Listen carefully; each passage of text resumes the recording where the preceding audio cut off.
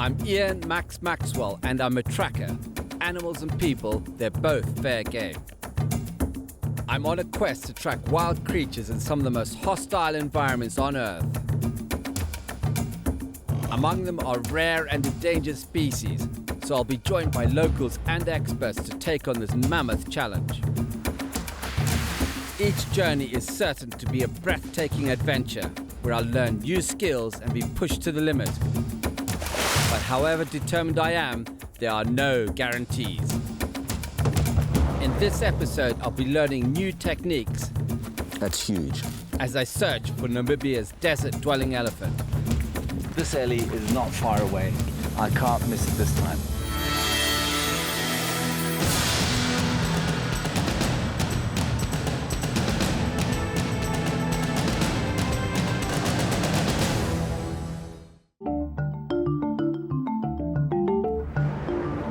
I've come to Namibia on a quest to find the elusive desert elephant. As a child, I heard about them.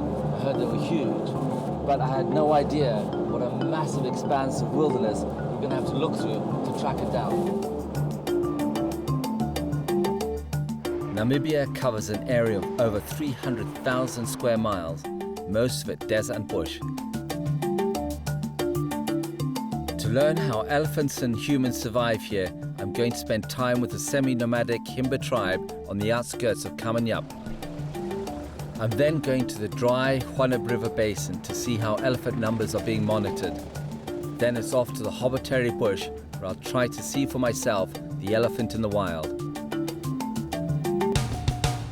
This desert country is home to a whole array of animals that you would expect in Africa, from lion to giraffe and springbok. And the elephant is no exception. But to live here, they've had to adapt to survive in desert conditions. I need to know more about this terrain before I get on the trail of the Ellies. So I'm spending time with the people of the desert, the Himba tribe. Yeah, good to meet you. Good to see you. How's things? Good, good. I meet Yaku Berger, my guide, while I'm here. But first, I must get approval from the queen of this village. I think you can sit here. Okay. Then I will see where she is and I will bring her to you then. Okay. What is it? It's such a thriving community. I just had a moment to sit around and absorb the atmosphere, and there's things just happening all over the place. There's a lady cleaning her hut here. There's a goat giving birth over there. Little boy washing his face. And the cattle have just arrived. It's a real happening place. But in the 1980s, it appeared the Himba way of life was coming to a close, devastated by severe drought and war. 90% of Himba cattle died, the center of their economy and identity. Today, there's a resurgence. The Himba tribe have rebuilt their herds, maintained control of their lands, and have kept their traditional semi-nomadic lifestyle, relocating to search for new pasture. Yeah. Nawa. Pervi? Nawa. Nawa? Uh-huh. I'd like to thank the Queen for allowing us to come into her village. And I've come here to find the desert elephant. Can she tell us something about them?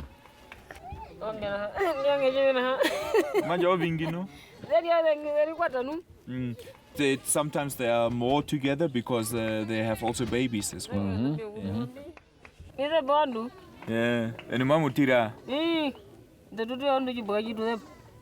Yeah, she said they are quite dangerous if you come in their way and they can even kill you.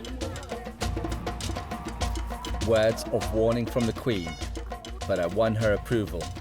So Mutui, a Himba tracker, joins us as we head into the bush, and he's keen to show off his skills.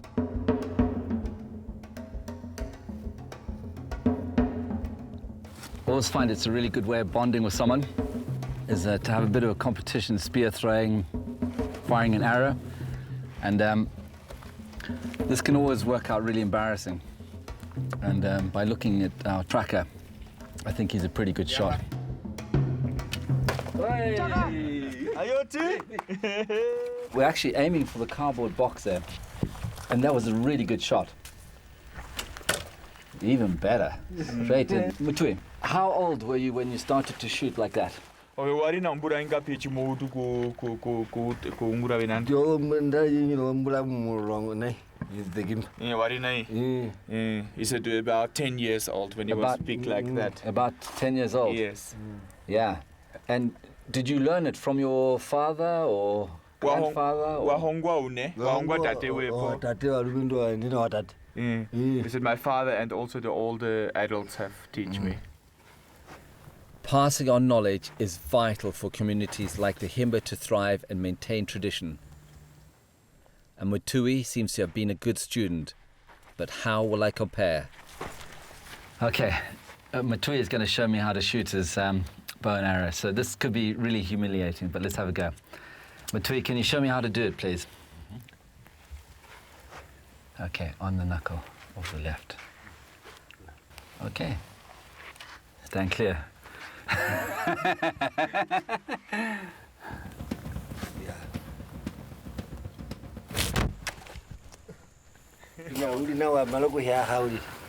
He said he's a good shot, but he can try harder. he must hit the box. That sounds like my old school report. Could do better. Yeah. Let's try harder. Okay, this time we've got it. Oops. It was a bird. It was flying I was aiming for. Thank you very much. That was good, thanks. Mutui is certainly skilled with the bow and arrow, but the Himba also use plants when they're tracking. So Max, for tomorrow morning you're going to need a piece of this over here. This is going to be your toothbrush for tomorrow morning, and it's coming from the Mopani tree, the Omutati tree. This is the Mopani tree. How long will it last me? That will last you 1 day, because you must take every day fresh one. So maybe you can cut it there, a little bit far away. So if I cut it about there and then use it for the rest of the trip. What kind of flavor is this, do you think? There is this one, which is Mopani. It's a little bit like Mopani have a lot of turpentine inside it. Okay. So this one is going to be really cleaning. In the bush, toothpaste can be smelled from a long distance, but at least using this Mopani as a toothbrush, the elephants won't smell me. And with a sense of smell 10 times better than a dog's, I won't want to give myself away. Okay, my toothbrush for the rest of the trip. Local bushcraft is useful, but it's not long before I find what I'm really after, my first evidence of the desert elephant. What's that? That's elephant dung. We can read this is a cow having the dung at the same place where she have urined as well, where she have peed. How old do you think this is? That's about a month and a half old. You can tell whether it's a male or female because in this area the sand is darker, and where the dung comes out is where she urinates exactly directly below. A male, the dung would come out the back end, and the urination point of the darker sand would be just ahead of it. Jakob, there's dung around here. What do they do with dung? Elephant dung is one of the biggest medicines in the Himba culture. Elephant dung can be used for treating like asthma when you have some lung problems or breathing problems, where you will take a little piece of this, put it on a hot coal and inhale it. Also it's used for headaches as well, stomach pains, and then also for arthritis and diseases like that. The elephant is an animal with a lot of magic and strength, so people believe if you treat with this type of things you will be also becoming strong and good as the elephant too. Well, this is certainly what we're looking out for. When we head north from here, we want to see more of this, but I didn't know that you could tell the sex of the animal just by looking at the dung and where it had urinated in the vicinity. Finding elephant dung will certainly help me when I strike out on my own, but being able to read the land could be just as useful. Yako, I noticed that this has got a V in the trail, and I know that animals always take the path of least resistance, and they'll always do that because, one, it's silent, but also there's nothing underneath their feet. But I wonder why this is doing this shape like that in a Y or a V. This is the the V you can see over here, one path coming from that direction, and then the other one coming from that direction. So you have a V over here, all pointing in one direction over here, which is telling you this is the way to the waterhole. So when you are in the veld and you don't really know what to look for anymore, then you just follow that little animal path and you will get to water. If we're actually looking for any desert elephant, I'm sure it will use the road as well. So we've got a really good chance when we move north with these skills, we're going to find tracks of the desert elephant very quickly.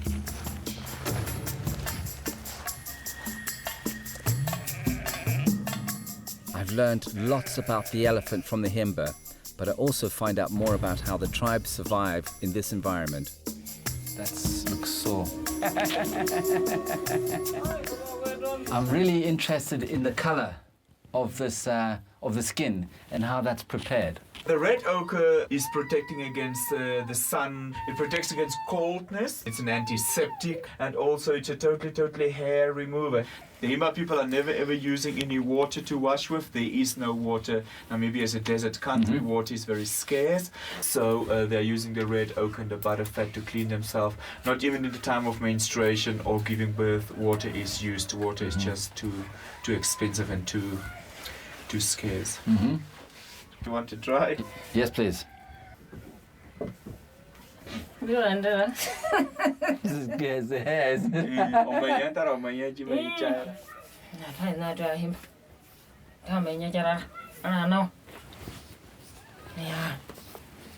It doesn't feel greasy or anything like that. It seems to be... It's gonna make, your skin is going to be much smoother and nicer on that department where you have get the red ochre than on this hand. And the hairs are going to fall out. No, not in one treatment. You won't be so lucky.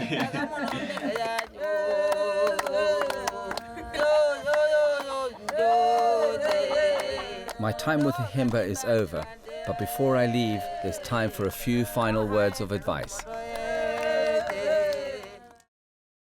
It's been a childhood dream of mine to track the desert elephant.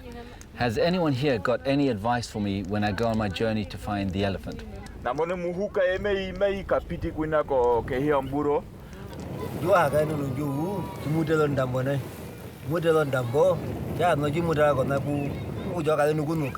First of all, tomorrow when you start to track your elephants, look always how the wind is blowing. Wind direction, very important. They have a very sensitive smell. They can smell very sensitively. So always when the wind is coming like now, you must be always downwind with these animals. Yaku, it's been a great honor to be invited into the village and to meet the tribe. And they've helped me on my journey tremendously. Yeah, she says thank you very much. Tomorrow she will cry if you leave. I've learned so much from these people here today. I'm ready for my journey.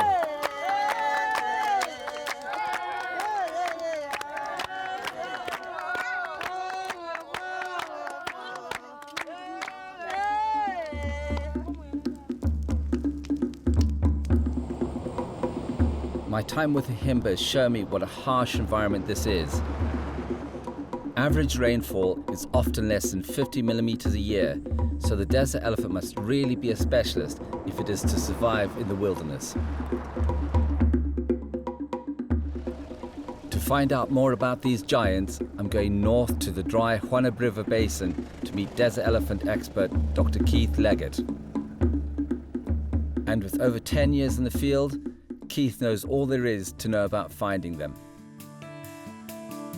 The one thing I've noticed as soon as we've arrived into this area is that I feel it's timeless.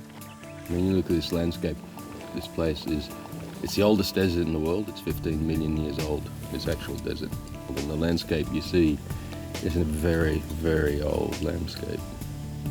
Doesn't that scare you being out here on your own? No, it doesn't scare you, no. If you get scared, then you wouldn't leave your house. You've got to be aware of what's around you, and you've got to have a good idea of the possible dangers involved in being out here.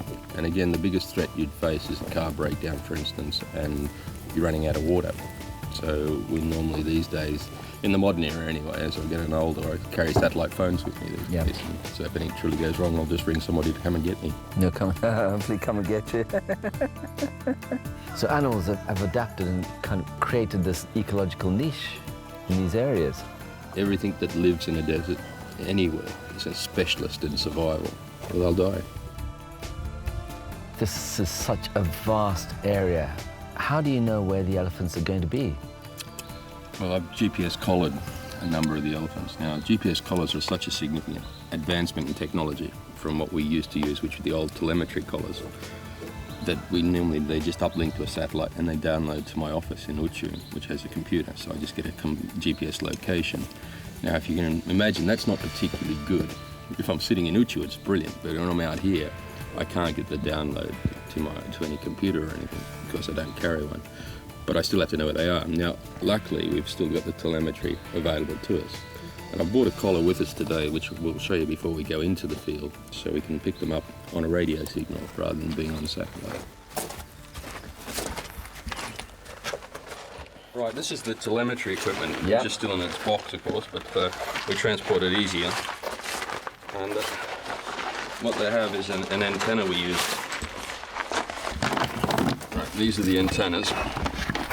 And we assemble those. You've got two long ones, two short ones.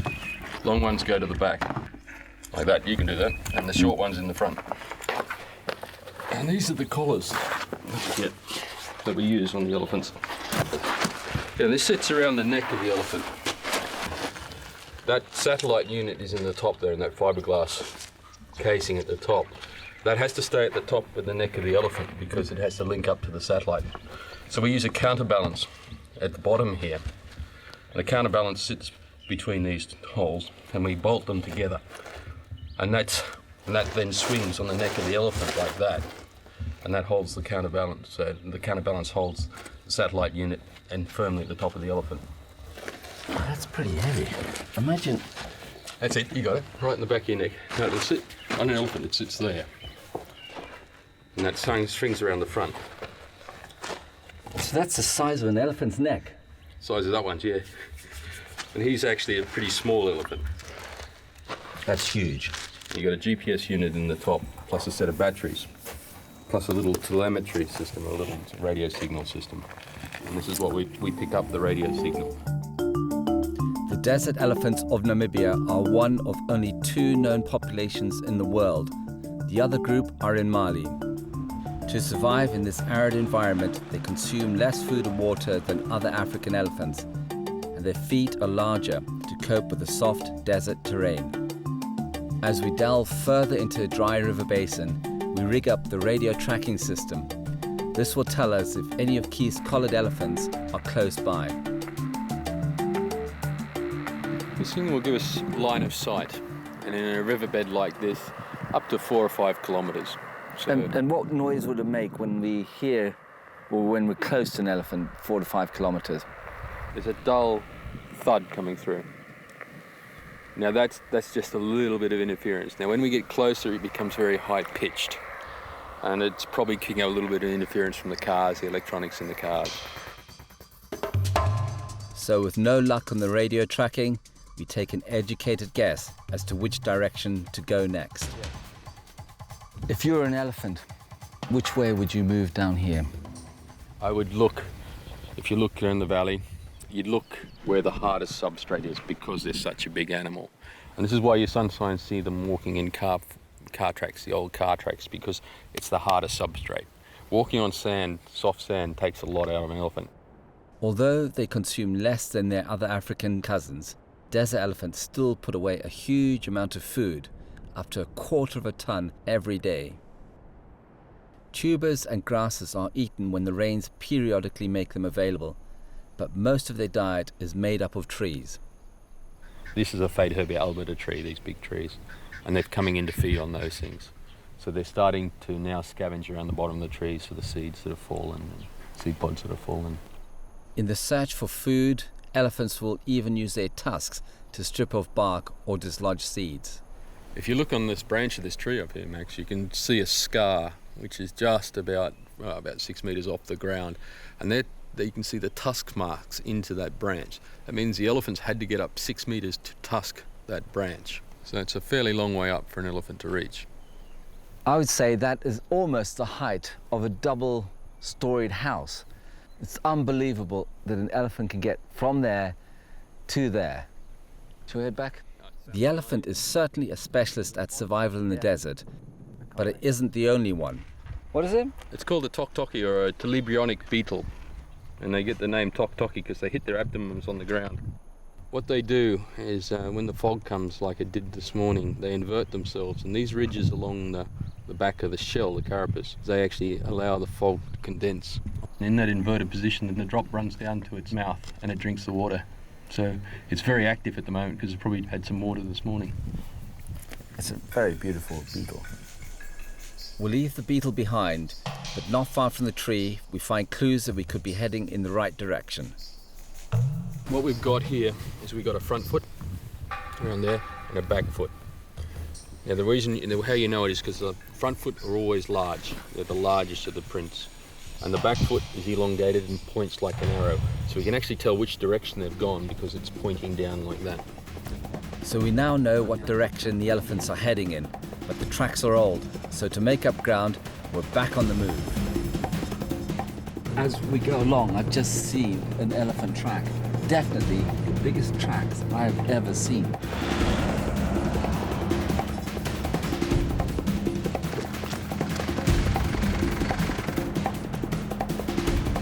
These are fresh tracks. They're a great opportunity to learn more about this elephant. Just look at the detail in this track. I can tell it's so fresh because the wind has picked up again. And if I had sand inside the track, little grits of sand, quite old. I've tracked elephant pretty much all over the world, wherever they exist, and I've never seen tracks as big as this. How is the desert elephant specially adapted? The thing about them is that they get these large feet simply from walking on soft sand for their lives. Now, all elephants' feet will spread when they hit the surface, but if you're walking on a soft sand, your feet will spread further and further. He's actually a small-bodied bull, but he has a very large footprint, and that's simply from working on sand for a long period of time. This is heading in the direction that we're going, almost down through the river. So we're not that far behind. 10 or 15k. This is incredibly exciting. I think we'd better get back in the vehicles and get closer to the Ellies. These tracks are a great clue that may help me find the elephant. But it's not just footprints I'm looking out for. Keith, I see we're getting loads of elephant dung, and I just wanted to have a closer look at it and get some facts from it. Does this tell us anything about what the elephant is eating? Sure, you can actually get a very good guide about what the elephant's eating from the sticks and the bits of branches and seeds. You see there's a bit of mapani. And what we also notice is as the elephant deposits the dung, it gets coated with mucus as it comes through the colon. This outside skin we can take off, and it's what we use for genetic analysis. So it tells us who's in the genetic complete DNA of the elephant. If I was an elephant here, I'd be really worried about how often I had to drink. It's a dry, arid desert. How much do they drink at a go in one? Up to about 200 litres on an adult male. This is normal for most savanna elephants, but what it seems to be the unique about these guys is they can make that last, whereas most elephants need to drink every 24 to 48 hours. There's plenty of water out here if you're an elephant. It's few and far between, and the very land itself can't support large numbers of elephants. But the thing about it is they know where all the water holes are.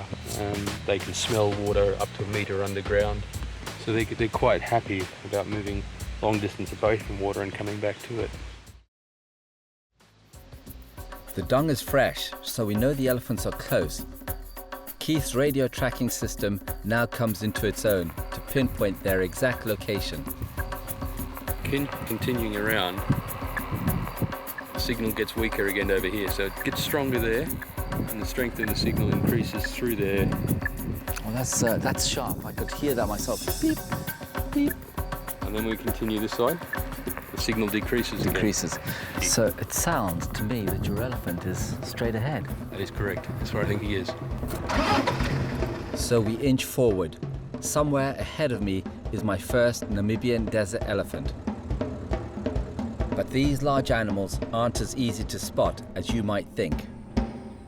We're about 50 metres away from the elephant at the moment, and what we're looking at is how elephants can actually hide in very, very small amounts of bush, and this is what makes them dangerous.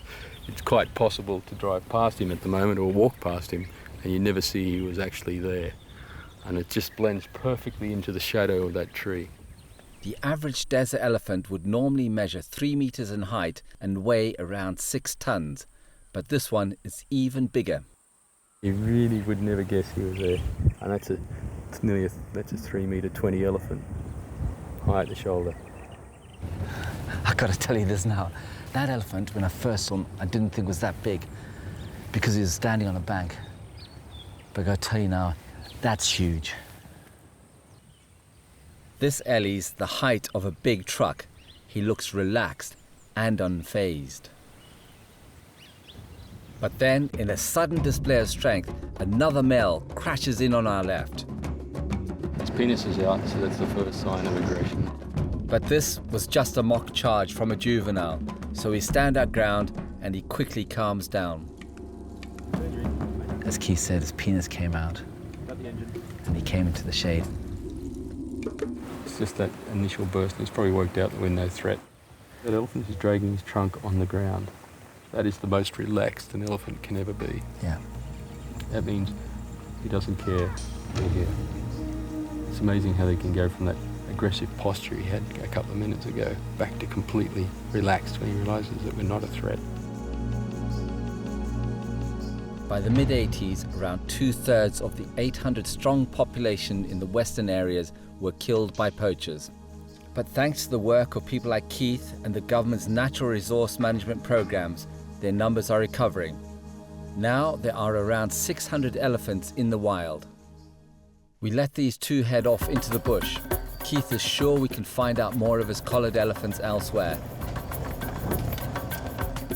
But before we start tracking, he wants to show me a different kind of evidence. Okay, Max, these are some bones I thought you'd like to see. This is a 3-year-old carcass of an old male, and what happened, he died of natural causes, and this is all I could find. Some years ago there was poaching and killing of elephants in this area. What's happened since then? In the late 70s, early 80s, not only was there a drought, the South African military gave out a lot of ammunition and guns to local people to protect themselves from the insurgents during the war. Now that combination of drought and large amounts of weaponry around resulted in a massive die-off in the wildlife, in particular the elephants. About 1/3 of the elephant population was destroyed. During all those problems that the elephants were having, would you say that they were nearly wiped out? In this area, yes. Well, it's a great honor to actually touch elephant bones, but we better carry on our search for the other elephant. The live specimens. Yep. And with Keith's inside knowledge, it's not long before we do find live elephants. Okay, we have elephants in front of us. We have the breeding herd directly in front of us. Over. So it's back on top of the 4x4 to see what's ahead. We're going into a dangerous area where the ellies come along this road, which is into a valley, and then they've spread out around us. So as we get drawn in by the big ones, we've also got to be very careful of elephants on our right and on our left. How big do you think that this herd is? I think it's about 11. 11. Herd of 11. So we could have ellies all around here. Go to left. It's always a good idea when you're driving along like this to look behind you, because as you pass something like this, the elephant could be tucked in just behind that bush. The best thing is to keep distance. I mean, nothing likes you to impinge on its personal space. So what you want to do is give them enough area that they can move away from you if they choose to. Now, if they choose to move towards you, that's their decision. All right, we'll just go up on this rise here. We creep forward, scanning the area for members of this herd. Then suddenly, Sorry. Ah, gotcha. Oh, Jesus, that's huge. Side here, coming. That is huge. All I can see is his ears flapping. He is a monster. Oh, look at that. Look at that. He's going up the tree.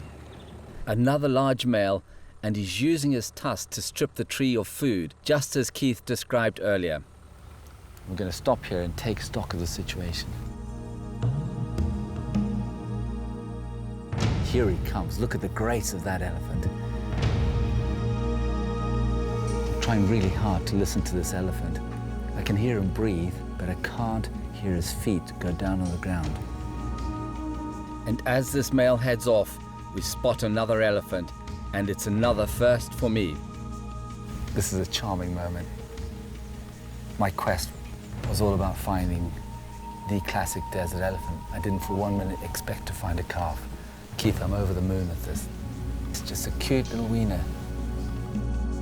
Elephants live in matriarchal societies, and young calves are tended by other females of the herd as well as their own mothers. Feeling protective, one of them ushers this calf to the cover of the bush.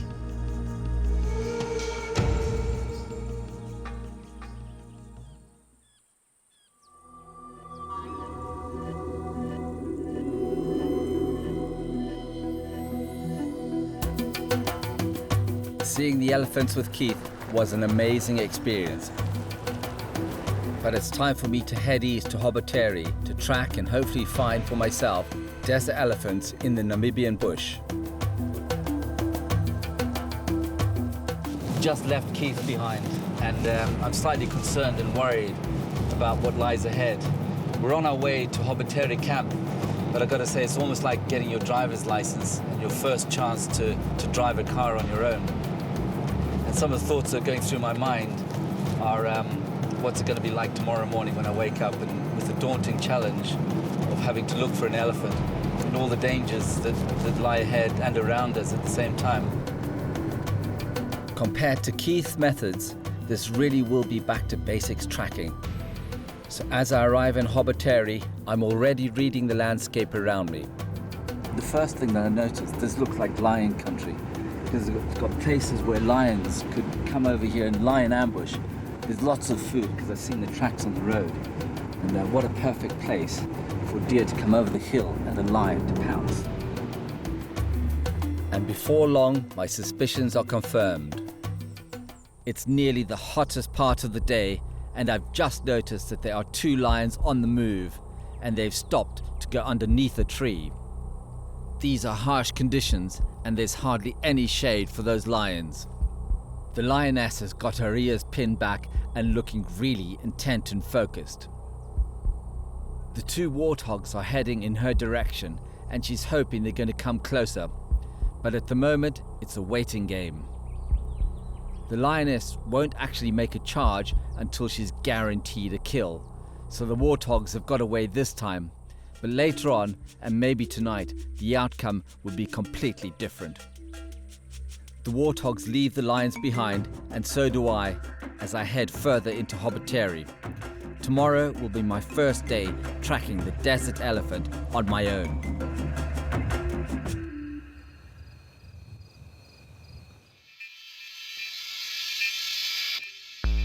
Got up early this morning to zone in. I've come to this high point to listen to and to see the animals around me. It's kind of like getting into the heartbeat of the environment.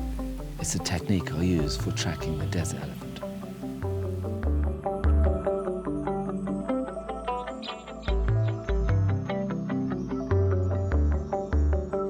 To track here, I'll be on foot and traveling light as I attempt to pick up my first signs of the elephant. These trails along here, this soft sand, is where most animals will walk. Rather than walking on these rocks, it's perfect for them. So we'll just keep following this trail along here until maybe it will get to a road and widen out a little bit.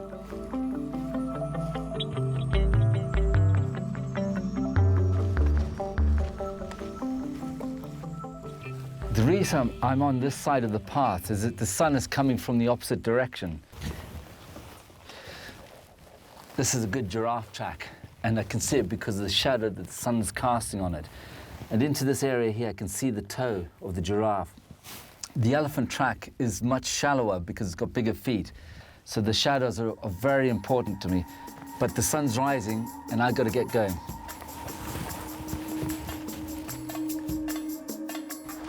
It's not long before I get my first evidence. Good news, we can see at least there's ellies around and it's old stuff. So I don't want to follow that. I'm looking for something which is much more recent, what we call the active track, not the passive track. Elephants have definitely been here. If I don't find something more recent though, I haven't got a hope. But that's not the only thing that could stop me fulfilling my quest. I'm just going to go over to the shade and take some cover because this is lion country.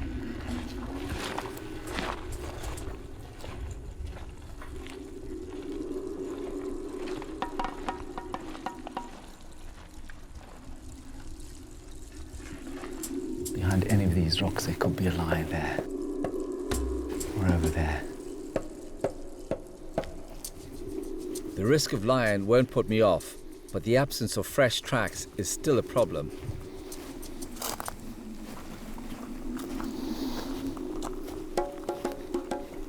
I've been tracking for a few hours now. Still no signs of any fresh elephant track. But I'm heading for these rocks.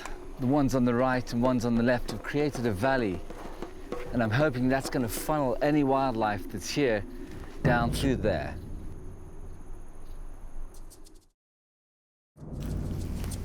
As I get closer, I find signs that I'm heading in the right direction. This stone here is it's been rubbed smooth by elephants for thousands of years probably. And there's mud in here, and the mud should be on the ground, but it's got caught in the cracks. It's come from the elephants' bellies and their sides where they rub themselves to get rid of parasites and give themselves a good old scratch. But it's not what I'm looking for. I'm looking for something much fresher. The conditions are challenging. In Namibia, temperatures can be as high as 42 degrees centigrade, dropping to as low as -5 at night.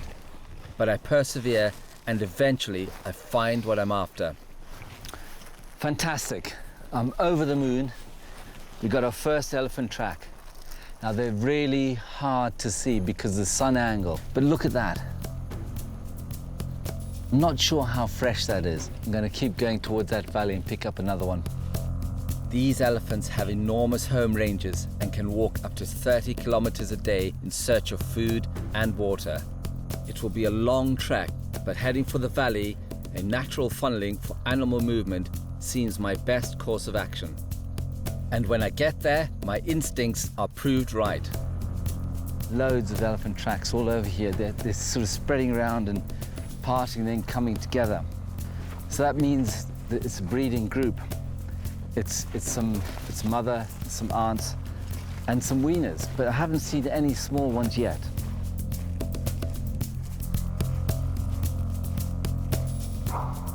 Not far away though, I find a track to complete the set. Whew, I found a calf. And there it is. Tiny little track.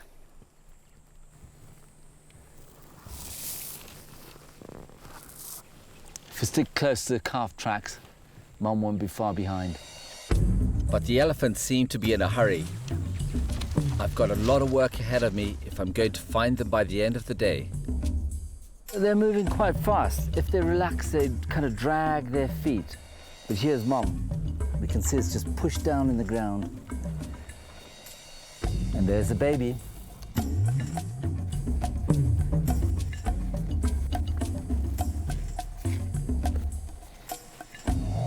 I continue to search, but today's hike to the valley used up a lot of time. So for now, it's the end of the road. The elephants will have to wait until tomorrow.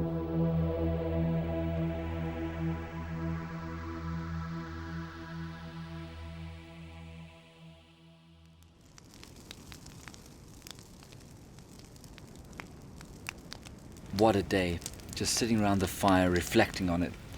the heat of the African sun, and the Ellie's one step ahead of me. So there's one up to the Ellie's, but there's always tomorrow.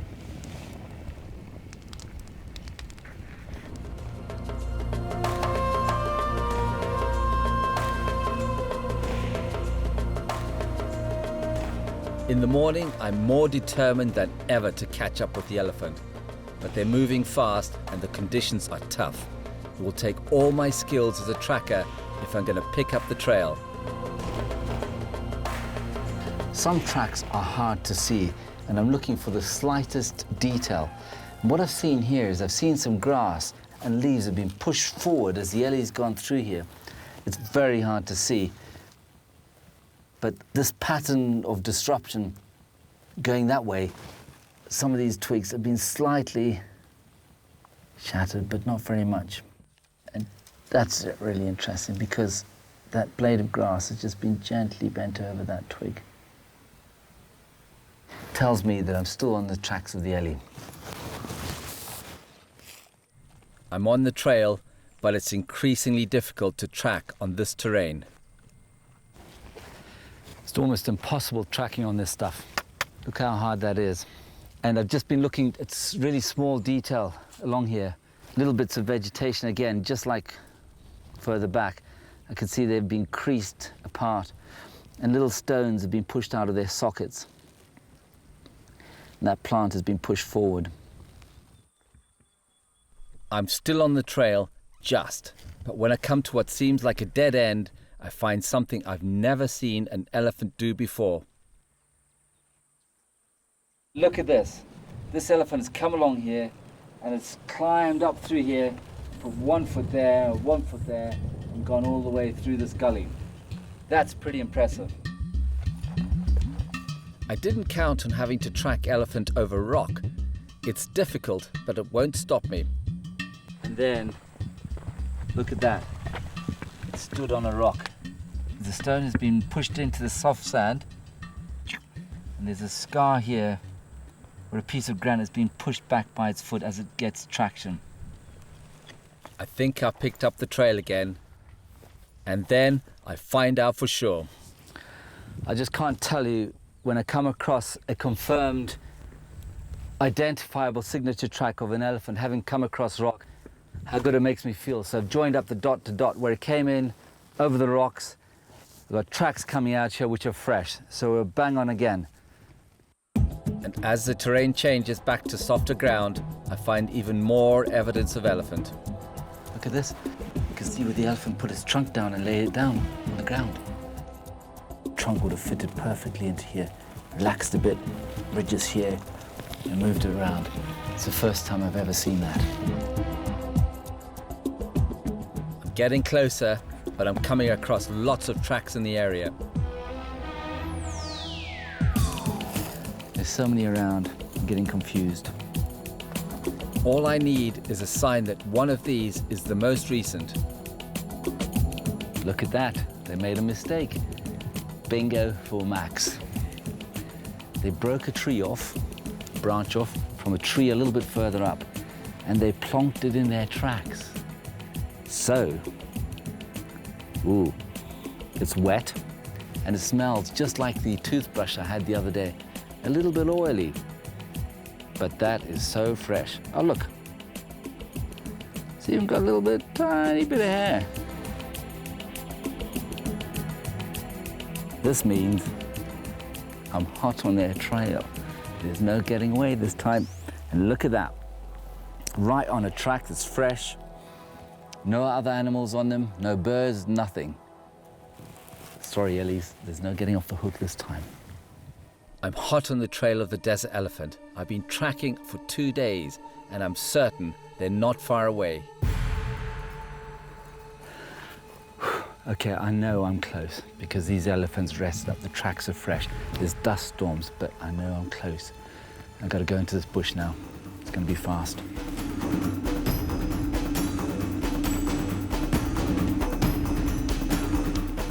Look at that, more trunks coming up, more there. Drags his feet.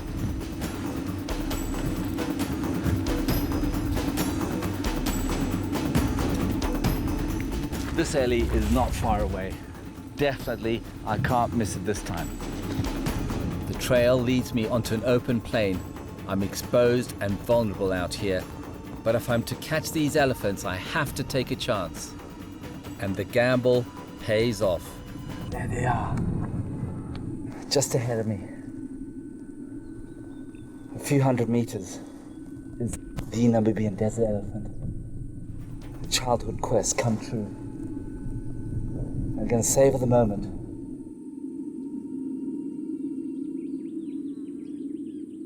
While I lie here, I'm just working out the wind direction. I'm thinking of all the things that Keith told me about. Because here we are, I'm right in the middle of this plain. Perfect lion country.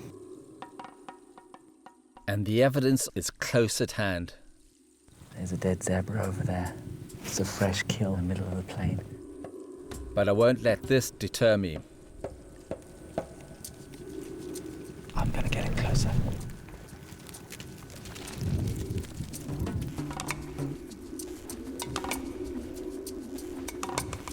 The closer and closer I get to these elephants, I've got to be thinking about my cover for safety.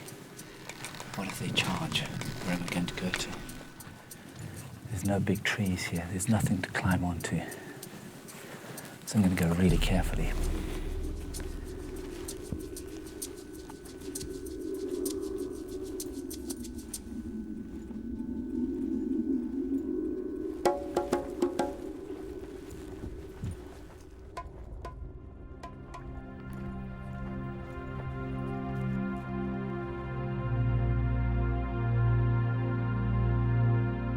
I'm seeing a creature that is still so majestic and huge that the quest was worth it. All the hours tracking over rock, the midday sun and the heat, the bugs. I wanted to do this on my own because it's such a precious moment. And if it's something I could tell my children about, it makes it all the more important. It's an amazing privilege to be so close to such creatures because it's almost as though they give you the permission to be with them. It's almost as though they stamped the path. If they didn't want us to be here, then they would have chased us off. But also there's something about Africa and the mystery and just being in the bush, feeling as though you're safe, but not really. And if there's a lion here, it knows that I'm here. And it might be thinking dinner. So with the threat of lion, I'm not sticking around. I've completed my task, and it's time to leave the elephants behind.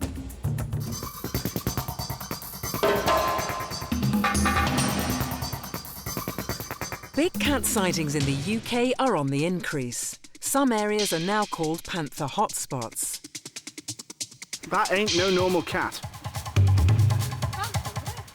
Jesus, that must be huge. It's bright green eyes and it flew. It absolutely sped off into the darkness. I entered the heathland just before it got dark, and lo and behold, the crows started giving alarm calls. So I waited and looked, and there it was. A long, low, large, jet black animal emerged from the bushes. But what is it that people are reporting? Animal Planet has set out to investigate the sightings of big cats in the UK. We need to track one to prove they exist. So we've called in expert big game tracker Ian Maxwell, all the way from Kenya. It's huge, it's magnificent.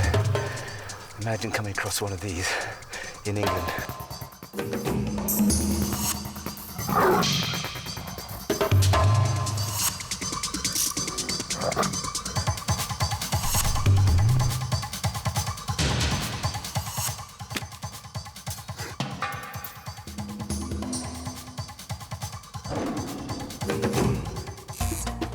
Max began tracking in Africa at the age of 8, learning his skills from local bushmen. But before tackling big cats in the British Isles, Max shows us the techniques that he uses out in the Kenyan bush and how he'll adapt them when he starts to track in the UK.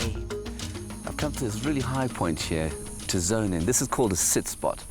And what it does is give me a view of the whole of this area. There's these green trees, fever trees, which means that there's water there. Behind that, there's the plains, a bit like the heathland in England. So the cat's got everything it needs here. And what I'm doing, I'm zoning in to get into the mind of this cat, so that when I come to track it, it's going to be a lot easier. I'm going to be here for about an hour. I'm going to listen to the birds, watch the warthogs, and see how they move. If they jump or make a lot of noise, the cat is here.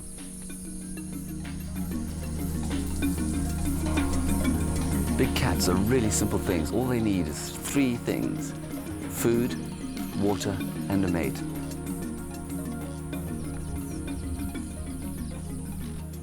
I came down here last night and I could actually check what prints were here.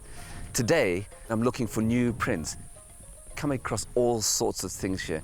We've got baby ellies, we've got jackals, but also because I'm tracking on my own, I don't want to stay just on here. I actually want to zigzag from the left over to the right.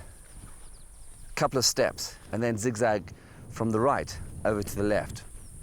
Always casting my eyes a little bit forward. Just here, I've come across some elephant dung. But what is really important about this elephant dung is the urination.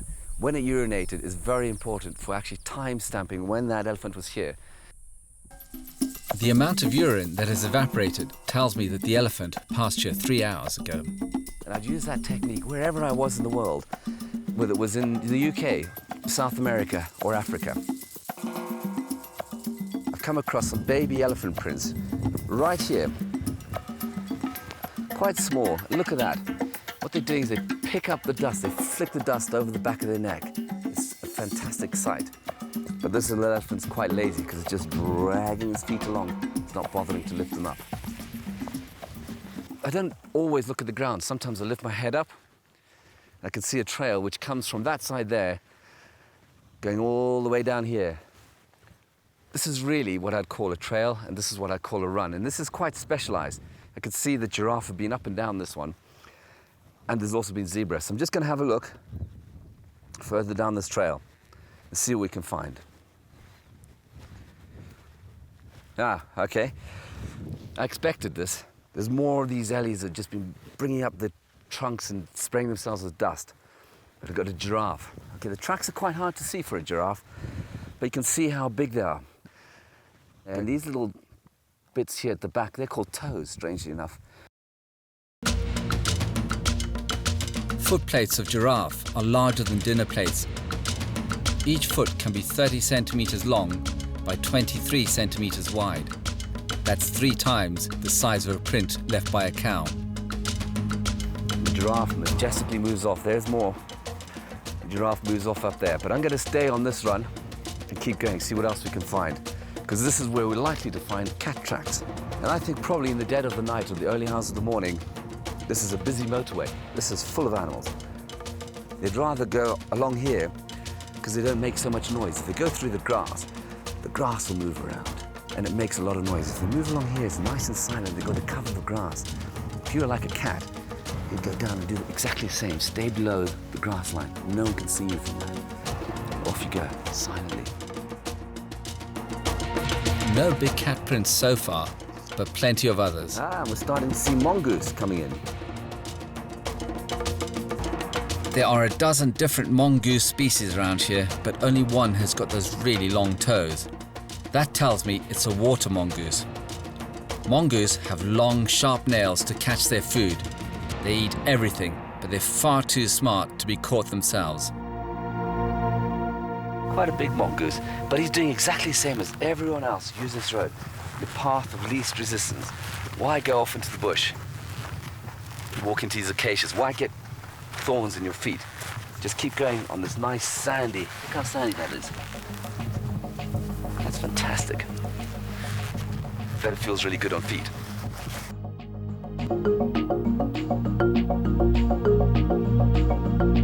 I was hoping to find some big cat prints by now, but good tracking is all about patience. They're here somewhere. I've been following this road all day long, and I've come across the first sign that I've held all day, and this is what it is. It's definitely a big cat. I'm so excited about that because I'm going to have a much closer look to see what it's been eating. But before I do that, I've got to put gloves on because this stuff could contain some really dangerous diseases. Oh, the first thing I notice, it stinks. It really does smell. Okay.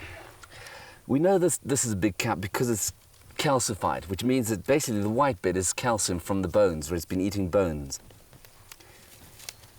It really does smell.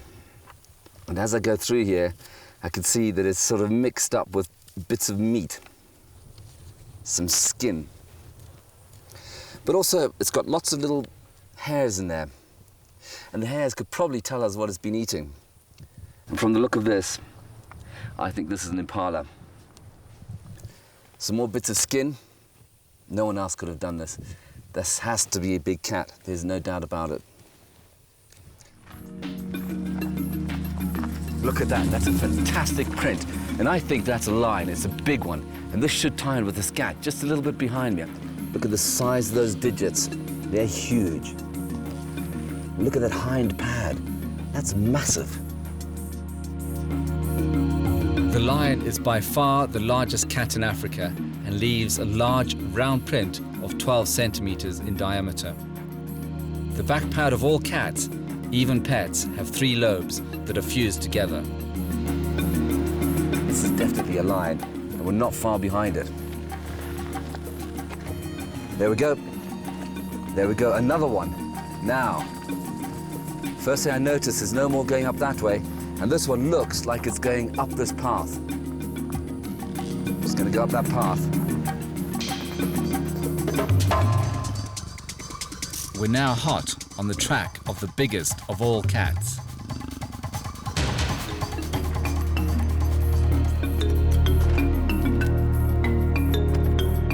Okay, I've given up tracking on foot. It's far too dangerous. So I've got back into the vehicle so I can get closer to these lions. 20.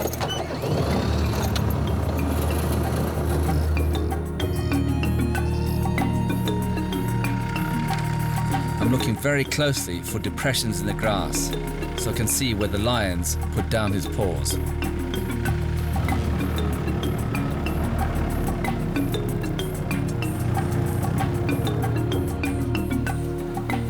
That's a big lion, that's a big one. That's a full-grown mother that we're looking at the moment. And something tells me that they're actually really hungry because she is alert. Uh-oh. Look at the face. And that little face, the jaw drop and the slant eyes, the focused eyes means there's something ahead. Now that is quite often the look you'll see just before an ambush predator goes down. It's by studying these lions here in Kenya that I hope to figure out how a big cat thinks. Zoning into the mind of a big cat is the only way I'll be able to track one in England. There isn't just one lion here, there are 2, a mother and her almost fully grown cub. That is the cub just leading ahead of the mother. But as the wind comes in, again, it gives her more cover to move. And there, I was just as I was saying that, a breeze came in and the cub moves.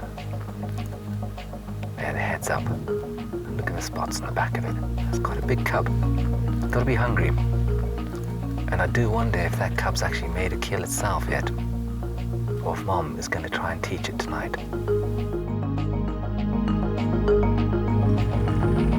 Tracking's a bit like a sort of Miss Marple, a murder mystery, and trying to work out what they're all up to. I've picked up another lion track, leading me deep into the bush. Cubs are messing around. One just messing around here. It's really unusual this time of day. But one thing I've got to make sure of is I listen out because the mother could be anywhere and she's going to get really agitated. The gazelles can also sense that she's close by. The most interesting thing about this is that while I can't see her, she can see me. If you listen to the bird sounds, because they're all alarming at the moment. If this was in the UK, this would be exactly the same. The grass is very similar to the Sussex Downs. It's brown, but a cat in the UK will be equally hard to spot, maybe harder. Finally, the lioness breaks cover to return to her cubs. I can hear the mother now. That means mother's knows we're here. And within 2 or 3 leaps, that lion could have me. And all big cats is they feel really confident in their camouflage. But if she starts to look at us and we start to move, she'll think, maybe my camouflage is not so good. I'm going to chase him off, or I'm going to get out of here. And it's the chasing off bit that I'm not really looking forward to at all.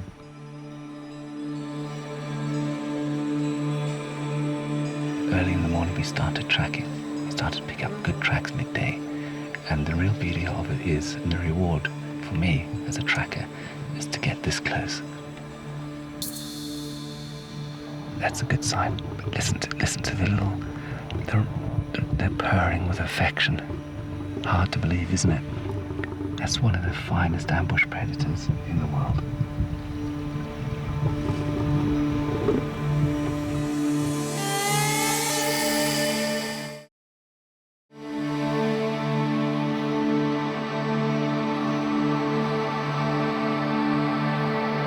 Yesterday, we got carried away with the lion cubs. It was a really unique sight.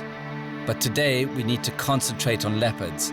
Those are the main sightings in the UK. I just love tracking and being in the outdoors. It is fantastic. But what I'm just coming across at the moment are leopard tracks. Absolutely brilliant. Look at them. There they go. And they're just walking down a road. It's really casual, not worried about anything at all, going about its daily business. Look at that. More tracks. Wow. Look at that one. The leopard is only a third the size of a lion, and its print much smaller, 6 centimeters across. Leopards climb trees, and big-footed lions don't. It's important to get up early and see the fresh tracks that the cats left overnight. I call this reading the morning papers. This is perfect. It's so well defined and so clear, but also, amazing thing about this, it's time-stamped. Because a vehicle drove over this sometime between last night and this morning. About 3 o'clock this morning, this leopard was on walkabouts. Next to it, we got it like a print, which looks like it could be from a horse, but I know it's a zebra. But it could be a bridleway in the UK. And then right next to it, we've got leopard. These are fused interdigital pads, which basically means it's one pad. It's like a heel of a human. And it's these lobes here that I'm going to be looking for when we go back to the UK and have a good look for this cat.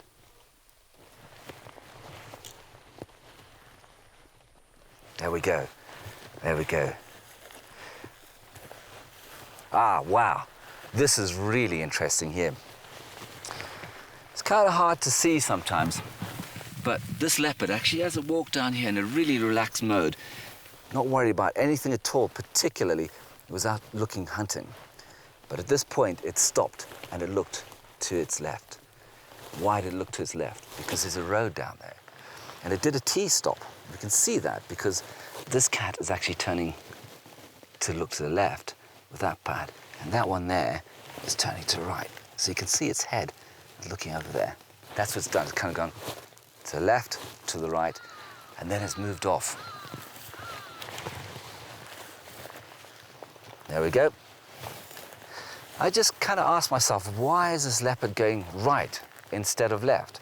What actually influenced its decision?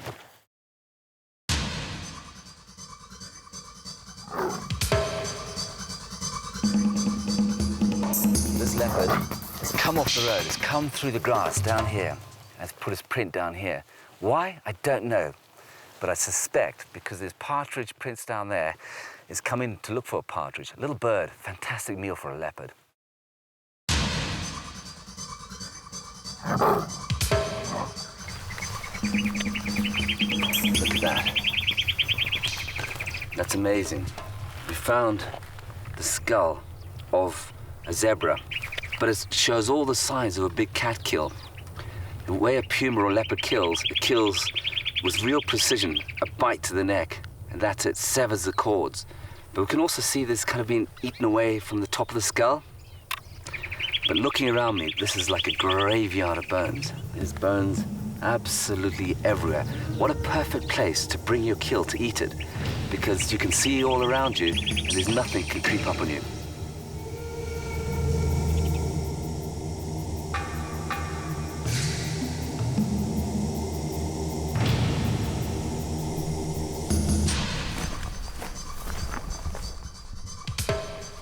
I know I'm very close now, and I have to be very quiet, very careful.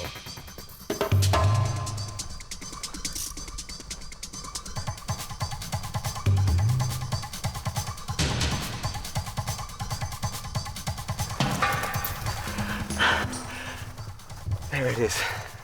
It's panting, it's got a huge head. It knows that we're here, but I think it wants to stay where it is. Look at it, it's huge, it's magnificent. Imagine coming across one of these in England. There have been clusters of big cat sightings all over the UK. In the west, the famous Beast of Bodmin. To the east, Lincolnshire lynx. To the north, Durham puma.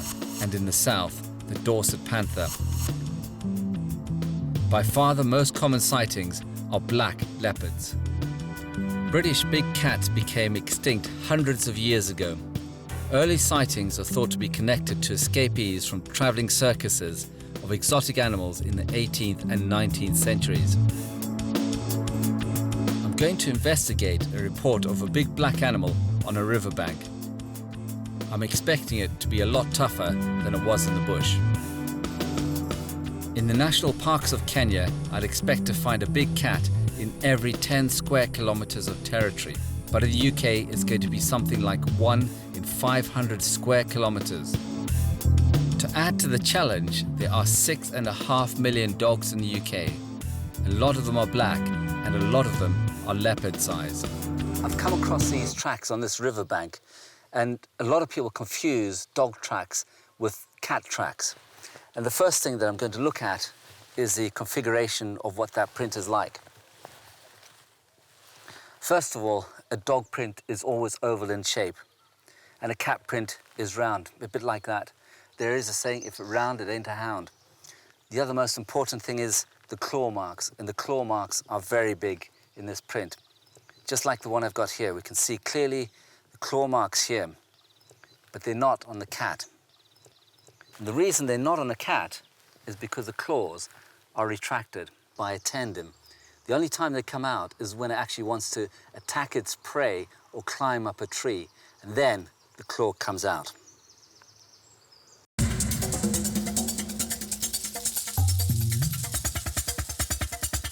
I'm also going to have a good look round to see if I can find any scat.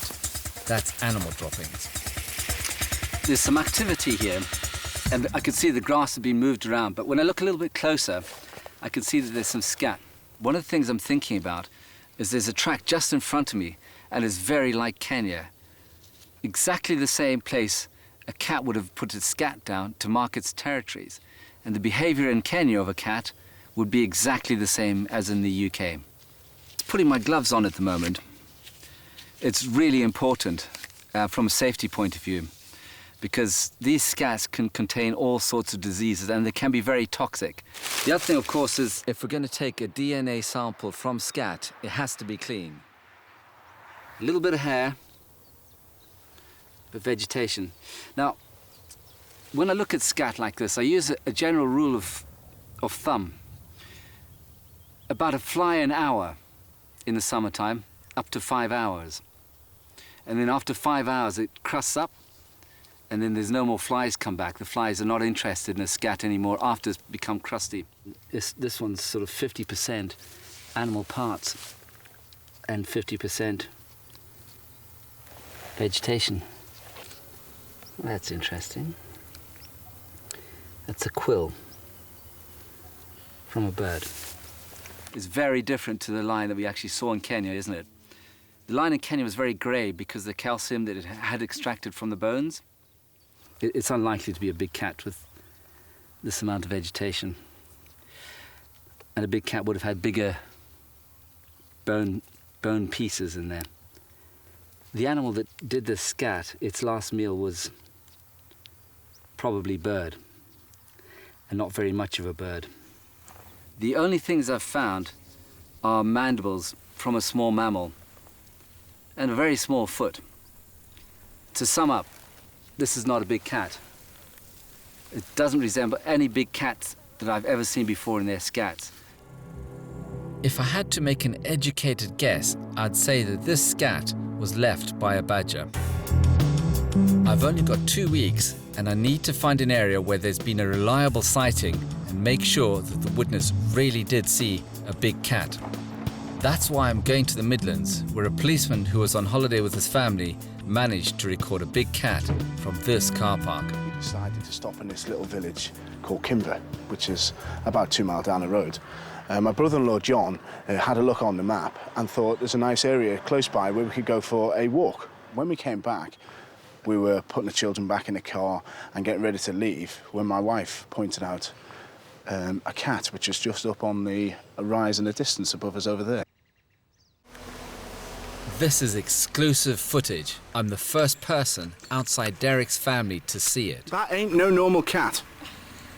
It's a panther. I could hear my wife in the background making a flippant comment saying, it looks like a panther, or words to that effect.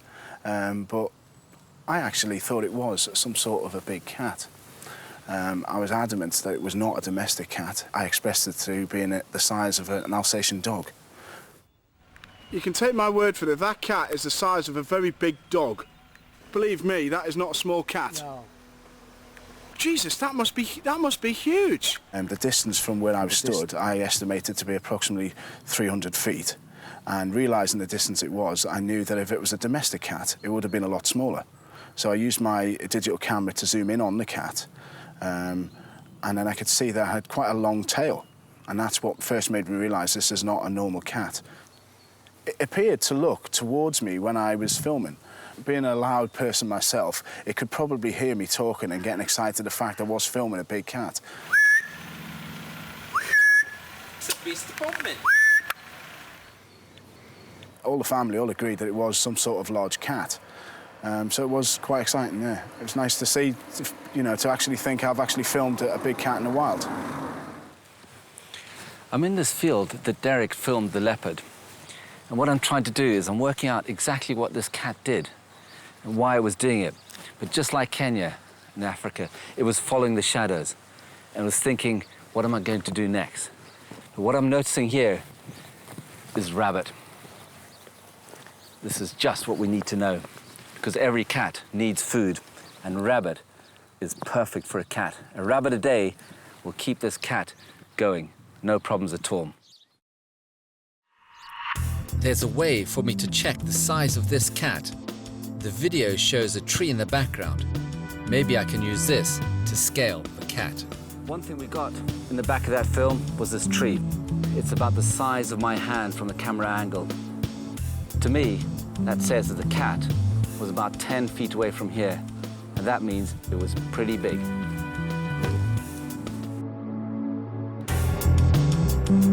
Derek has told me where the police send their footage for analysis, and I'm going to use the same methods the police used to blow up his footage of a cat and be able to watch it in slow motion.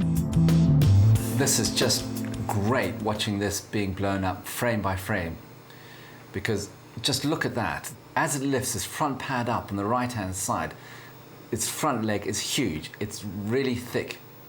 One characteristic of wild cats is that they do something called direct register. And that means that it puts its back paw in exactly the same position as its front paw. And that's to reduce the noise that it makes and to reduce the breaking of leaves or the breaking of twigs. A domestic cat doesn't do that. It only puts part of its hind pad onto the front pad when it's walking. And just as I go through this, literally frame by frame, I see more and more of the bulk, the upper bulk of its front shoulders that I couldn't see on the original footage. Now, just going through this literally frame by frame, its tail's curving down towards the ground.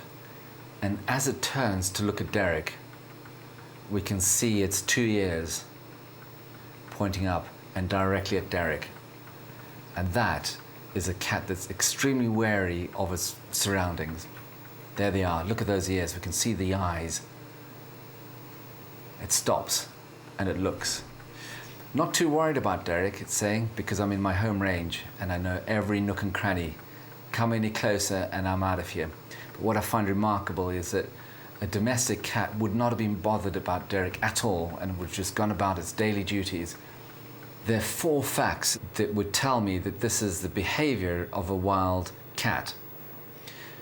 The first thing is the bulk of its shoulders, its long tail, the fact it actually has direct register and its method of hunting are all characteristics of a black leopard.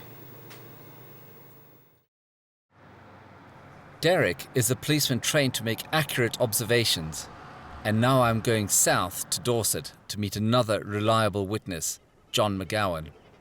He's got no video footage, but as a local mammal expert, he's able to describe in detail what he saw. I was out on the heath, herd of deer were here, and I sat down just as it was getting dark, and I noticed the birds on the edge of a woodland giving alarm calls. The deer all looked that direction over there. The animal moved along the edge of the woodland because the crows and magpies followed it, cackling and cawing all the way until it reached about that point. And then I thought, well, there's something there. It's not just a fox.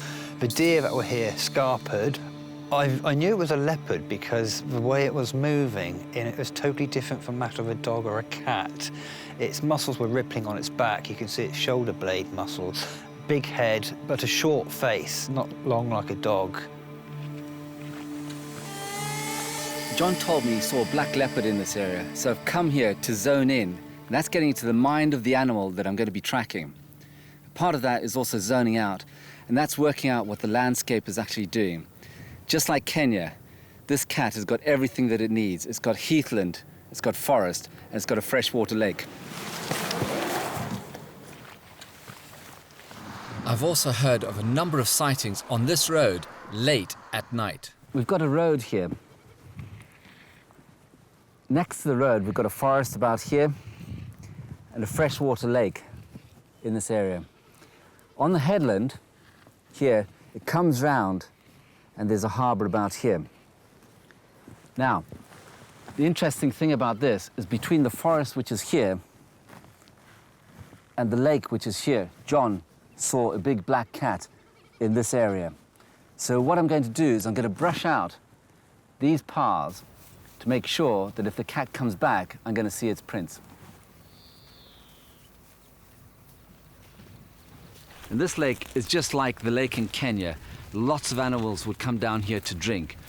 A big cat would also come down here, and we know that it's coming from the forest across the road to the lake to catch whatever it's after. And I'm going to go and look for some sign.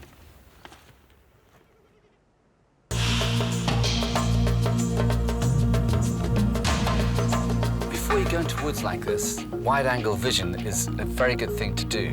It increases your awareness and basically gets you to see things that are on the peripheral of your vision. And the way I do that is I start off and I put my hands to the side and I wiggle my fingers, really looking at the horizon and the sky at the same time. And as my fingers come in, and as soon as I can see the wiggle, that's me into wide-angle vision. But that'll change because as soon as I see something move, it's splatter. So it's like see a rabbit move, eyes go onto it, then back into wide-angle vision. I'm also looking at trees for scratch marks. And cats do that. It's a territorial thing. They'll scratch down on that tree. But also they try to do that to get rid of any of the sheaths on top of their nails, and get rid of those old sheaths and get new ones on.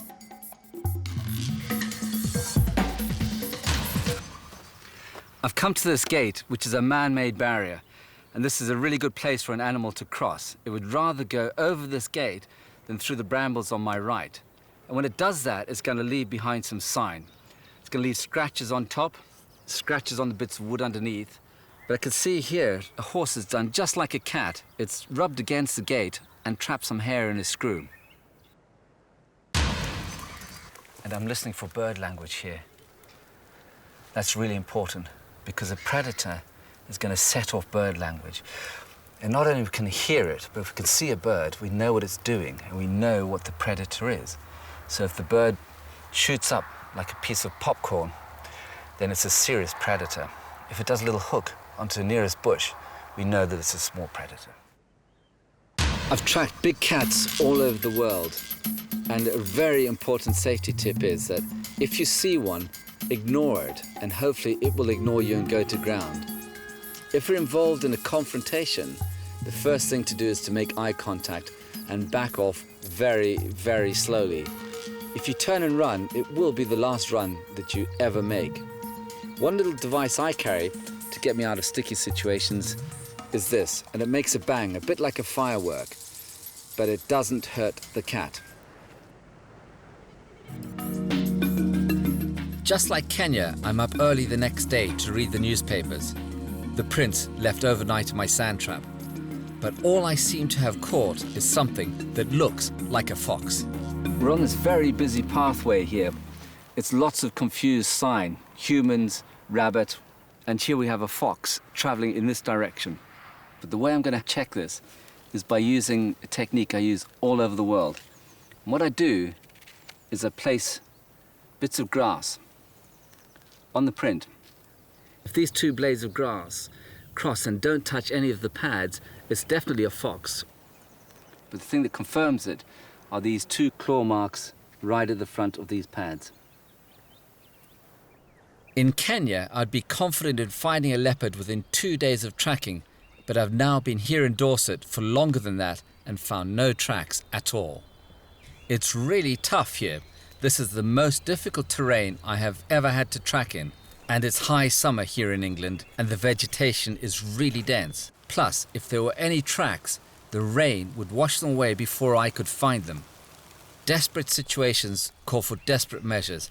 I have to try some new tactics. I'm looking to build a hide in these woods, and one of the most important things when you're building a hide is to make sure that first of all you're downwind. That means the wind's got to stay in your face all the time. The next thing is you've got to make sure that you can see as much ground around as possible, down that road there, and across this field. But you also got to make sure that you find a comfortable location and a safe location. And I found one just up here.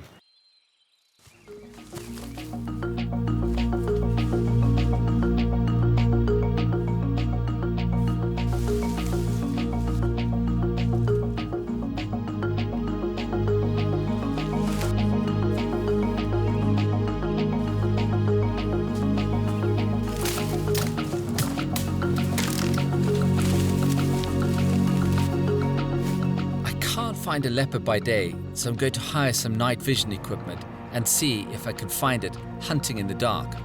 Well, now I've built my hide, it's very comfortable, and I'm looking forward to spending the night in it.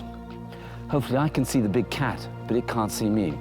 There's just one more thing to do, and it's a trick to catch this big cat. I cut these sticks earlier, and I'm going to use them to scale. I reckon that when I put these down, a male leopard should come up to about there. I put a feather in here, so it makes it really attractive to its eyes if it comes past. Nice pink thing here.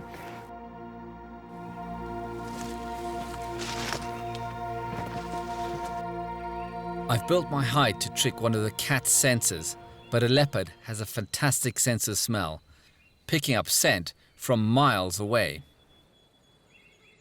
I got some birch bark earlier on today, which I'm going to try and light to get our fire going. And it is one of the best things. Oh, there we go. Oh, we got a little flame, and I've got to get that in there really quickly because that's the basis of our first bit of fire. And you can hear it bubbling away, and I've got to take advantage of those flames as they come out. Look at that birch bark. It's almost oil coming out of that. Better than any firelight you can buy in a petrol shop. Oh, that's smoky. I'm kind of wafting onto myself. Lots of smoke all over the place.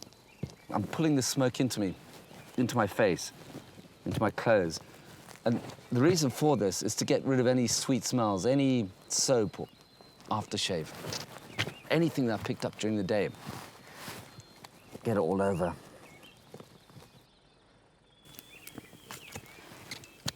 Oh, this is hard work. Oh. That was smoky work, but I've descented myself, and the good side is I've got a cup of tea here. It's going to be a long night, and I've got to keep my eyes up for this big cat.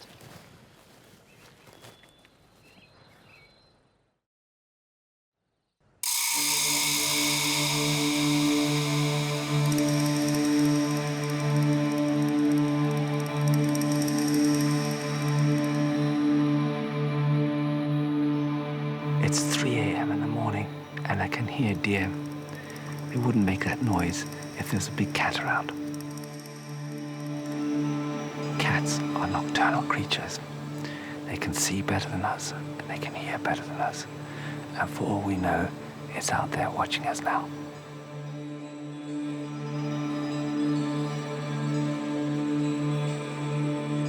It's been a long night. We heard lots of noises in the woods last night, but not much action in terms of the big cat. Perseverance pays, and we've got to keep looking.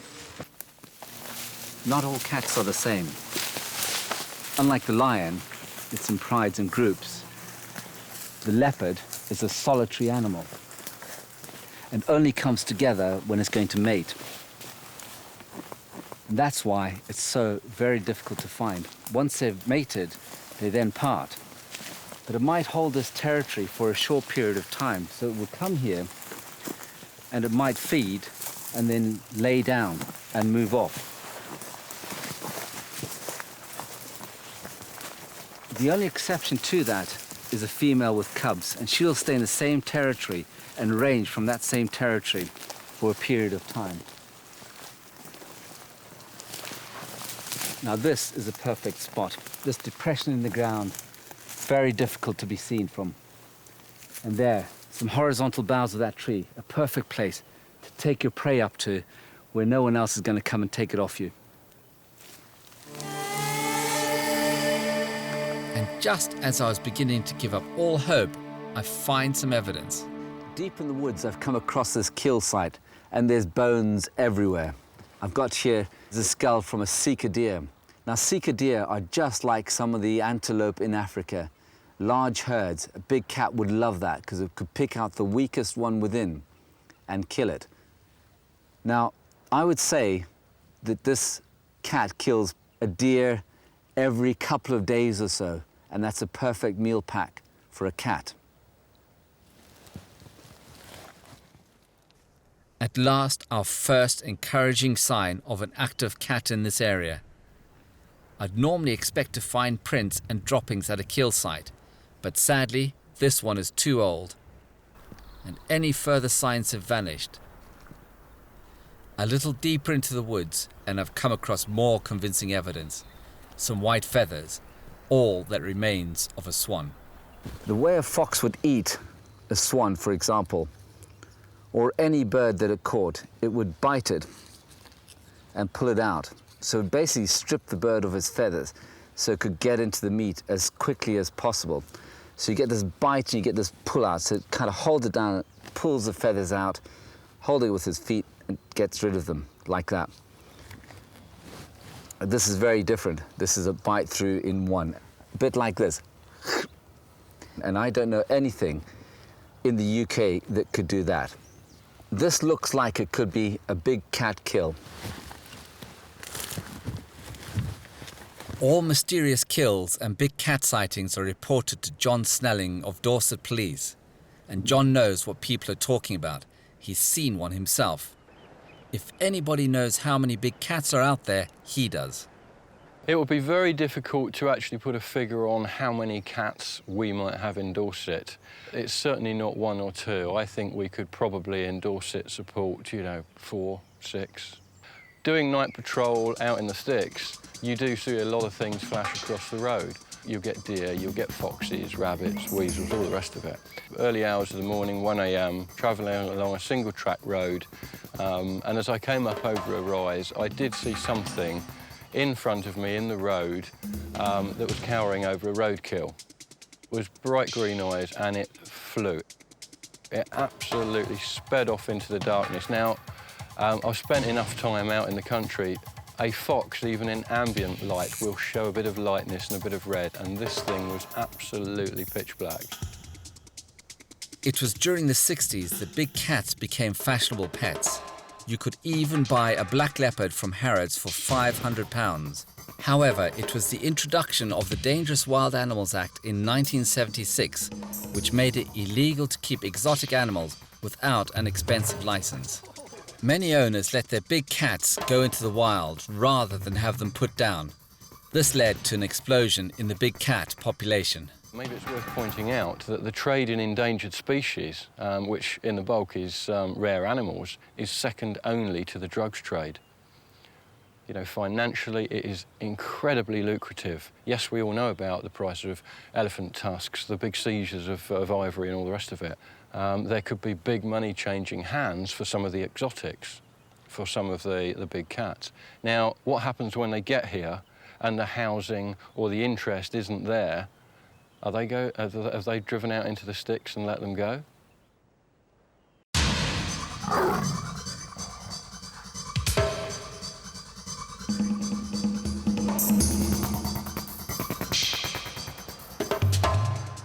I'm back on the trail of another big cat, and I'm travelling further west across Dorset to investigate a recent big cat sighting at the village of Maiden Newton.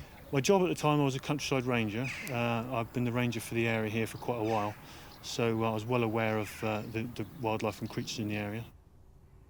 It was a March day when Andy saw the big cat, and this time he was able to capture it. We were in the garden, myself and a few friends, and I just brought a new camera back from work that we were trying out, and saw this cat up on the hill. It's 300 metres from Andy's garden to the hillside. Because it was such a distance away, I pushed it right out to full zoom and pointed it up onto the hill, right up on the top behind us. I was aware that cat sightings had taken place in the area, and it was clearly, as far as I'm concerned, quite a large cat. While we were filming it, a fox came across and joined it. They were both quite comfortable together. There was certainly no confrontation or conflict between them. And then the fox moved off in one direction and the cat disappeared into a different direction.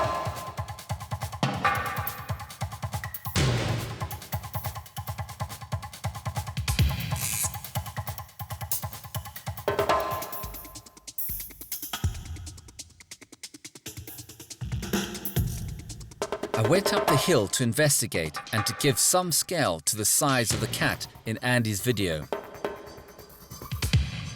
And this is just about where the big black cat was seen. And you can follow the trail heading up into this area of gorse. It's a well-defined trail used by other animals.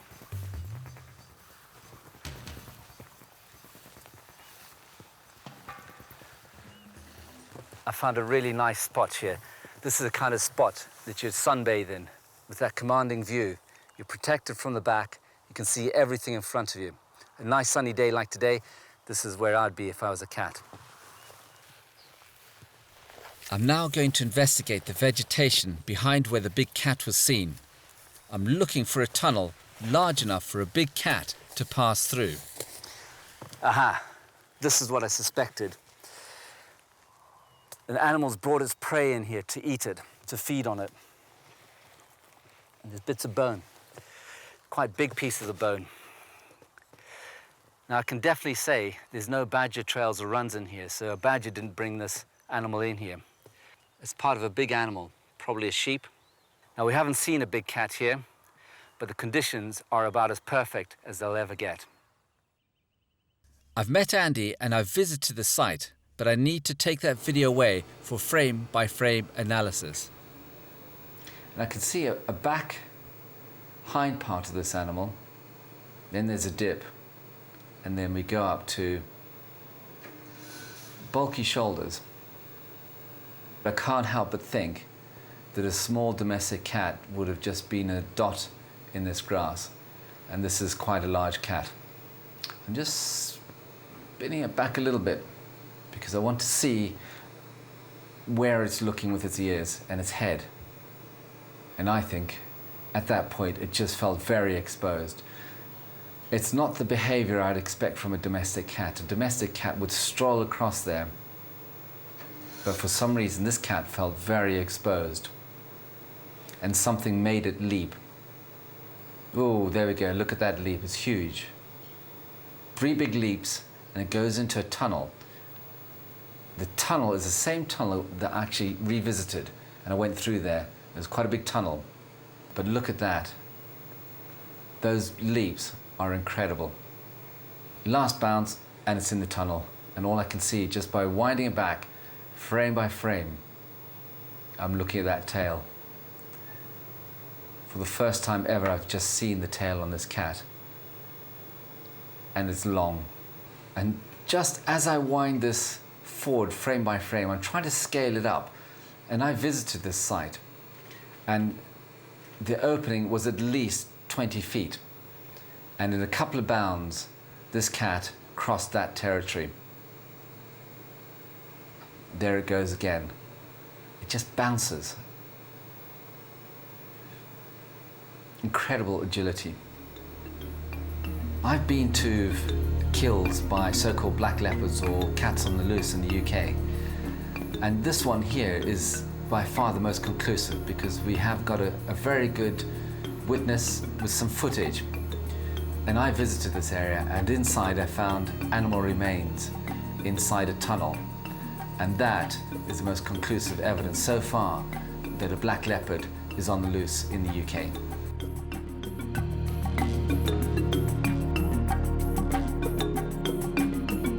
I've been here for 2 weeks and I've given it my best shot. I've seen some convincing video footage and I've spoken to those that filmed it. I've been inside big cat tunnels and I've seen kills of sheep, of deer and a swan, and all of those carry the traits of a big cat kill. I'm Ian Maxwell and I'm a tracker. Animals and people, they're both fair game. I'm on a quest to track wild creatures in some of the most hostile environments on Earth. Among them are rare and endangered species, so I'll be joined by locals and experts to take on this mammoth challenge. Each journey is certain to be a breathtaking adventure where I'll learn new skills and be pushed to the limit. But however determined I am, there are no guarantees. In this episode, I'll come under threat. Anything could happen between now and dawn. As I search for Nepal's mysterious Yeti.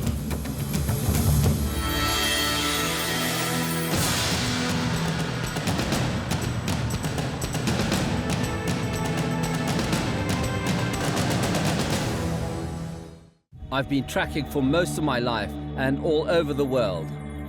During the time I spent with indigenous people, I've heard many campfire stories and superstitions about mysterious creatures and spirits that have entered into their folklore.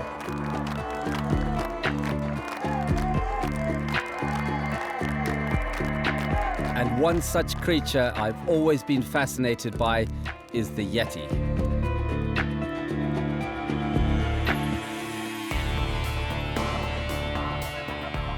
So I'm going to travel north from Kathmandu to Langtang National Park and concentrate my search in an area where there have been many reported sightings of the mythical Yeti.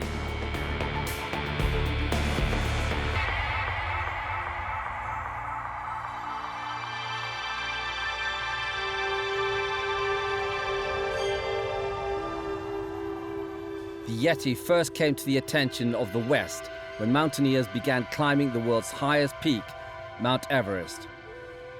New Zealander Sir Edmund Hillary and his Nepalese Sherpa Tenzing Norgay were the first men to reach the summit of Everest in 1953, but they also had a role to play in bringing the Yeti myth to the Western world. I want to find out more, so I'm going to meet Ang, who's president of Kathmandu's Mountaineering Association. And my father is a good friend of Sir Edmund Hillary. And after Hillary decided to take the Yeti skull from Kumjung, from my village, my father was chosen by all the Sherpa people to take the Yeti skull to show to the world. I think this is in Paris. Your father looks a long way from home. Yes. When you're sitting around listening to your father tell you stories, what did he say? Actually, there are three kinds. 3 kinds of yeti. Yes, yes. One is meaty, man-eater. Another is chuti, animal eater. And another one is banjankri. Banjankri is a kind of witch doctor. I'm sure that you will meet at least one yeti in the area. That's what I want to. I like that. I like the sound of that very much.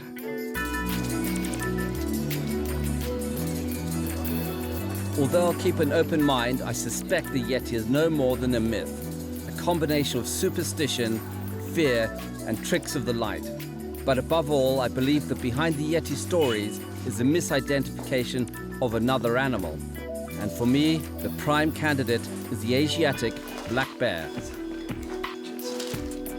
The Yeti is surrounded by so much folklore, it's difficult to separate the truth from myth. But it's possible there is a very simple explanation, and it could be the black bear when it stands up. And the first thing that I love about them is this crescent that comes across their chest. This crest has given the Asiatic black bear another name, the moon bear.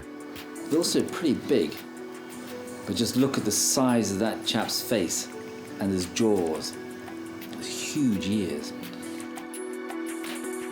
Tracking this bear in the wild will certainly be a fearsome challenge.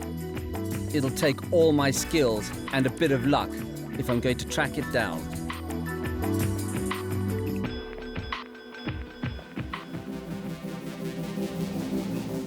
Before heading north from Kathmandu, it's time for some last-minute preparations. Most importantly, I'm going to need some bear bait. One essential for attracting bears is honey. Can't go wrong. That's going to be a good mix. But the other thing I'm looking for is something really stinky. And look, there's some great mackerel. Got to take a couple of those. What else have we got? And I've heard peanuts with honey is one of the best. And I'm going to try some dog food too.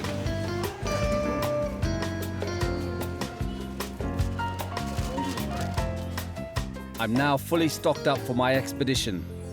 It's time for me to head off to Langtang National Park. With lead Sherpa, Wong Chu, Welcome, Nepal. Yeah, good to meet you. bear expert Bhupendra, and the rest of the expedition team. I've come to meet our bus, and I thought that was it. But this one here is the one that's actually going to take everything up for us. Hello, guys. Hi. Okay. How are you? Yeah, morning. Morning. Morning. How many have we got? 20, 23. 23. One man, 23 Sherpas, one Yeti, and hopefully a bear. Asiatic black bears are found in 19 countries in Asia and the Middle East. They're protected by law in all of them except Japan. At the northern limits of its territory, the black bears may go into hibernation to survive the cold winters. But in Langtang National Park, they're still found foraging for food before winter sets in. We first enter the park only 20 miles north of Kathmandu, but it covers a huge area, over 600 square miles.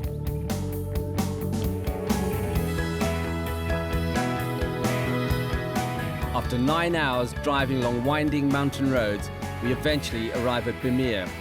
It's one of 45 villages in the park. Here, we're already at 5,000 feet above sea level.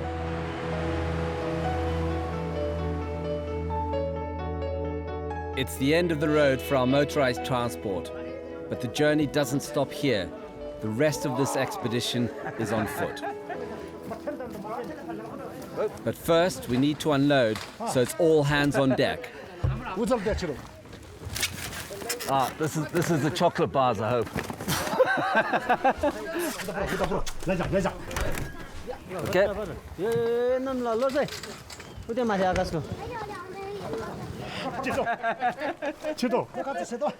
Long is a really bossy character. He's actually gone up Everest several times. He's well known internationally, and he's a good fixer because he arranged so many things at very short notice.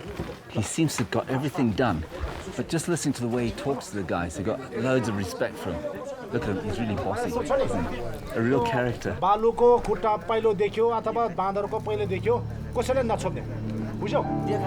With Wung Chu orchestrating the Sherpas, this expedition should certainly be well organized.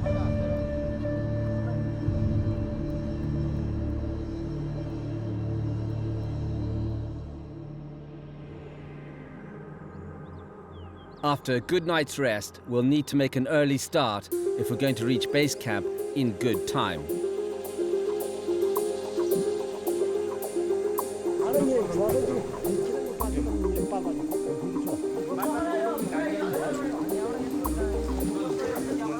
It's easy to see why Sherpas are used as porters on expeditions to Mount Everest.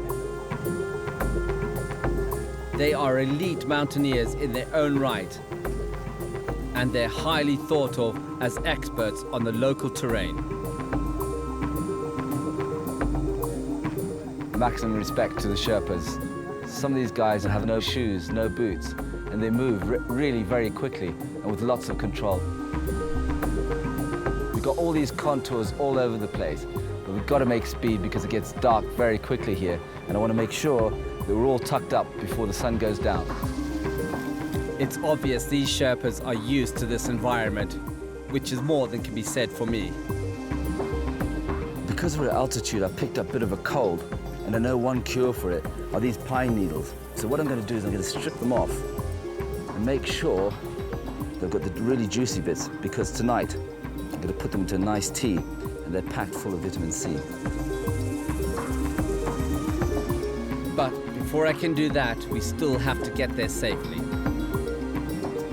I'm aware of how dangerous bears can be, but they're not the only threat we may encounter in these mountains. They're also home for Maoist rebels, an armed group of political dissidents who in the past have been known to take hostages. It's unlikely we can spend any time here without them knowing about it. I just have to hope they don't take exception to my expedition. Now we've just arrived at camp, and it's such a relief, and hopefully they're going to put the kettle on soon. For now at least, it seems the Maoists will leave us alone to get on with the task in hand. And as we set up camp in front of some of Langtang's more friendly residents, I head out to wreck in my new environment. The slopes of Langtang are crisscrossed with millet fields. As winter approaches, the bears take every opportunity to fatten up on this readily available food source. But as I look around, it's easy to see how, in the right light, you could be deceived by the glimpse of a bear. From a distance, and in this kind of landscape, it would be easy to mistake something for the Yeti. To navigate these slopes, the bears must be agile. It's the reason why they're still used by street performers and circuses in towns across the region. So these fields on the mountain slopes seem an excellent place to confirm my suspicions of a link between the bear and the Yeti.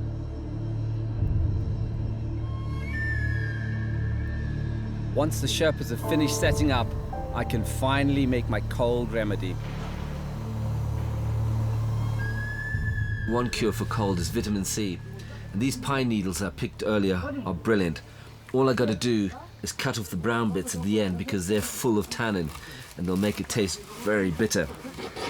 So get rid of those, turn it around, and then get rid of these browner bits on that end, straight through, and then cut straight down the middle.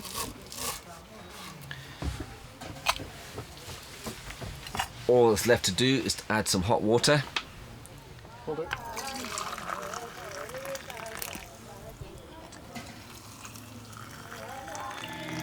There we go. Do you want to stir yours?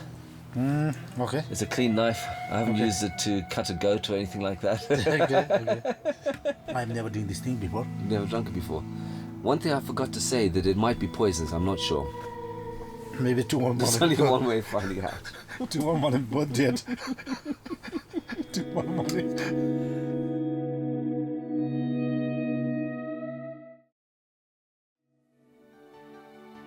In the morning, as we prepare to set off, it's apparent that some of the team also follow another path to the ones that wind through the mountains. As well as being Sherpas, these two are also training to become Buddhist monks. They're conducting a ceremony for safe passage and good fortune. One of the things I love about tracking is you get to meet different cultures and different religions, and it's really important for me to feel part of this culture.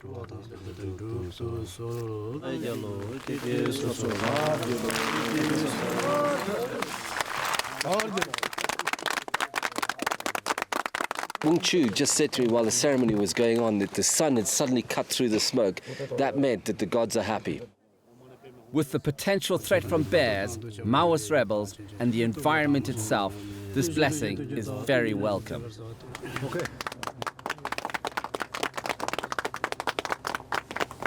From the depth of my heart, I feel very honored to be here. Thank you, Wung Chu. And thank you to these guys and to all the Sherpas. Thank you. We head off to the millet fields to begin my search for the bear tracks. But before I start, the people who work this land want me to learn more about life as a farmer.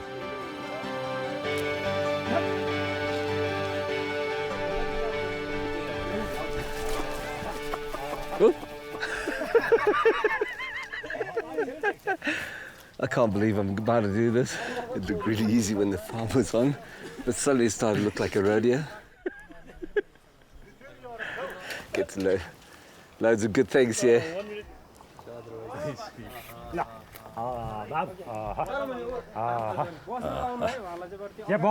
Sit down, sit down.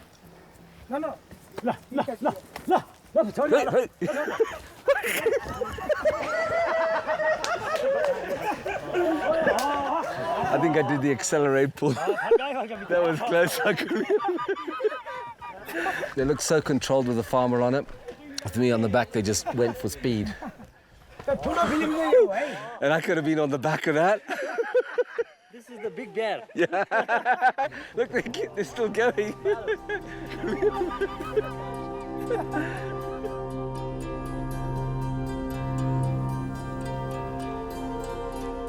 This may be a good place to start my search, but there could be as few as 20 bears in the entire park. Any clues, however old, are vital to help me build up a picture of bear activity here. Boop, look what we got. Yes. Okay. Yes, this is a fresh scat. I think it's older than 1 day. Yes. Because if you look at that, tap it, Dry. it's very hard. Yeah. So what I want to do, I want to smell it. It smells of rotten apples. Is the nearest thing I can imagine that were just on the turn. Still pretty fresh, but I want to look inside the bear scat now to see if there's any beetles and get a closer idea of how old it is. And I can tell what it's been eating, because within that we can see bits of millet seed in here, but I can also see some grass or grains that are in there. So it's a well-fed bed. I know that for sure, and it's not far from camp, but it's not as fresh as I want. I want something which is still warm to feel. The scat is actually quite old, because you can see already inside that the ants have moved in to consume part of the scat. So just as I thought, I want something much fresher. So we're going to keep looking. My first evidence of bear in Nepal. It's not fresh, but it's still an important find. My suspicions have been proved correct. There are bears around here, and they're feeding off the millet in these fields. Scat is a very obvious sign of an animal in an area, but sometimes the evidence can be much smaller and not at all obvious to the inexperienced. There's something here that's drawn my eye, and it's this general open area here. And the first thing I notice is this stone. The stone's been moved out of its socket into that position there. That's very fresh, because I could tell by the moisture on the stone. That's where it came from. So, we've got some good clues here. Gonna keep going. It's a good lead, but I'm still looking for evidence that's fresher and more substantial. I've just seen something I'm really excited about. I've seen bears in Canada in their tracks, but this is such a hard place to find any tracks. This is a confirmation that I've got bear track here, and it's just given away by the most minute detail. The first thing I'm looking at is this leaf here. Now that leaf shouldn't be there, but also just look how green it is. Hasn't blackened off on the edges. I think this is fresh. This is red hot. Yes. This is within hours, I'd say within 12 hours, literally. I'm sort of looking for the end of that leaf to see where it came from, to see whether the bear was going up or whether in fact it was going down. Oh, that's a good sign. One of the leaves is turned upside down, so the green bit that absorbs light has been turned to the white bit that way. So now I know which way the bear is going. When the bear was traveling along here, whilst I was trying to match this leaf, the bear has come down here rather than going up.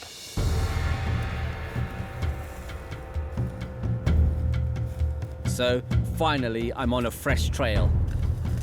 But to follow this bear, I have to be aware of the smallest signs of disturbance. I always look for something off the ground called aerial spoor, and I've come across some millet here, which has been eaten by a bear. The bear would have gathered this up and bitten off like that. So we know we're following in the right direction. A good clue then, and it leads me to even stronger evidence that bears are in the area. This is really exciting because it's a bear's nest, and I've seen this before where they break off branches to protect themselves from falling over and rolling down. But the first thing I noticed about this area, there's lots of scat, and also know that the area is very well used. And what popped up into my mind straight away was that this was a nest used by a female and bringing her cubs up. One is because of the amount of scat that's here, but the fact it's so well used. Females generally start breeding when they're 4 or 5 years old, producing litters of 1 or 2 cubs. Although normally solitary animals, cubs will stay with their mother for 2 or 3 years before leaving her to fend for themselves. It is indeed very fresh because I've got this same old smell like rotten apples here. I'm just going to touch some of that scat, and that is very fresh indeed. That's just a matter of a day or two old. But I'm looking specifically for something else in here. Yep, I've got some tweezers in here. Let's have a look with a magnifying glass first. Oh, definitely hair. Okay, good. Can you hold that a second, please? Over 1 second. And look at that. We've got a black and white hair. The way to check to see if this is a piece of vegetable fiber or not, if I try and break that hair from a bear, it's not very easy. In fact, it's just not breaking at all. But if I try and break some vegetable fiber, like this piece here, it just snaps. That's the difference. Okay, gentlemen, that was a good find. Yeah. Let's go. Looks nice. Yeah. We've picked up a trail that takes us up another steep track through the forest. Then I discovered just what keeps these local guides going through this difficult terrain. The locals said to me, he's found a very important plant, medicinal plant. And then I got it translated, it's very, very important. It makes good wine.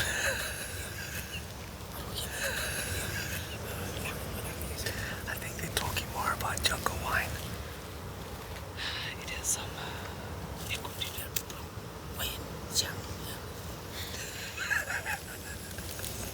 that great long conversation was about you take the leaves and the flour, you dry it up, then you mix it with millet, it makes really good wine. Learning about the local flora is certainly interesting, But if you look in the right places, it can also produce important clues that can help us in our search.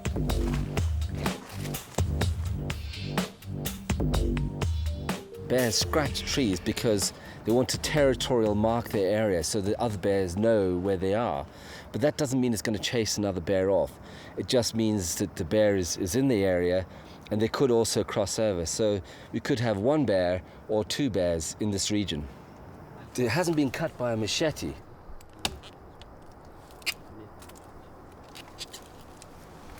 It's just got such clean edges compared to this, where the fibers being torn downwards like that. It's good evidence, but with each bear's territory between 6 and 15 square miles, these particular bears may no longer be in the area. To find out, we're going to use something that a bear should find irresistible. No, I'm not going to touch that. I know it doesn't smell too good. And Bhupendra thinks goat guts will do the trick. I put this bait on the tree. This gentleman is being very brave, actually cutting it, because it does smell like it's really rotten.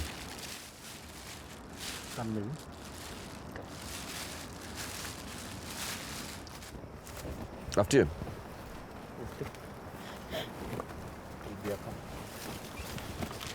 Some really good jobs going, but he's got the lucky one.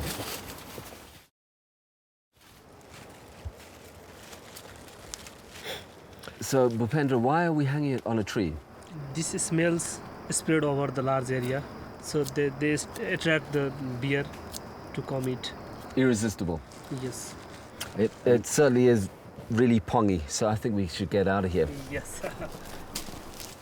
If the bait is gone when we return tomorrow, I'll know for sure that this is the place to focus my search. But before we head back to base camp, one of the local farmers has some words of warning for the rest of my expedition. I'm going to learn just how dangerous it can be if you come face to face with a bear. He was cutting the grass and he finished and then carry and go away and put there near the corner of the, like this corner of the way. And there was the bear sitting, and they jump on him and crying, and he tried to attack, but he could not.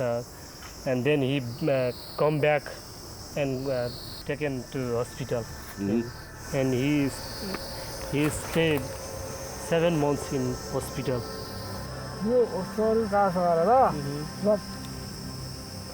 No biting. Yes. Claws. Claws. In one hit? Yes, one hit. One hit. Yeah. It's been a great honor to meet you. Seeing the damage a bear can do for the first time ever, I now realize just how dangerous it is tracking bears. Of course, I was aware of the dangers before starting out on this trip. But meeting a victim of a bear attack brings home how hazardous this expedition might be. But I'm no less determined to find a bear. So, at daybreak, Bhupendra and I head off to see if we were able to attract one with his goat bait.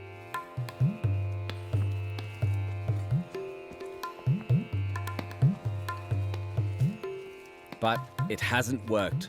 The bears we've been tracking have probably moved on, so we must do the same.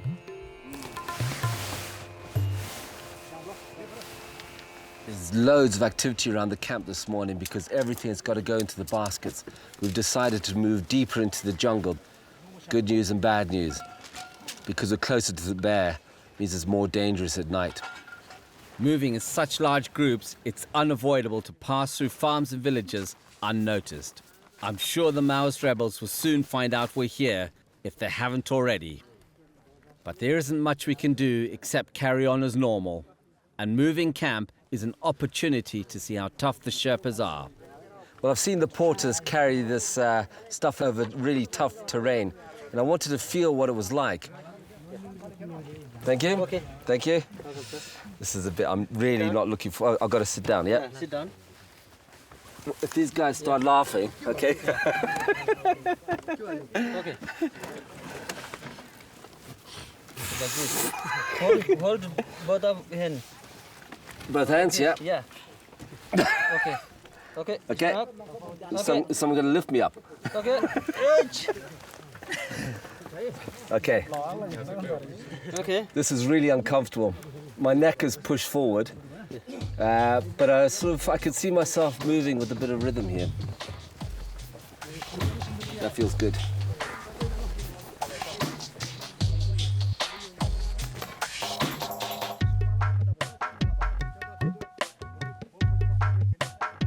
These may only be the foothills of the Himalayas, but already I can see why most of the team on Hillary's ascent to Everest were Sherpas.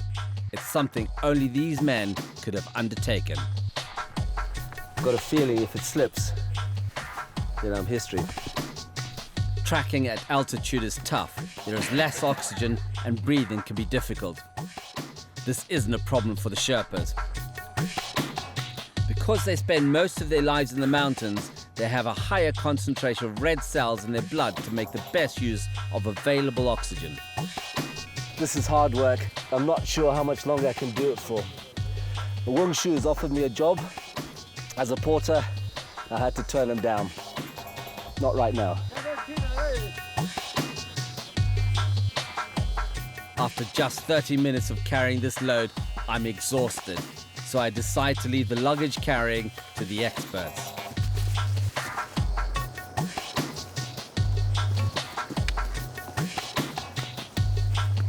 But the effects of tracking at altitude aren't just physical. There's been 2 Yeti sightings in this area, the Langtang Valley. I can see why it's easy to make a mistake at altitude, dehydrated, and sometimes fear can play tricks on the mind. If you're on your own and you maybe saw the Himalaya black bear, it's got a white crescent on its front, and a fleeting glimpse of something in the forest could easily be mistaken for the Yeti. By dusk, we eventually reach an ideal place to set up camp, deep inside the forest. This is our new camp. We moved into the jungle because it was going to be closer to where the bears are. These are our tents. Some of these have been used on Everest, and that's our latree, that's the loo. That's where you got to go to the loo. But this time we're covered with trees, and I'm heading up towards where our mess tent is. We've got no guns here to keep us safe from these bears, and obviously being closer, it's much more dangerous. And what happens is at night, we've got 2 Sherpas who look after us. They stay awake all night long. They're just organizing all the logistics. And these old tents here, they're just brilliant. That's where we eat. This is where they do the cooking. And they're going to put all the food out here, get everything ready, and then cover that over. This is the boiler room. That's where they do all the cooking. But for me, the most amazing thing is that this is all the Sherpas have got for their protection and ours.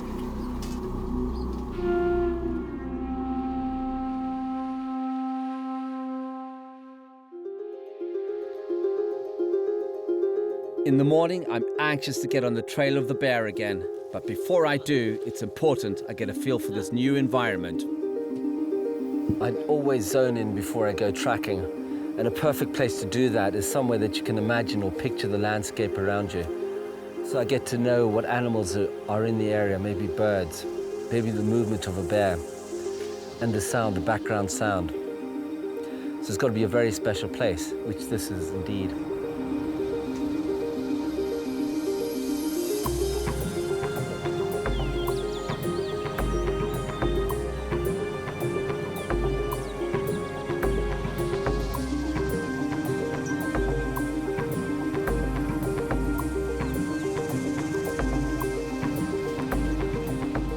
When I begin my search for fresh leads, I can see why bears are well suited to these conditions. This forest is one of the toughest environments in the world that I've tracked in. the paths are covered in rocks. I've seen how bears are on four-wheel drive, and they can move much faster than us. Their muscle fiber is stronger, and they're very agile. But for me, on two-wheel drive, I'm looking for my footing, so I might look down at the path, into the forest, see a fleeting glimpse of something moving, something big, maybe the prone bear, but my eyes are taken straight back down to a path because it is so treacherous. And then I find out just how unsafe this trail is. Wait, did you see that? That's a rock fall. We're in a massive steep area, and those rocks just keep going. There's a vertical drop. It's time to get out of here.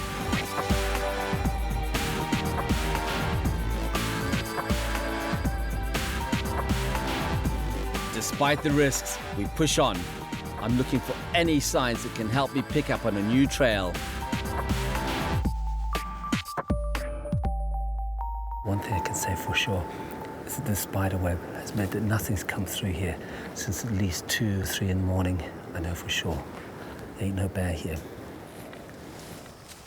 Bears commonly sleep during the day in nests or caves, but an abandoned forest house could make an ideal substitute. If there's a bear in there, I want to know about it before I go in.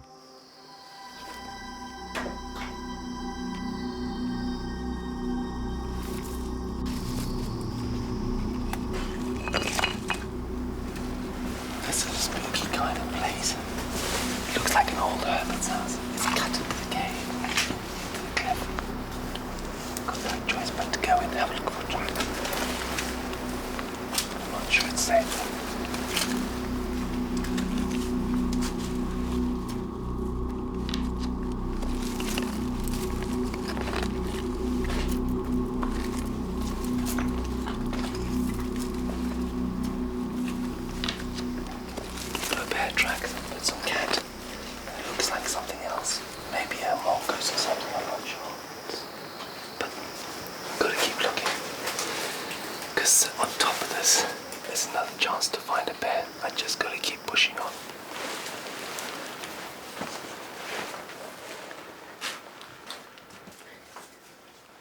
This old house hasn't been used as a hide by a bear, not at least for some time.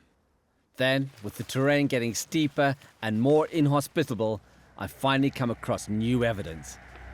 This time, sure signs that a bear has been in this part of Langtang recently. We're just a few meters, 3 or 4 meters, from a vertical drop, I would say of another 200 meters straight down into a river. Bears like to rest without being disturbed and will choose areas that are difficult to reach. And nobody can come easily for this area, so black bears choose this area, this place for the safety. Well, it's very well camouflaged. We could almost walk past a bear that was sleeping in a location like this. It would be very difficult to find. This is a great clue for us in difficult terrain. There's a faint trail and it leads me to a small clearing. And then, my best find yet, a recent bear print. Look at that. This is very big, I think, male. And this is also very young. I gotta say, this is one of the biggest tracks I've ever seen, huge bear tracks. And what I'm thinking at the moment is there's a human footprint right next to it here. And that puts this into scale. Look at the size of that. And the claws. And I think that what's happening with this bear is it's heading up into the forest, away from us. But I could see how easy it would be to mistake this for your Yeti track. The features are very interesting. We've got the digits 1, 2, 3, 4, 5, but we also got these very defined claw marks. The track is just a matter of hours old because I can see some clear definition. Over a period of time, gravity would take care of this and the wind would dry it off. It's also a back track because its great length is almost like a human footprint. I actually think that it came up and probably stood up at some point, possibly it was alerted by some people nearby, so it would have stood up like that. I also know that as it stood up, it looked into that direction, and there's a natural path of least resistance heading down into here and then up into the jungle. So it's a male bear. It's 150 kilos, which is twice my weight. It's huge, and it's a male in its prime, so it's going to be pretty tall. How tall do you think it is, Bhupendra? Up to here? And then when it stands on its back feet, Yes. how tall? 4 to 6 feet means. Yeah. Yes. Do you know something? It's a hot trail. I'd love to see that bear. So with this fresh print, it looks like the perfect place for me to set my bait. Bear's got a great sense of smell, so I'm going to mix some peanuts with some honey. Oh, this is the bit I've been looking forward to, getting all sticky. Oh, it's lovely. I could eat it myself, actually. It's the kind of thing that at the moment I could have a little handful. Mmm, delicious. Sticky, but delicious. Little snack for a bear. I think what I'll do is I'll add some dog food now, but I'll put it separate for the moment. A nice big splodge of dog food. And finally, mackerel to complete the recipe. Give it a good mix up. There we go. Well, that's it. Looks great for dinner. All I got to do is come back to check it.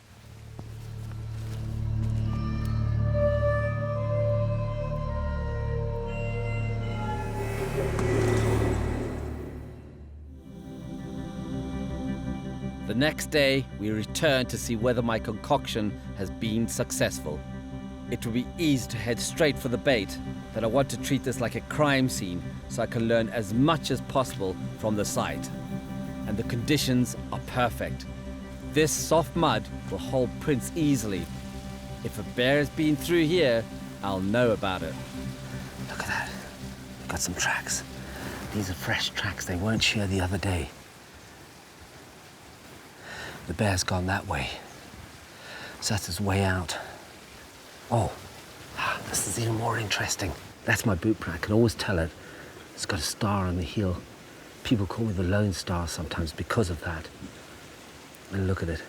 The bear track is on top of my boot print. I'm holding myself back. I'm so excited about this. I want to get to the bait. But the construction is much more interesting than the bait. So there we go. We've got a timestamp on my boot. Let's go and see the bait.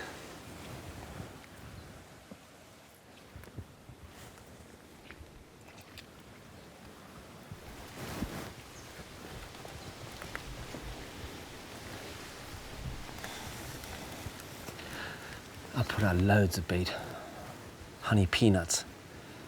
It's all gone, and I can just see how it's scraped. If you imagine I took my fingers and I went like that into my mouth, just gathered up all of it. This is really exciting. It's the first time I've tried this bait. People told me it would work for a bear, but I had no idea it would be so successful.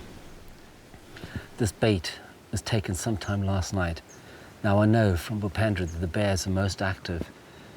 It's 1 to 3 o'clock in the morning. So the bear was up here following its nose. There we go, just a matter of hours old. Now I know what the bear is doing. I know where its nest is and where it sleeps at night. I know its corridor from that forest over there, up here, and to where we've baited up. For the first time, we've got the bear coming to us and not us after it. But then the mood quickly changes. Something has spooked the team. This is a very tense moment. I've noticed that these guys here in Nepal are very wary of the bear and they wanted to come in numbers. But this is the first time that they've gone pretty much silent and stopped speaking. They've all spread out. I don't know what's happening. I'm going to try and get some more information. They think they heard a bear close by. Maybe the one who just hours earlier gorged himself on my bait. We just heard a growl. At first, the bear was fairly distant because we could hear an echo, but now it's getting a lot closer. and I've just left the area where the bear was. But it can get dark about an hour, and it's too dangerous to be here. And I know one thing for sure, that the last time I heard that bear, it was heading in our direction. The next thing, it could pop up next to us. This bear is getting really close. You guys ready for this?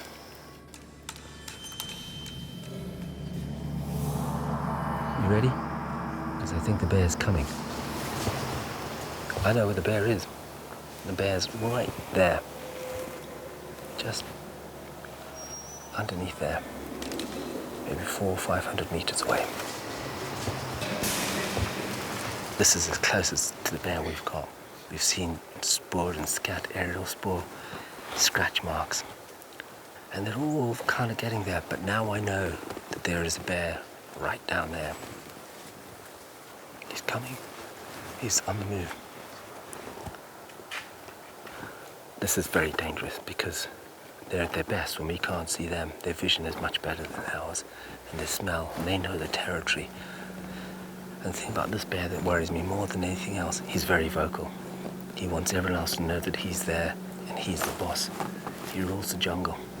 We've finally been able to pinpoint where this bear should be by finding evidence of its movements and understanding its behavior. But frustratingly, the final move on the bear will have to wait until tomorrow. What I've learned since I've been in Nepal is that the sun sets, it's just like a blanket being pulled over and the curtains shut. This jungle is not a good place to be after dark, so I'm going to leave now. Pick up the trail tomorrow.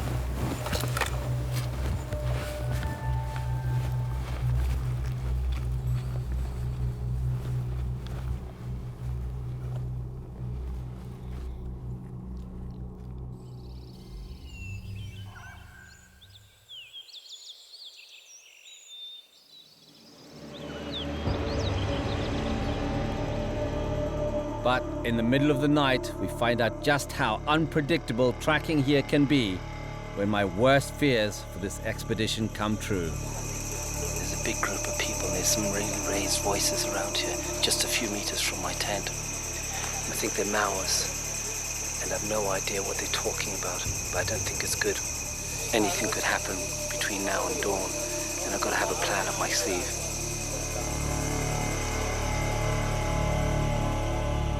Despite being so close to finding the bear, these events have had a dramatic effect on the outcome of this expedition.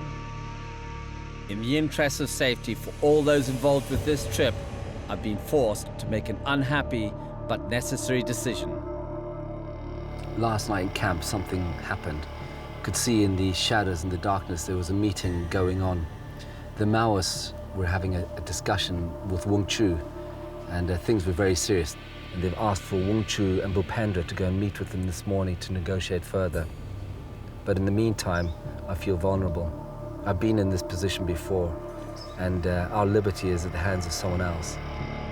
It's obvious the risks are just too great, so it's the end of the road for this expedition. We're on our way back to Kathmandu. The events of the last few days and nights meant it was just too dangerous to stay in camp. I felt under threat, and I put in lots of effort to find the bear, up and down all over the place. And I feel robbed of a victory on this one, because who knows what we would have found. I'm leaving Langtang behind to those who live there, the Maoists, the Asiatic black bear, and maybe even the Yeti. But my time there has not been wasted. This experience has shown me that bears, as well as exhaustion, difficult conditions, tricks of the light, and even fear of the unknown may all have had a part to play in the Yeti myth. But maybe, after all, the Yeti is best kept as a myth, a secretive figure lurking in the shadows and hidden from prying eyes. I'm Ian Maxwell, and I'm a tracker. Animals and people, they're both fair game. I'm on a quest to track wild creatures in some of the most hostile environments on Earth. Among them are rare and endangered species, so I'll be joined by locals and experts to take on this mammoth challenge. Each journey is certain to be a breathtaking adventure where I'll learn new skills and be pushed to the limit. But however determined I am, there are no guarantees. In this episode, I'll find some huge clues. Whoa, let's have a look at these. Wow. And may come face to face as I search for India's fearsome tiger.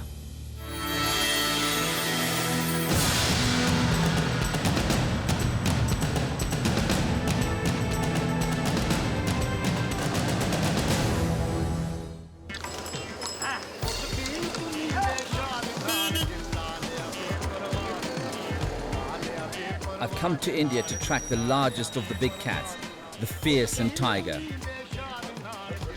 I've arrived in the winter, prime mating season. It's a great opportunity to see several tigers together.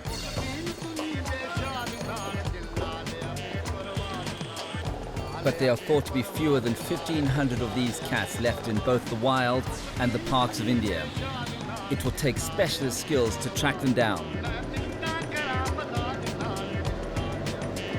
Although I have some tracking experience in India, I'm keen to learn new skills from the local wildlife experts who are going to teach me how to read the signs of the Indian jungle.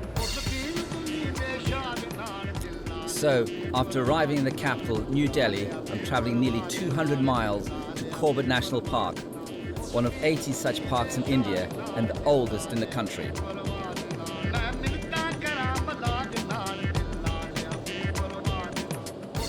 And after a 7-hour journey, there's just enough time to meet Deputy Director Parak and Park Guide Papur to find out why this is a haven for tigers.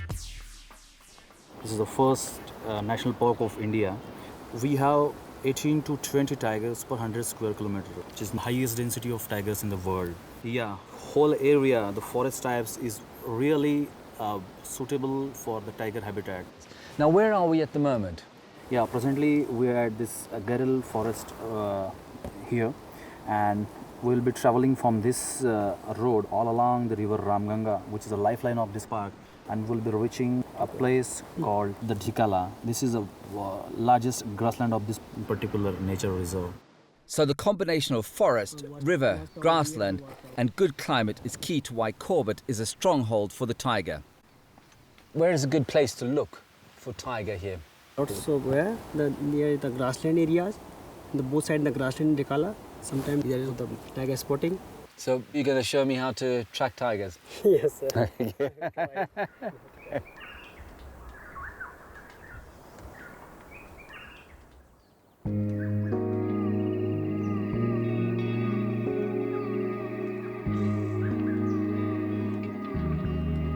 This is my first morning in Corbett National Park, and it's the most beautiful, serene environment I've ever been to.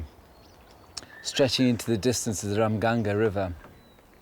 And as the mist rolls off that, as the sun comes up, I can hear the dawn chorus of the birds. But what excites me most is that the world's densest population of tiger is in the jungle down below me. There are around 150 tigers here. The key to finding one will be understanding the terrain and the behavior of its prey. And the Dhikala grassland is an ideal place to start. Would this be a good place for the tiger to come to? Yes, really, this is a real good habitat for the tiger. You can see the edge of the forest and the open grassland all over this place. This is the best place for the spotted deer and the hog deers and all. So, and you can see the grass pattern. It can be very much camouflage with the tiger stripe pattern. So it's an adaptation of the tiger that it can hide in this particular glass and it can hunt the particular species. Just looking at the shadows and, casting down, with the shadows here, just the stripes are perfect. So lurking anywhere could be a tiger. Yes, this is the best place, so tiger may be watching us. Makes the hairs on the back of my neck stand up sometimes, not knowing where it is. It's a bit like a deer. I'd rather know where the tiger is than where it isn't. And then, in the distance, the sound of a tiger lets us know just how close we are.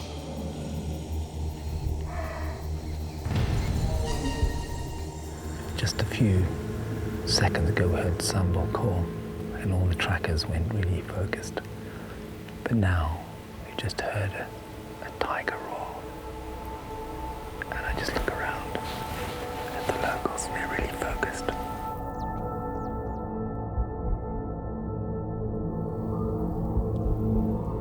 Understanding and interpreting the behavior of wildlife is key to successful tracking. But these guides don't just listen out for tigers. What are you looking for or listening to? I'm listening to the Samba alarm call. The one alarm calls the Samba deer. And everybody looking for the tiger. Earlier on, just a second ago, I saw some birds flying in that direction.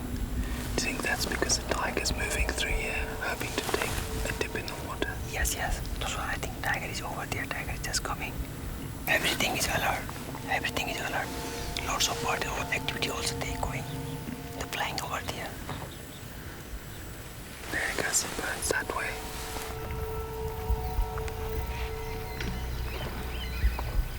Is it some birds fly towards the predator to have a look? Yes. And then they start to mock it, so I think the tiger's on the move. Yes, tiger. Towards the water to cool down. Yes. My first taste of tiger in India, and already I can see there's lots for me to learn. The guides here are expert at reading the sounds and alarm calls of other animals. It's a technique I'll have to develop if I'm to find this big cat. We approach with caution. We scan the area, looking out for any signs of a tiger on the prowl, especially movement and alarms from other animals. And suddenly, activity further down the river. Wow, look at that. It's a huge flock of cormorants.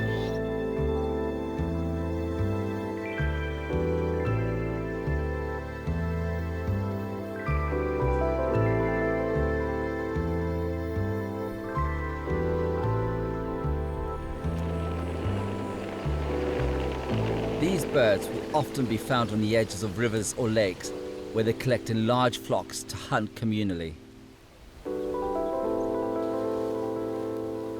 That's just a gobsmacking moment. The flock just started, it just kept coming.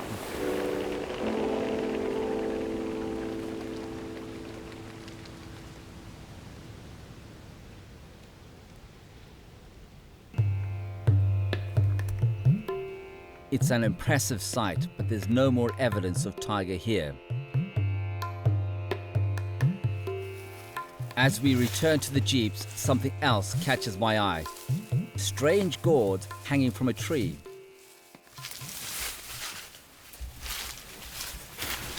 So Parag, this is a very interesting nest structure around here. Can you tell me something about it? Yeah, this is a nest of Baya weaver. The Baya weaver? Yeah, this is a bird in which the male builds the nest and the female will select the best nest and they will after that they will breed. This one is a fallen nest.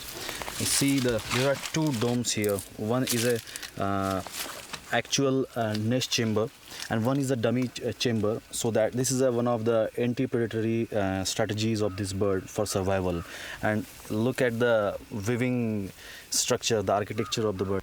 It will collect the grasses, the leaf blade of the grasses, and it will weave whole of this thing. And this is really a hard-working thing. So the female enters up in here. Yeah. But can we have a look inside the chamber? Yes, I will show you the other fallen nest. If you see this structure of this inner side of this chamber, the real chamber will be covered by the mud. So the eggs will be laid in this particular mud. So it will maintain the temperature. And this is a chamber will develop into a dummy chamber, where just to protect from the predators. Must have some pretty impressive predators. Yeah, maybe some snakes, some predatory birds.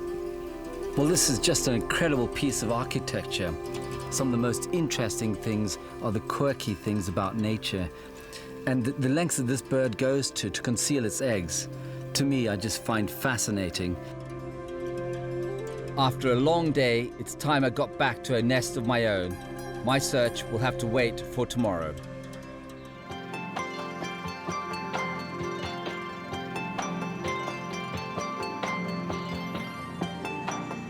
Located in the foothills of the Himalayas, Corbett National Park is over 200 square miles of perfect tiger country.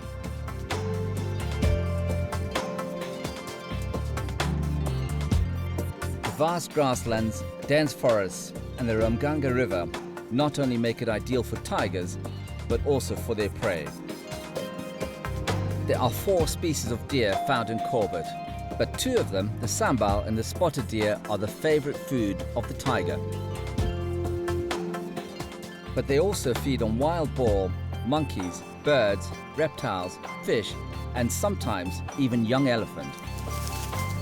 The terrain in Corbett Park is new to me, but this abundance of prey suggests we have a good chance of being successful today. Morning, Papu. Good morning. How you doing? Fine. Good. Let's go. What a nice day.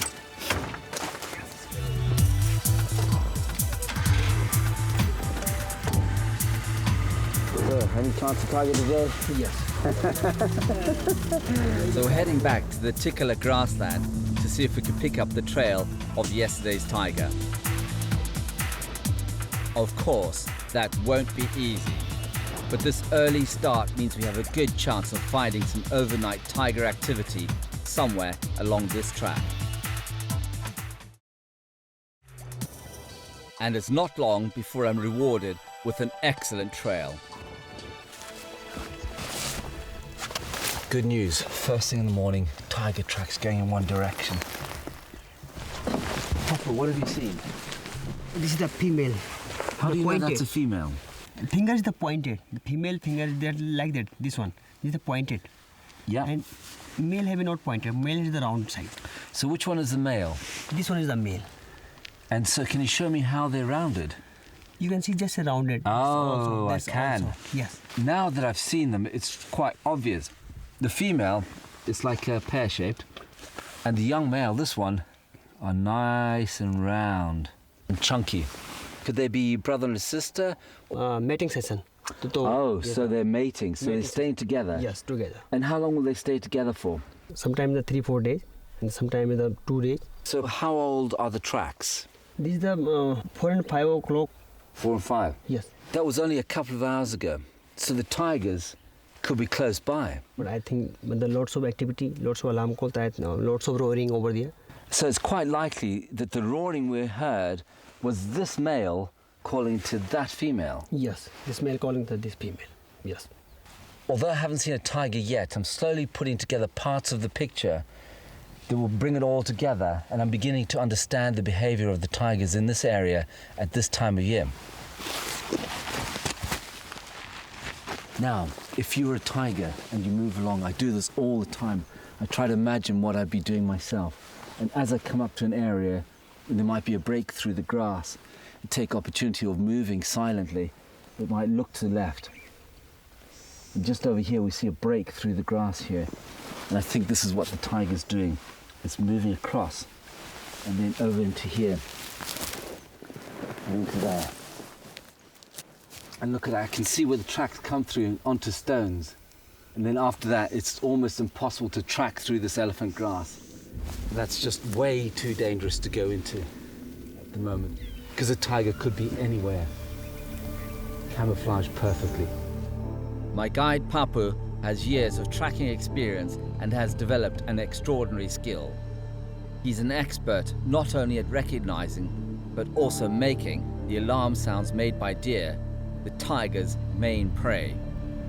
After yesterday, I'm trying to learn the noises that the deer make when they alarm for the tiger. Papu, what does a barking deer make? What's its noise?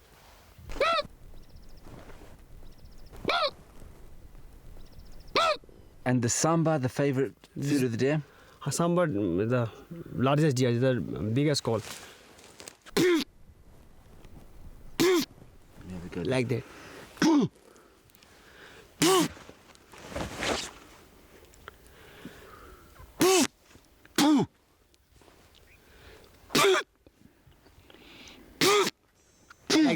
Like that. This is gonna take ages to learn. Now, what about the cheetah or the spotted deer?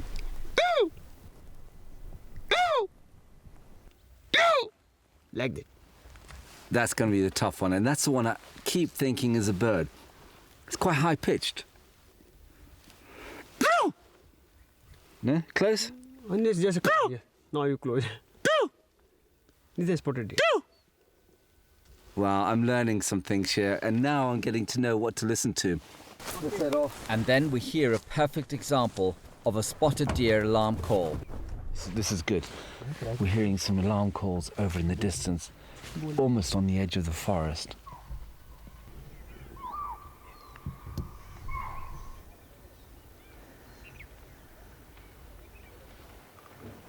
It's the first time being able to recognize the alarm call of these deer.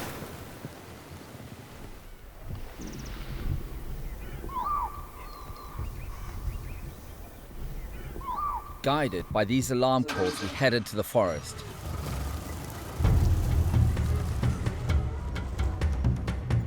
A tiger could be close by, so we have to look out for any signs of movement.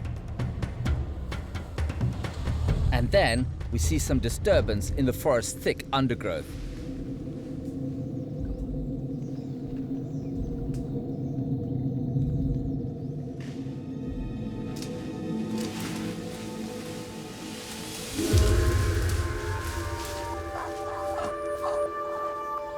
But instead of tiger, we found a wild elephant crashing through the bushes.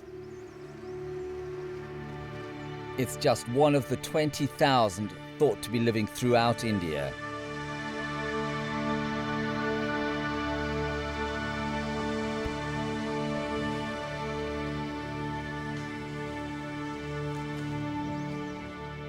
Elephants here, I've noticed, really like their food. An elephant is just not going to give up a nice bunch of leaves, so it kind of strips it off. But if it was aggressive, its behavior would be completely different. It would turn and face us. The trunk might come up to sniff where we are. If it was a male, its penis would come out. And then you got to watch out because its sights are on you. And then get ready for a charge. But we still want to get closer to that deer, so we leave the elephant in peace.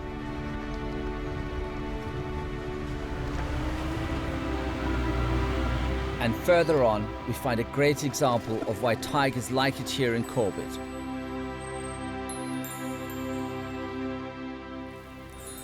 There's a herd of spotted deer, one of the favorite foods of the tiger.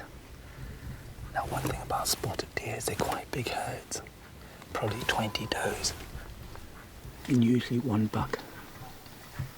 I can see 2 or 3 bucks in this group. And they look, to me, very relaxed, which means either the tiger is fed last night and they know it, or there's no tiger nearby, because they're the first to move. Just watching their behavior closely, they noticed us and looked at us, and then one of the bucks started bowing its head. They don't seem concerned about us, which could mean that they're watching something else, because of course they're listening to all the birds. Oh, the head's come up from one of the bucks. Now they'll all watch that buck's head. There'll be one lookout.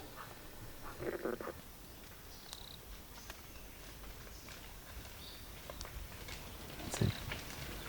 There we go. Now they're jumpy.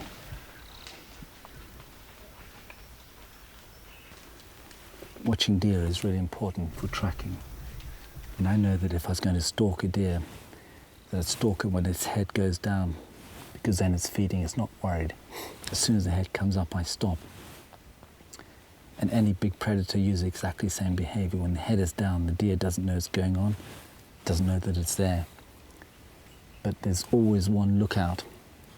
And if we moved any closer, they might snort or kick their back feet down, and then the whole herd would run.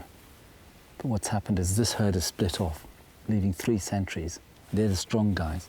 But if I rush that herd, then one of the weak ones will be left behind. And that's what the tiger's going to be looking for.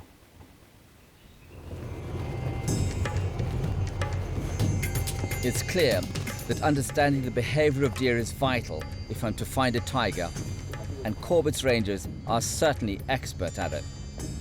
But there are some things about tracking that are the same wherever I go in the world. Stop. Just seen some scat over there. This is big.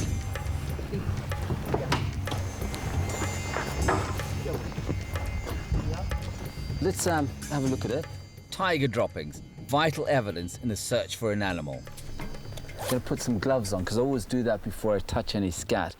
But some things are going to be going into is the smell of the scat and the content of the scat. What? It's not good, is it? But that's a way of telling if it's a carnivore. The smell from a carnivore it's difficult to describe, but if it was a lion, it would be exactly the same. It's just it's not even the smell of rotten meat. It's kind of mixed with urine and all sorts and different hormones, but it's a really strong smell. But Papa, let's have a look at this as we open it up. What do you think it's been eating? I think the sambar deer.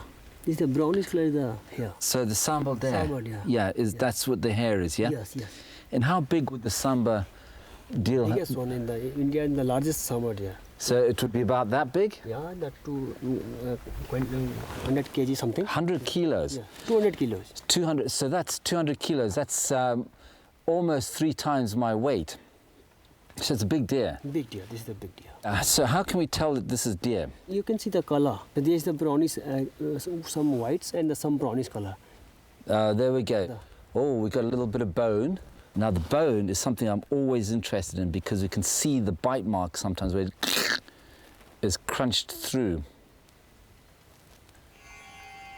I think this is definitely tiger. What do you think? Yeah, and there is a strong smell.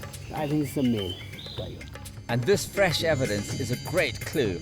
A male has been here recently, so we continue to search along the road. And immediately I find more spoor.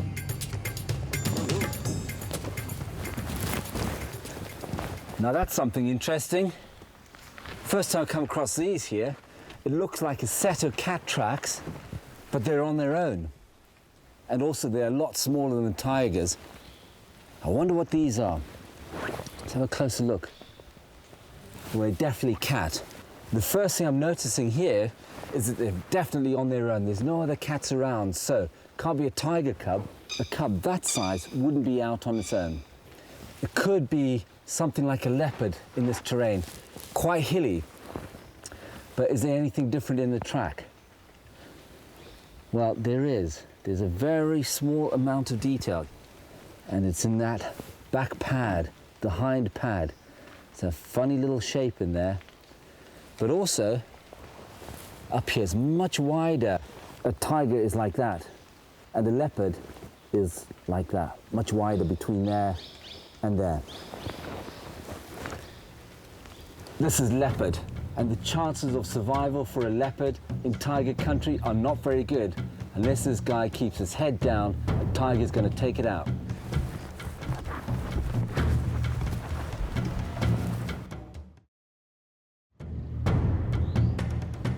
We continue our search for evidence of tiger.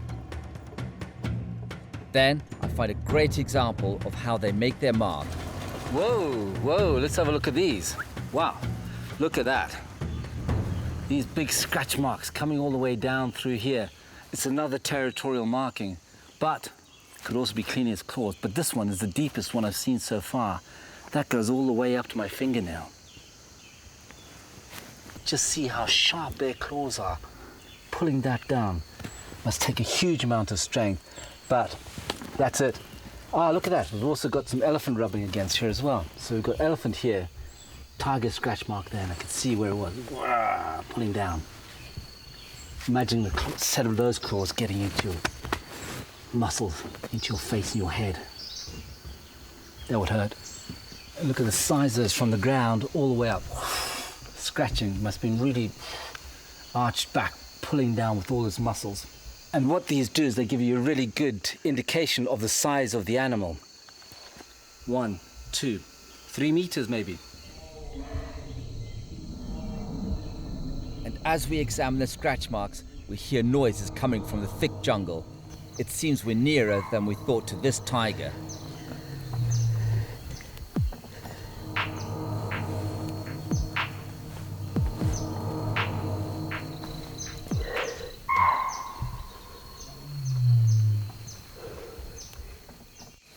This is the most extraordinary situation. I've heard a tiger roaring over there, and literally I was thinking about going tracking there, and I've heard one from just behind me.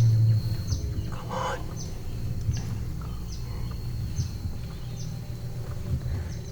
Worked so hard. And then a sound we haven't heard before. Mating. Okay. No, mating. Okay. In fact, what he's done is he's mated and the female feels pain. And now she's just growled back at him. And probably that's a mating finish. But we're very close. On the way. There we go, there we go. Okay, first tiger here. It was just a fleeting glimpse. Across the road, looking really confident. What's happening now is the driver and Papu, our guide, is pushing the vehicle as quickly as he can to get there silently. Boy, we've had to work for that tiger.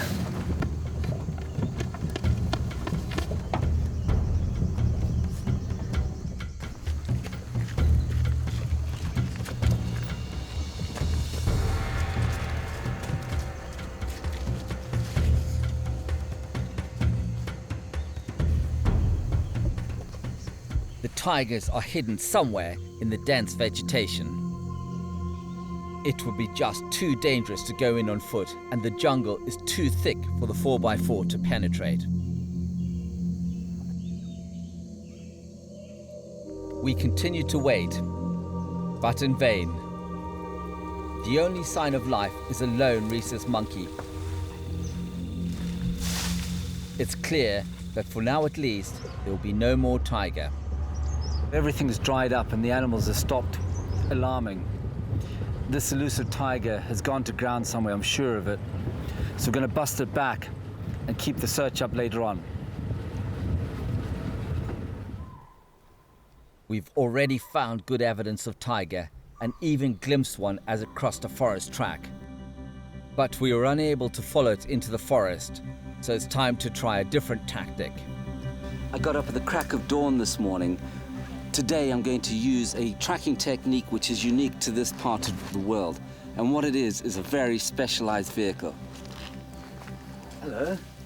Can I say hello to the front? Hello. Ooh, that was a big one, wasn't it? Oh. It's ever so friendly. Look at his big eyes. Big eyelashes. It's hard to believe that these guys actually can be so dangerous and yet here so useful. How old is your elephant? How old is the elephant?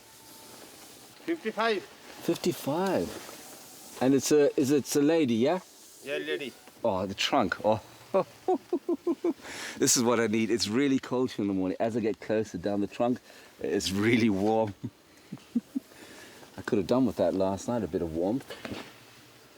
So hopefully there's places that this elephant can get me to where a motorized vehicle can't, because she's narrower and taller. And also she's got some eyes and ears and of course a trunk to smell any predators that are nearby. So she's going to interact with the wildlife around us. Well, now I've got to work out how to get on these things.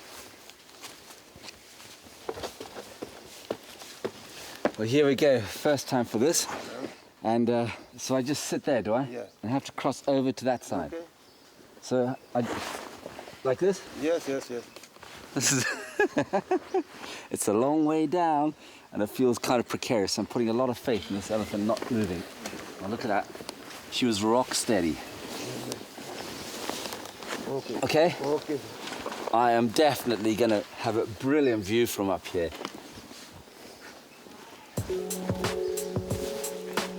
Yes, it's okay. Whoa. Where's my seatbelt?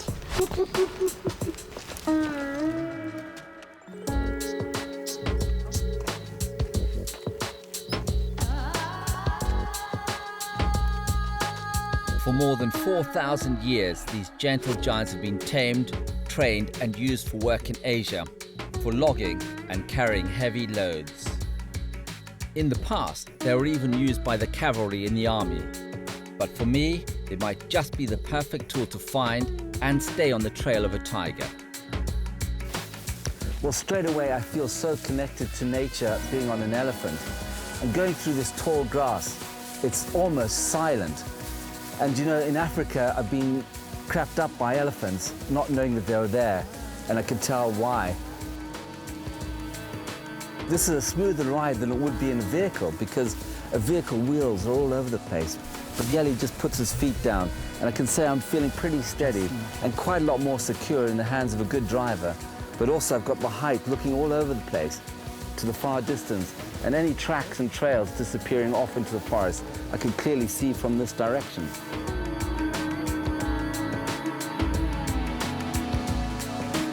I'm really fascinated by these Elis.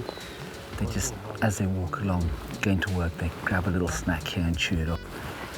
This elephant next to me just is so selective. She'd be walking along, grab 3 or 4 leaves and eat them.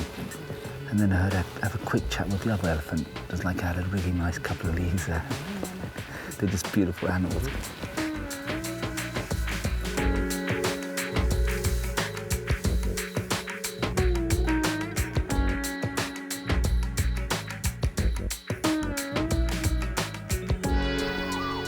And then we have a sign that we need to move away from the grasses and into the forest. We heard the alarm call from a spotted deer. So we're going to head into the jungle now and search for the tiger.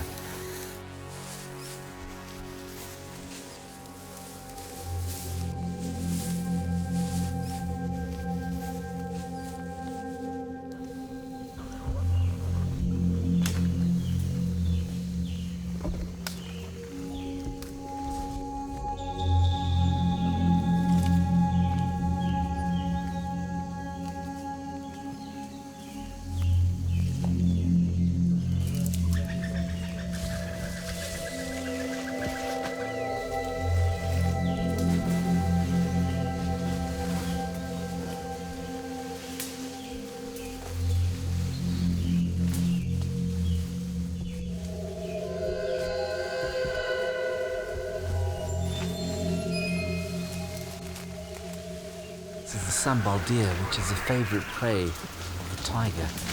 But at the moment, it doesn't seem to be worried by us or the elephant. If we hear that alarming later on, it means the tiger's nearby.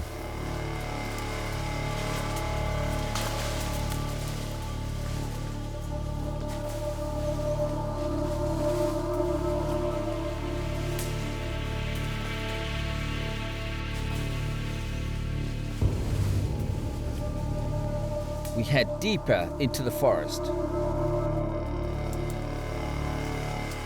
And then I find out just how useful tracking by elephant can be.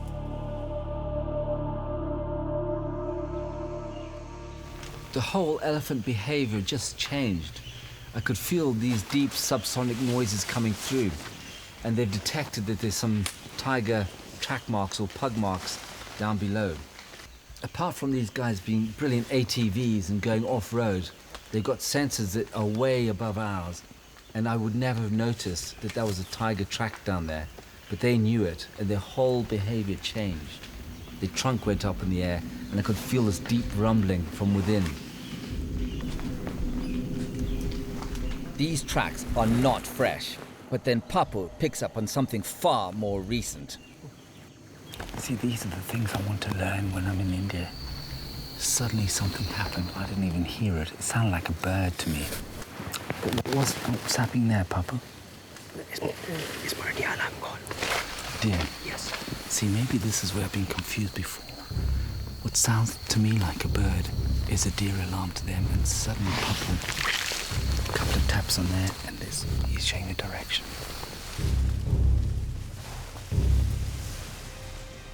Alarm calls should give deer early warning that a tiger is on the prowl. But for this one, it just wasn't enough. Mahut has spotted a tiger kill, a sambal deer, and I've heard the 2 elephants talking to each other. tiger is the smile elephant. The is a smile. This tiger is here. Is the male. This tiger. So what he's saying is that there's like a subsonic talk and a very low sound comes from the elephant. And what they're talking about to each other is they can smell a tiger is in the area, certainly attached to the prey. A tiger will return to a carcass for 3 to 6 days, feeding until it's completely stripped its prey. How old do you think the kill was? 3 days, and it's been cleaned up. Absolutely all the soft flesh, including the heart and lungs and all the muscle, has completely gone. 1, 2, 3, 4 hooves, a spine and a rib cage, and that's it. So would have killed it 1 kilometer away? Yes. Then dragged it here? Yes. It's a lot of effort to kill it, and it's a lot of effort to drag it here. The elephant is proving to be a great tool. We found terrific evidence of tiger and we've covered a lot of ground, but slowly. Reluctantly, we must head back before nightfall. Tomorrow, I'll try and pick up the trail again. This is a real cat and mouse game. 1 minute's really exciting and high, full of tension, and then whew, it's gone. It's just a question of looking again.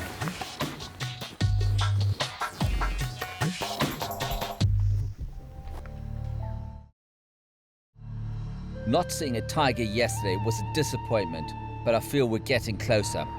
So at dawn, it's back to the elephants to see if we'll be in luck this time. To increase my chances of a successful track today, I'm joined by Prajinder.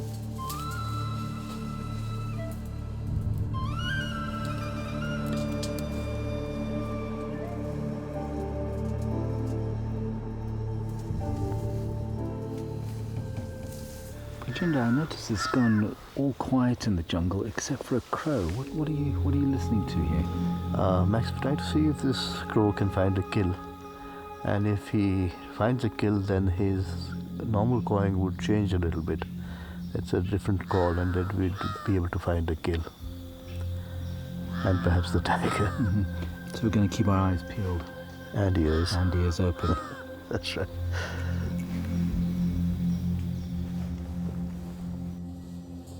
Adult tigers can consume up to 40 kilograms of food at one sitting, after which they may not eat again for 1 or even 2 weeks. We follow the sound of this crow and we discover why it's making so much noise. This is a very rare occurrence. A tiger killing a calf elephant. But we've just arrived a little bit too late. They're fed. And for some strange reason, they've left 1 leg only and a couple of bones. Wonder where the rest of it is. Prajinder, this is a gory sight, seeing a couple of calf elephant legs lying around. But what do the elephants that are riding on think of that? She is quite upset. She knows it's an elephant. She's not very happy now, you can see from her face. She wants to turn away. And there's a reaction there. Yeah, she doesn't look happy, does she? Seems to be a very ambitious kill for a tiger. Can you tell me why that would be? Especially considering there's deer all over the place. Max, sometimes when a pair of tigers are mating, the male shows off to and tackles something of that size. It's not the norm, but if there are 2 tigers together, they might go for an elephant calf. I mean, the tiger is normally solitary, but a female and a full-grown calves would hunt together. And if there's a courting pair of tigers, they most certainly would help hunt together. Of course, we all know that the lions on the African savannah hunt cooperatively, but tigers hunting together is new to me.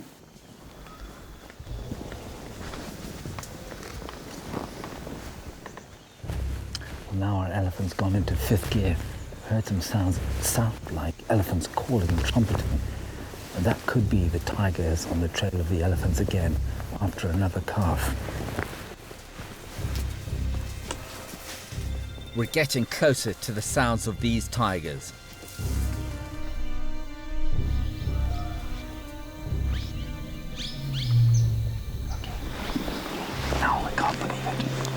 on the elephant back, we heard a tiger call. It's gotta be so close.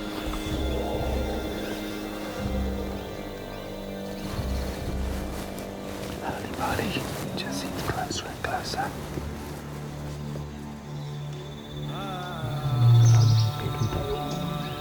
We've got two tigers. I think they're a mating pair. I hope we can get them. I hope we can see them. So, Bridget, if they start mating, we'll hear the roar. Then we hear like a painful growl, and they'll be over. Yeah, there's lots of caterwauling that goes on after the mating and before. But let's see what happens.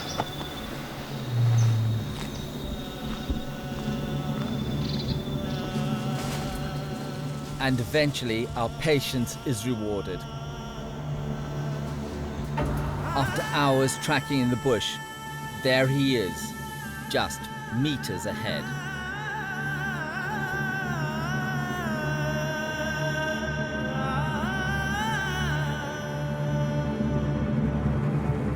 You've got to work really hard for these tigers. They might be two, but now we're going in afterward. We've had a glimpse of the tiger, but I'm determined to see more of this male. And this is where the elephant should come into its own. This is what I call Bundabashi, but we're just meters from this tiger.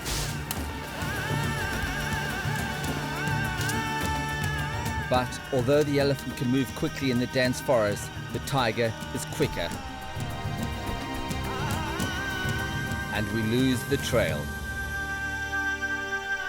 I've now seen 2 glimpses of tiger, both on the roads. Although the elephant has been useful, it seems clear that our best chance of success is to stick to these pathways. So the next morning, it's back to the 4x4s. But we still need to be cautious. It's not long, though, before we find some great clues.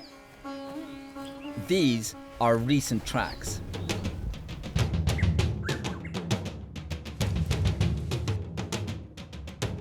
Somewhere nearby could be a tiger. They're clearly using this road as a pathway. For my own safety, I'm going to stay close to the 4x4. Ah, we had this lovely stride coming along here. But what's going on here? We've got another tiger coming in here. Yes. This is a female. Yes. Right, so now, all of a sudden, this track is becoming 2 tigers, and we know that tigers are not social animals, and they only come together when they're mating. It's all putting the pieces of the jigsaw together here. Well, the tracks seem to come to a sudden halt here, and it's just a question of scouting around to see where they've gone to. But tracking on dust is very easy. Tracking on stone and into the jungle is another thing. One thing for sure, it hasn't disappeared up into a puff of smoke. It's somewhere around.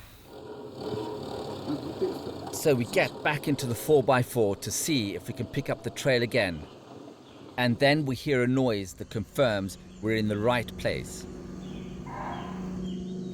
I've just heard the distinctive sound of the barking deer. Its alarm call wasn't far from here, so we're just turning round to go closer towards it.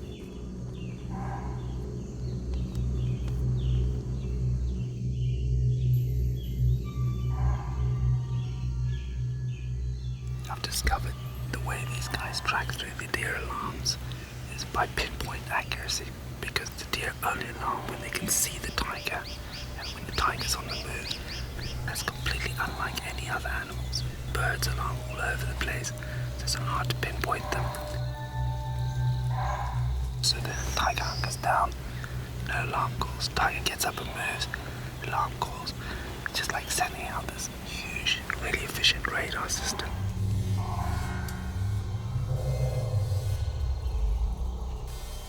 The deer are alarming all over the place. And I suspect there's a tiger that's hunkered down just a few meters into the jungle. I'm scanning the undergrowth. We could be just meters away from either the male or the female we've been looking for. And then we catch a glimpse of tiger further up the road. This looks like a sub-adult male. Too old to be a cub, but not yet a fully mature adult.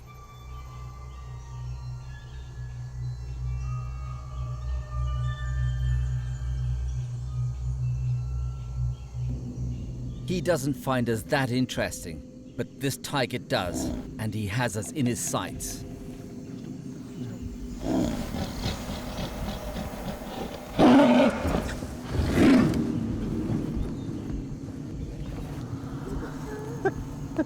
Always laugh when I'm nervous, just after something like that. That was a close encounter with a tiger if ever. I've been charged by other big cats around the world, including lion, and there's not a patch on a tiger. That roar was scary. An experience like this is what makes tracking animals in the wild so exciting. He turned away this time, but on another day he could have come even closer. We wait to see if these two males will make another appearance. But instead our patience is rewarded by yet another tiger. Again, a sub-adult. This must be a family group of some kind.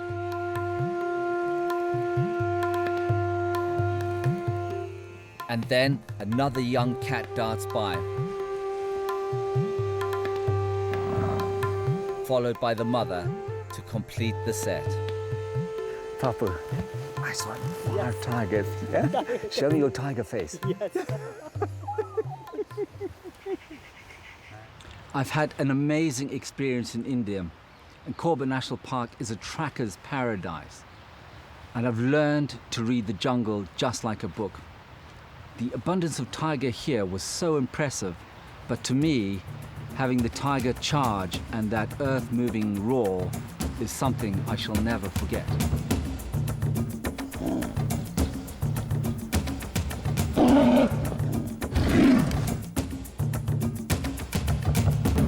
I'm Ian Maxwell, and I'm a tracker. Animals and people, they're both fair game. I'm on a quest to track wild creatures in some of the most hostile environments on Earth. Among them are rare and endangered species, so I'll be joined by locals and experts to take on this mammoth challenge. Each journey is certain to be a breathtaking adventure, where I'll learn new skills and be pushed to the limit. But however determined I am, there are no guarantees. In this episode, I'll be learning new techniques. In the world of tracking, this is something which is unique to snow and ice. And use cover of darkness. All in the search for Eastern Europe's grey wolf. Look at that. It's a fresh kill.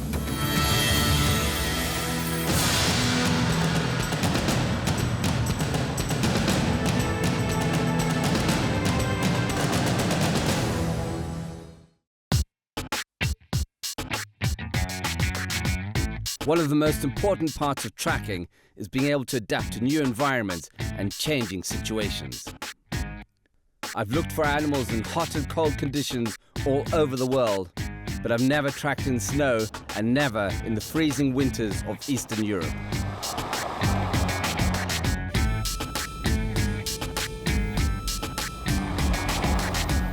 I've come to Poland, where I want to learn to track animals in wintry conditions. And where better to start than with Europe's apex predator, the wolf. It's always held a fear and fascination for me. And this is the animal I'm after, a creature shrouded in myth and littered throughout folklore.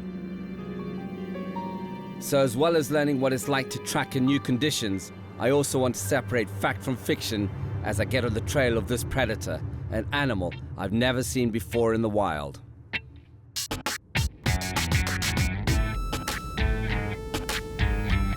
After arriving in the capital Warsaw, I'm traveling for 6 hours northeast to Biebrzę National Park. Wolf are known to live here, so it's an excellent place to take on this challenge.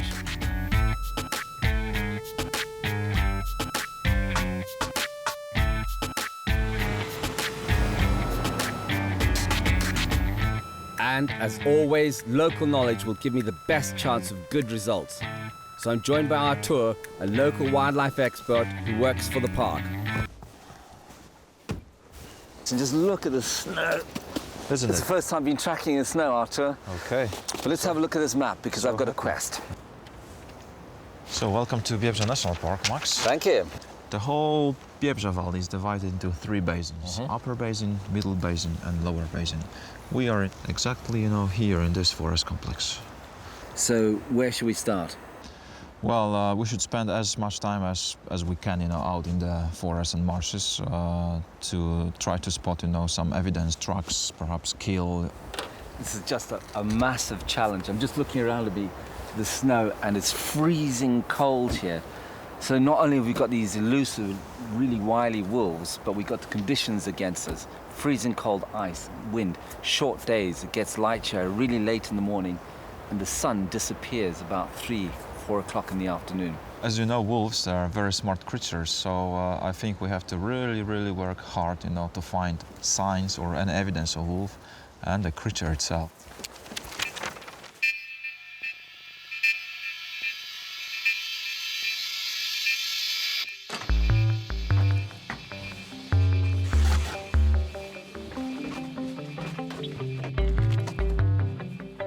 Okay, Arthur, let's hit the road. There are 23 national parks in Poland, but Biebrzα is the largest, covering an area of nearly 150 square miles.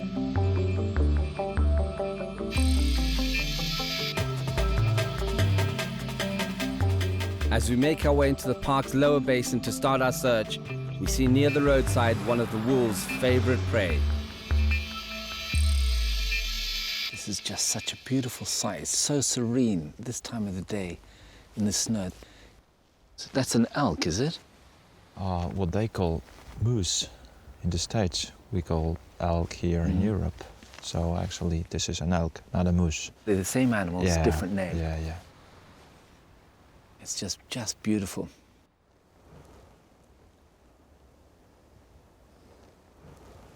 Let's go track it. As this female heads off into the woods, it's an opportunity to see what happens to fresh tracks in the snow. The interesting thing here is that snow is so different to soft sand in the desert because it breaks down a lot quicker. Now, this is the bit that I use for aging a track, and this is the bit that's so different in snow, is that this central ridge line down here, where there's no pressure, has fallen into the track straight away. My first prints in Poland, and already tracking the snow is proving to be a stiff challenge. The rulebook is completely different. Information I would normally use to track just doesn't apply in the snow and ice. If I'm to find a wolf, I'll have to learn as much as I can from our tour while I'm here. So we continue to track this elk, the largest of the deer family. Elk normally congregate in single-sex herds, but expectant mothers often leave the herd to give birth and only return when the calf is strong enough to escape predators like the wolf. We eventually catch up and find she's returned to a calf no more than a year old. Now I can understand why she's kept us firmly in her sights. When this is classic herbivore behavior, what they do is they get up and they go away and they keep their eyes on you because they like to know exactly where you are at all times. But you might get spooked and then she run off, turn around again at us. This is truly a beautiful sight. I'm learning more about what might be the movements of a wolf by observing the behavior of its prey.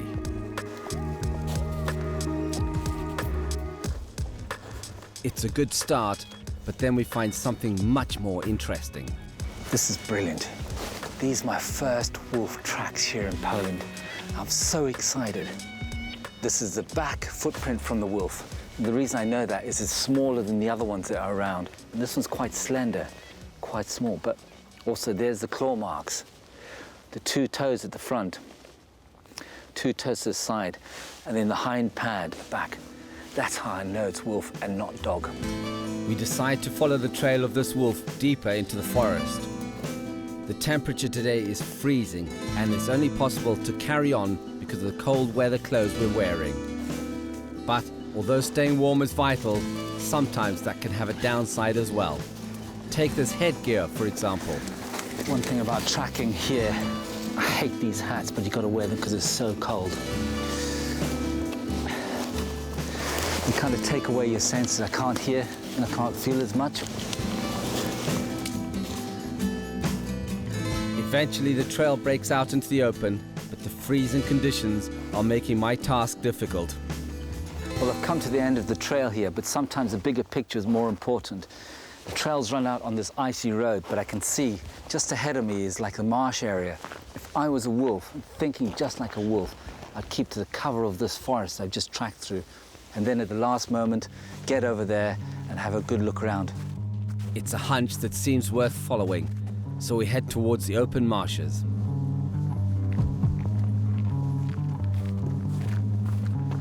We're looking now for any evidence that might help us pick up the trail, and sometimes the behavior of other animals can be a great guide.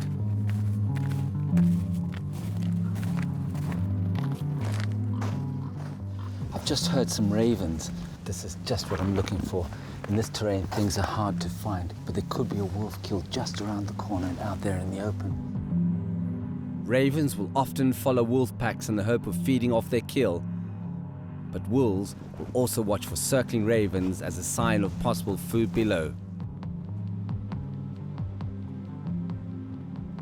And then my suspicions are proved correct.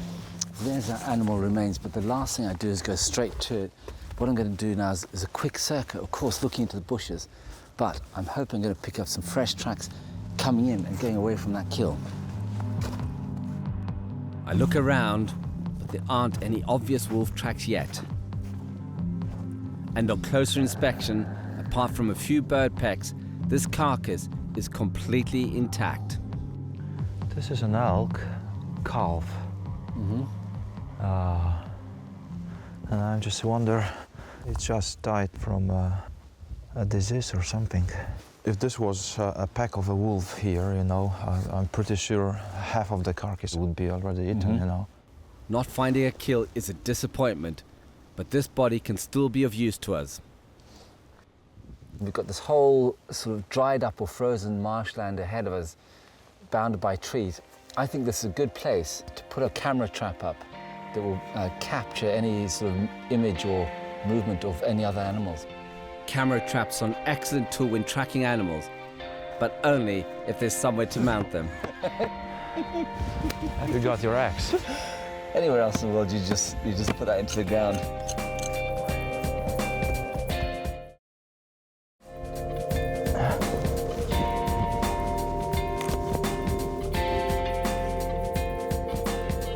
Arthur, what we do normally is we just put the camera trap up and we make sure it's got a good view of the animal. But we seem to be making an extraordinary effort here to keep the impact or view of it as small as possible. Why is that?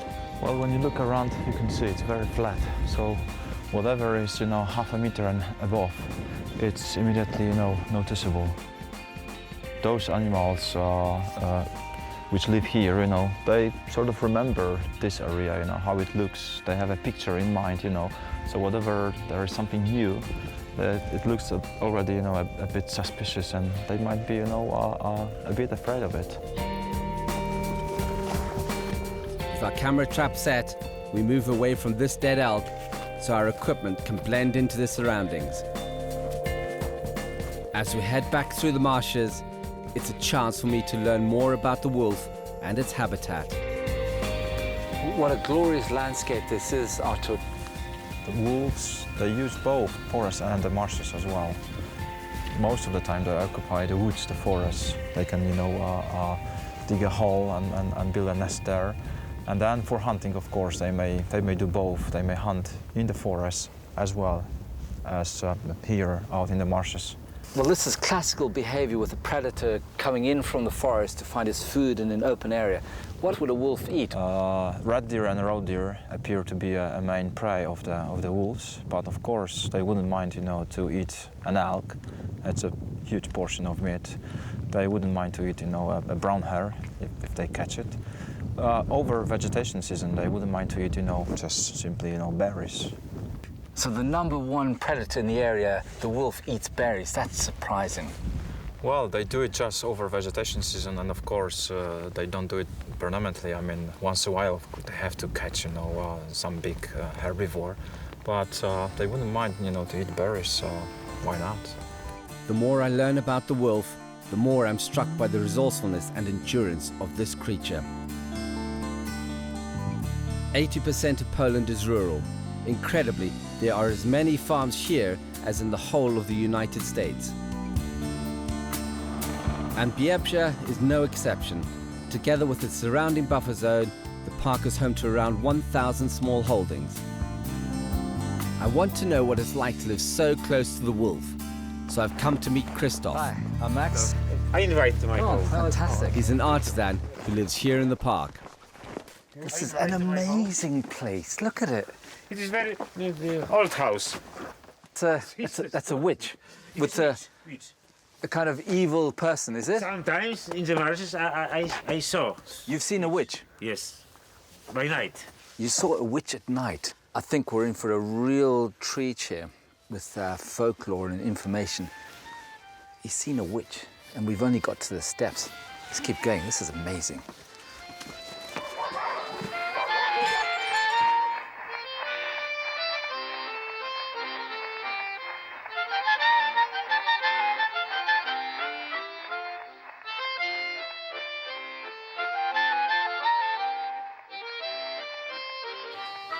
This is like a fairy story. It's like a Hansel and Gretel house in the middle of the woods, right in the heart of wolf country.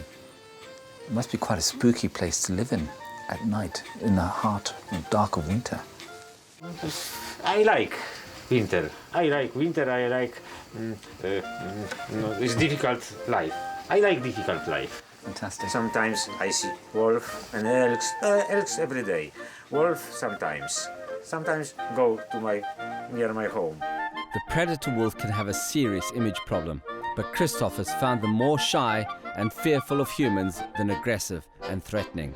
He treasures the times when he's been able to see them, and along the way he's picked up a few interesting wolf remains. Was this an adult wolf? This is an old wolf. Now this is crucial information for me, because if you come across a wolf kill, what I want to do is look at the bite across there, from the top canines to the bottom canines. That's really important information, because if we come across a kill or a carcass, looking at it, we might be able to see where the teeth went into.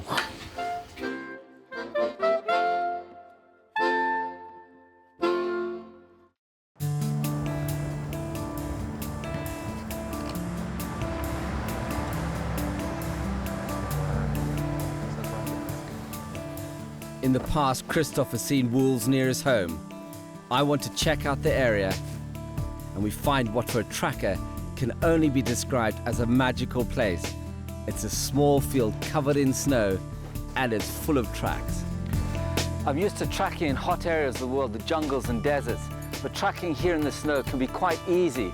And the reason for that is, just here, we've got this blank piece of paper, and tracks show up on it, look like it's been done with black ink. The angle of the sun is so low, it shows all the tracks up really well. Now what I want to do is to go in and see what's in there. So what have we got here? This looks like a roe deer. Yeah. Because it's a small I print. can see some of the cleaves. Yeah. This is fascinating, because literally anything that's come through here is So shown many up, of isn't them, it? yeah. You are right. There's a saying in tracking, if you find the prey, you find the predator. This field is covered in tracks made by animals we know wolves feed on. The wolves themselves can't be far away. It's of course an elk. Do you think that's a male or a female elk? I think that's a male. It's really big print. Ah, this is the first brown hair track I've seen in snow, but it's so obvious, isn't it? You can see the slipper shape, the size of a finger. That's brilliant. That's lovely to see. There's another one here. Oh, look at that. Seems to be a fox, like a straight line, a small print. Here there's two tracks crosses. So one is fox and the other one is red deer. Red deer. So everything is just converging in here, isn't it? In just a few minutes tracking on the snow, which is absolutely perfect, we found loads of animals. We found fox, red deer, roe deer, elk, brown hare, wild boar, but no wolf. Come on, let's go and try. Just love it here. So many animals. So many animals, so really many brilliant. trucks. Just in one little field. Well, it's only because the field has captured them, isn't it? Oh, It means yeah. that they're out there. It's just they've left their prints here.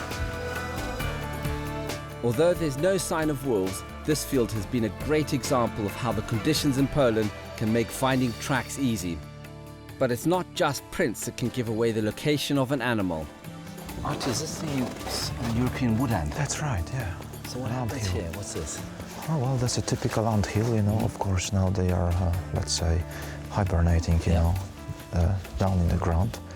But, you know, as early as spring arrives, the first, you know, sun comes in and they will be awakened.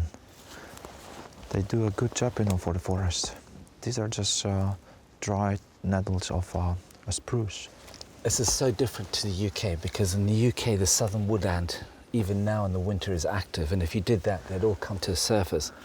They go right deep inside to hibernate. Come the summer, this is going to be really busy, quite noisy, I think, as well, isn't it? With the crackling. Yeah. The cold weather clearly has an effect on the behavior of the animals that live here, but it can also alter their tracks. Oh, these look interesting. These look like dog tracks, definitely canine. This is fox, you know, and the print looks much more bigger than it is in reality, but this is mainly because of the snow is melting, and then it makes, you know, the print a bit bigger, you know, than normally, and it might be a bit confusing. So that's something we've got to watch out for. This track here, it started to melt from the inside out, and then tonight it might freeze over again. Tomorrow the sun comes up, it starts to melt from the inside out again. So progressively, the track gets bigger and bigger and bigger. In the world of tracking, this is something which is unique to snow and ice. Again, I'm finding that tracking here involves a whole new set of rules. The more I find, the more there is for me to learn. We've located good animal tracks, but disappointingly, so far, no wolf. But sometimes in tracking, all it takes is a lucky break before you're back on the trail. Wow, Archer, look at these. Fantastic. Wolf prints. Well, this is just brilliant and so clearly defined. How do we age this track? Well, you can see this print, you know, it's like very deep. So what you can read from it, it's both the animal was heavy and the snow was soft, because you can see it got as deep as down to the ground. You can see even, you know, some sand here between the print, right? So these days temperature drops down below zero over the nighttime, so you can see the soft snow already got frozen. So this print might be I don't know, 3-4 days old, something like that. This track of a lone male is a great result. Then it gets even better. Just look at these tracks. There's more than one wolf here. First of all, we had one set. Now we're getting convergence of more than one wolf. This is a pack, and it almost looks to me like they're quite anxious. Their stride is very small. Maybe getting into hunting formation. I don't know, but we'll find out more. A wolf pack cannot increase its size forever, so young adults will leave the pack to find a mate, and it's through this dispersal that wolves avoid the problems of inbreeding. The pack was probably hunting, you know, as you can see, sometimes with just one line of the truck, sometimes we see as the pack just split it. So that they were definitely hunting. But this is a nightmare to track because they're all over the place and they're just disappearing off into the pine needles, turning left and turning right. So I think we'll go and see what we can find, yeah? Let's try it. It's clear that wherever we go, from snow to fields to marshland, tracks are behaving differently. And now I'm finding that woodland also has a significant effect on our ability to follow a trail. These are getting harder and harder to find. Just a minute ago we were running on them because they're so defined in the snow and so deep. But the temperature here is different within these pine trees. So the tracks are getting much more shallow. And I've got one here, but I'm gonna have to follow them one by one. But it's It's heading through these pine needles, and that's almost impossible to track through.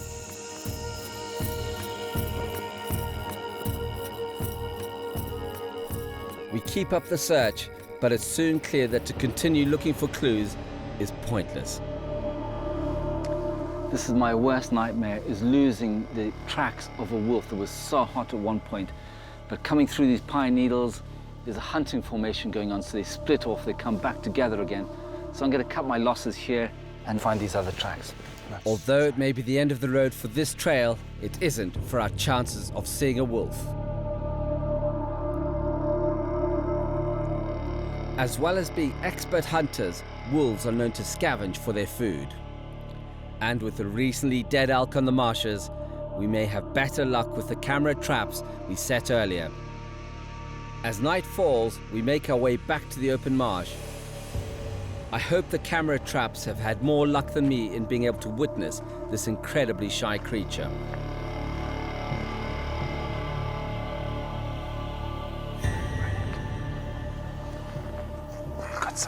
We've got some video on the camera trap.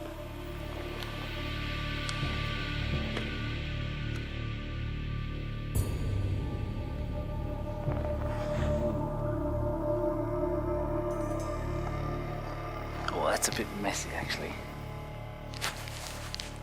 All the guts are pulled out. Pulled out this way, like that.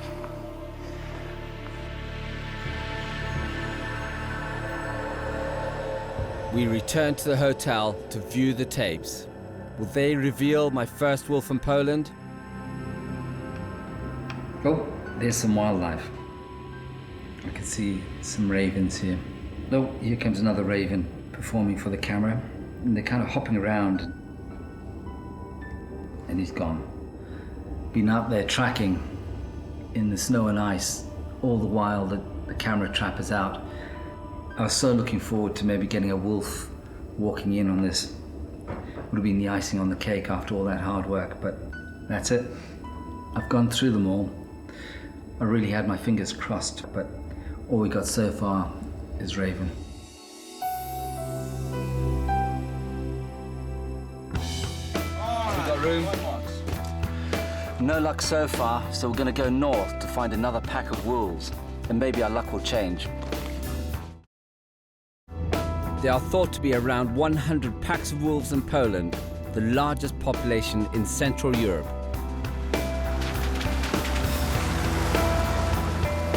Yebsha National Park should be a great place to look for them, but with no luck in its southern basin, I'm traveling to the middle, where wolves are also known to roam.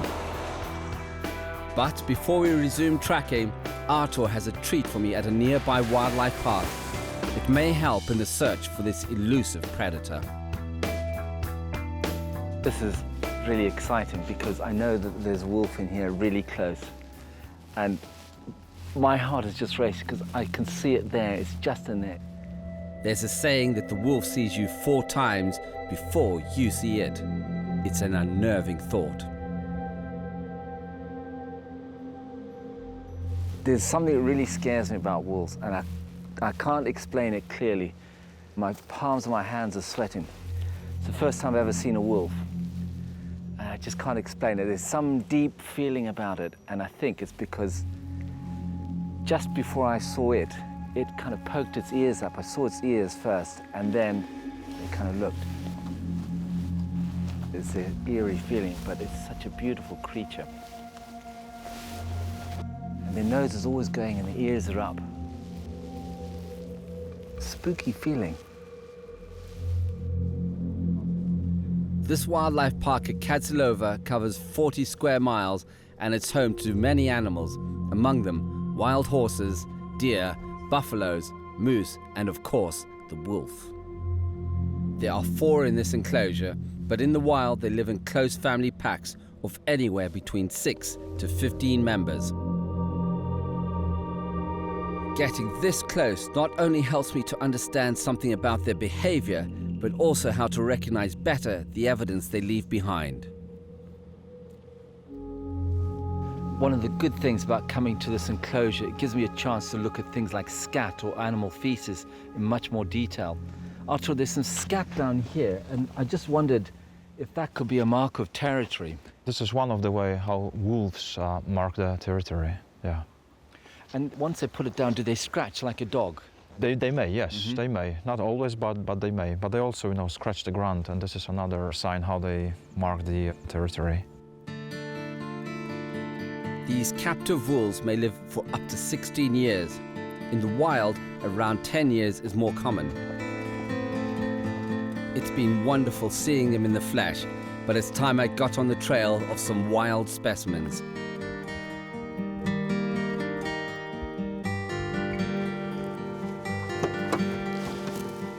So we leave the enclosure behind to continue my search for the wolf.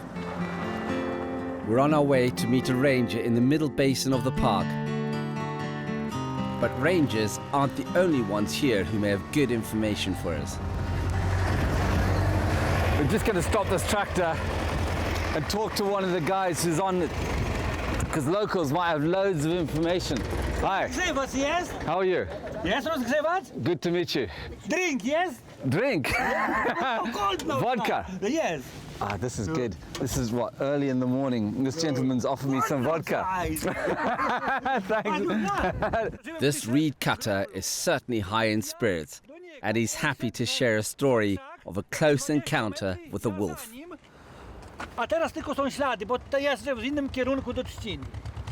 So 2 years ago, when we were going out, to the marshes early in the morning, there was no truck, on the dike we were walking on.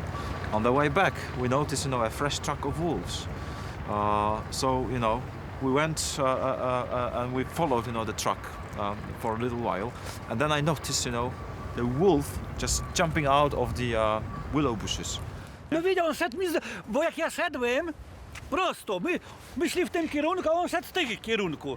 I on szedł tu za krzak. They tried to follow him, and of course the wolf ran away. Jest taka zasada, że mówi się boi człowiek się boi wilka, a wilk nie jest groźny dla otoczenia w ogóle.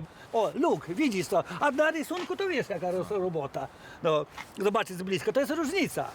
His observation was it's just like the wolf wasn't really afraid of human, and the other way around, they weren't also afraid, of the wolf. What people might be afraid of is, wolf howling, in winter time, right? That's because, it brings the fear that, it's like, you are a bit, shaking when you hear a wolf howling. Strasznie mocno. Takowy, o. It's very scary. It's very scary. I can just imagine what it's like out here on your own cutting with the wolf howling just like that around you. Thank you very much. Thank you. Bye. It's great to hear stories like this, but this sighting was old and no indication that wolves are still in the area. But fortunately for me, the local ranger, Piet, has some fantastic news. Fresh wolf tracks and not far away.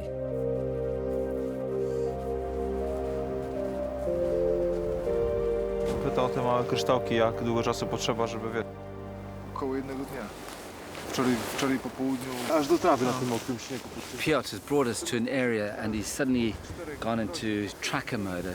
I'm a newbie, a bit green behind the ears with tracking in snow, so I'm probably going to learn a lot from this guy.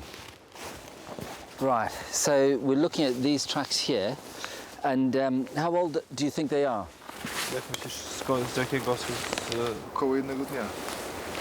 Wczoraj po południu, przed południem. Just like, last evening. This track was left here when the snow was very, very soft. Yeah. And for the last, few nights, we have temperature below zero, which means that, the soft snow got harder. And then when you walk on it now, even when you make a step, it doesn't go, deep into the snow. Because of these conditions, the track has a timestamp. Ice crystals are formed after the track was made, and that could only have happened with the drop in temperature last night. Just like, you leave your vehicle, in the evening and the windshield is clear, then you come in the morning and you've got frost on it. I knew I was going to learn something completely new here, something I hadn't even thought about. To me, when you've got something inside a track that's kind of looking slightly randomized, means that it's old. Here, crystals have started to grow, but they weren't here yesterday. before the sun went away, so we are onto tracks that are less than 1 day old. So already in this new search area, we have a fantastic result. Wolf tracks left within the last 24 hours. We continue to follow the trail of this wolf, and then we come across evidence I've never encountered before. Otto, what have we got here? This is wolf's urine. Now, during mating season, very often they mark territory like this, you know. I'm just going to do something which in tracking, it's bizarre, but I'm going to have a sniff to see what it smells like so I can recognize it later on.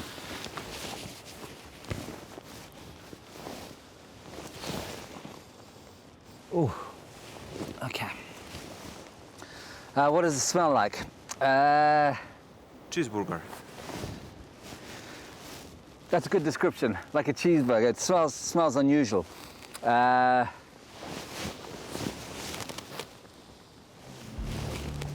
Cheeseburger. It's a good description. It's a cheeseburger.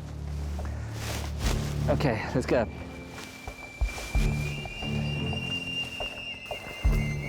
The dot to dot of this trail leads us out onto the marshes. And then we strike gold, an area covered in signs of wolf activity. What have we got here? This is the first time I've seen anything like this at all. Beautiful place, look. We can find a lot of information here. It's a sort of like, you know, a playground of wolves. You can see that's urine here, this yellowish snow, which indicates that, you know, that's a sort of marking place. So they mark the territory. You have to still bear in mind that, you know, it's a mating time. We've got some hares. First contact. So this could indicate that there was mating going on here. Yeah. When the alpha male and female mate, they will often nibble and groom each other. So this hair is a sign that they are either about to mate or have just recently mated. If successful, after around 2 months, the female will produce a litter of up to 6 cubs, and they'll be provided for by the whole pack. They were lying around here. Yeah, they were lying down, playing together. You can see the snow is kind of smashed. How long ago do you think? It's not that old. Maybe last night. Yeah, something like that, because we've got this snow crystals already, or ice crystals. But it doesn't look very old. How many wolves do you think have been here? Well, 4 or 5. This is really exciting. We're getting lots of tracks and scat and feces. Now we've got this layup point, possible mating. So this is a fascinating find, but it's at the end of the day. We've wandered far out into these marshes, and I can see it's getting dark. I think we should head back now, don't you? We better go. Okay, let's go. Crossing the treacherous marsh at night will be dangerous, and we don't want to be caught out. So with dusk nearing, the wolf will have to wait for tomorrow.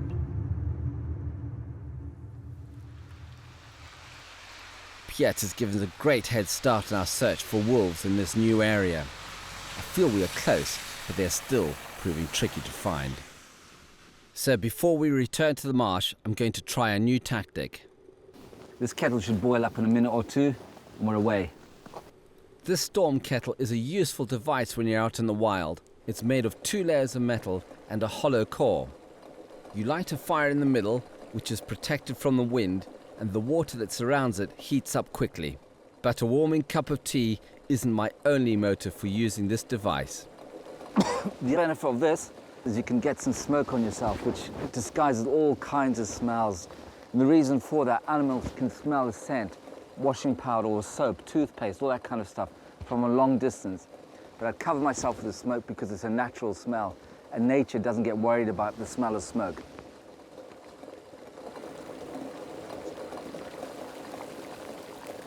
Oh, kettle's boiled.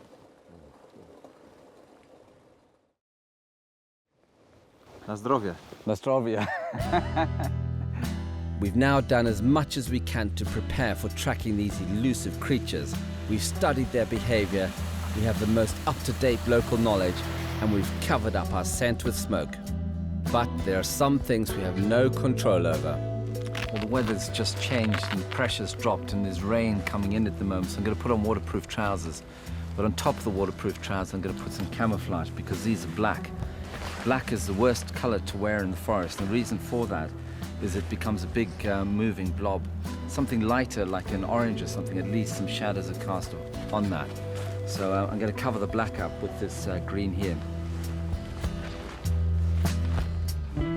With the weather taking a turn for the worse, any good omens are more than welcome. I'm just reading here, this viewing tower situated in the central part of the Middle Basin on top of a dune named Vilsa Gora. What is that? Vilsa Gora? It means exactly a wolf hill. Wolf hill. Well, that's got to be good luck because I'm sure not far from here we're going to find some wolf tracks. And now in these horrible wet conditions, we've got to track them down. Come on, let's go. Let's do it.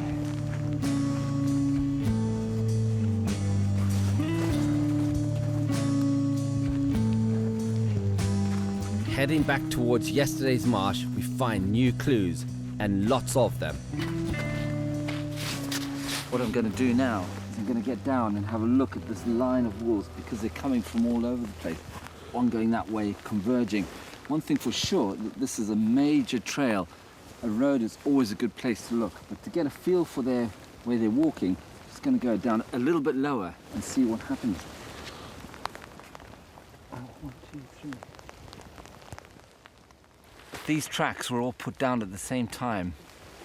There's one line which goes along here, another one there, another one there.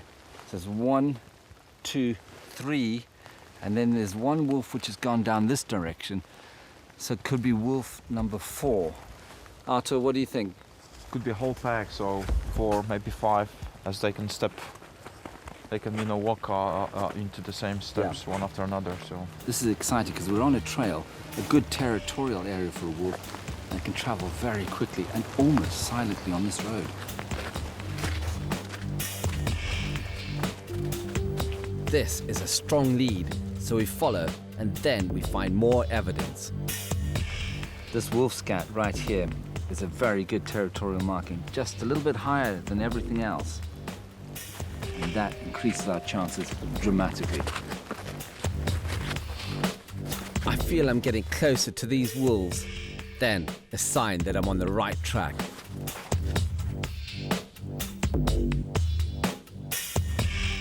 There's a white-tailed eagle just flying over the horizon there. It was chased by some ravens. But one thing I know about the white-tailed eagle, it scavenges as well. So I think we're getting into an area. Ravens are fighting with the white-tailed eagle. The wolf trails are moving all over the place here. It's just a matter of hours, maybe minutes before something happens.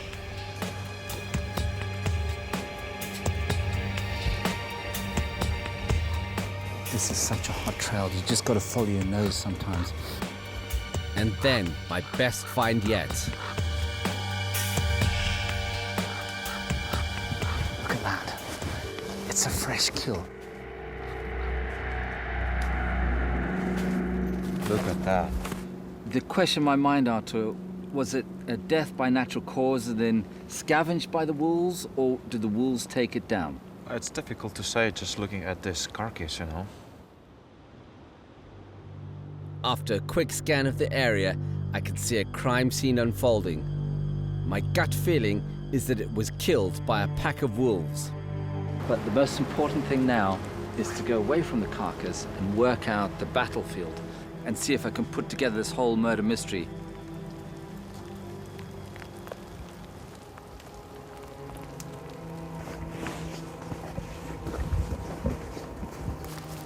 I've got some wolf tracks here. They're not all that clear, but there's one there, and then one there. And then these leaves are in a pattern, but these ones here are disturbed. They're much darker, kind of churned up, and also some of these green bits are pushed over. And we've got a natural trail and some natural cover. Now linking that together with some tracks behind us, and the fact that it actually pops up to where the elk is, leads me to think that this is the route that they used for their cover going into the attack mode.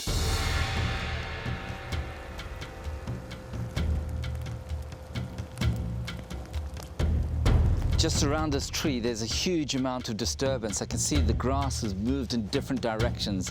Here, for example, it's been pushed back, and these bits of greenery have been completely crushed. So, going by that, This is where a violent attack took place, and from here on in, the elk's fate was sealed. There's mouthfuls of fur. Maybe more wolves would have joined the fight here. Another bite, shoom. Now we're getting fur all over the place, more mouthfuls, more jaws. And the wolves start to feed on his soft stomach first. And this brown stuff here is the stomach contents, half-digested food. And that is where the elk died.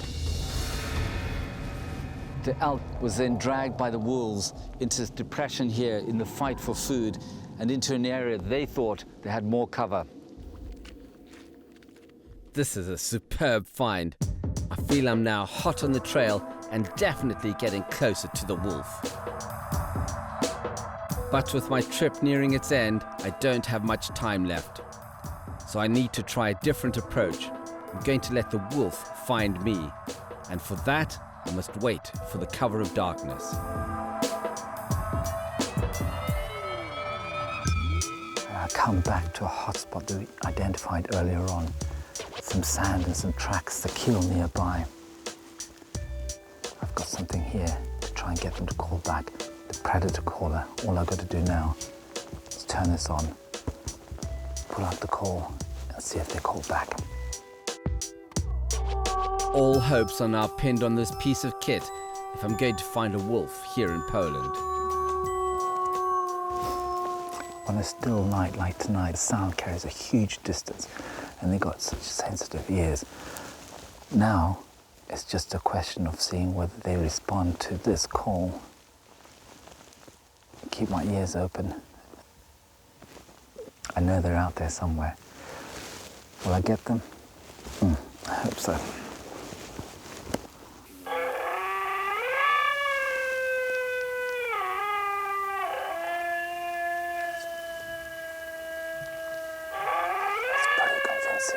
That's got to work.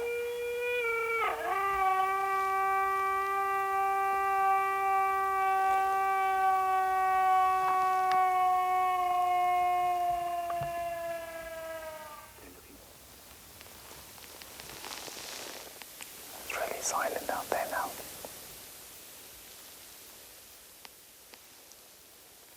And then, at last, in the far distance, we have the sound of a whole pack of wolves. Did you hear that? Listen to that howl.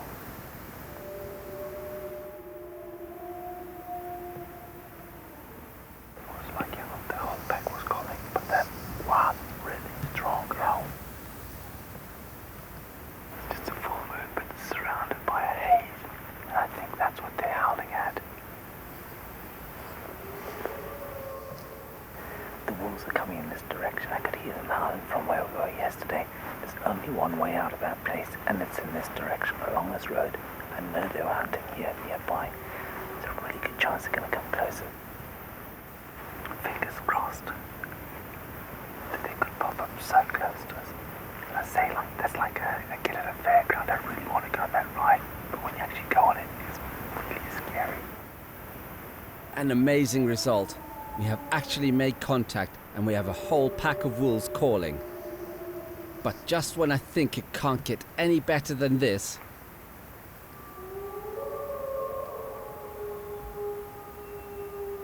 This is amazing, you know.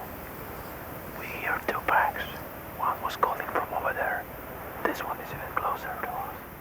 And this is for the first time we hear this pack over here. That's excellent. This pack is probably the one we were following this morning.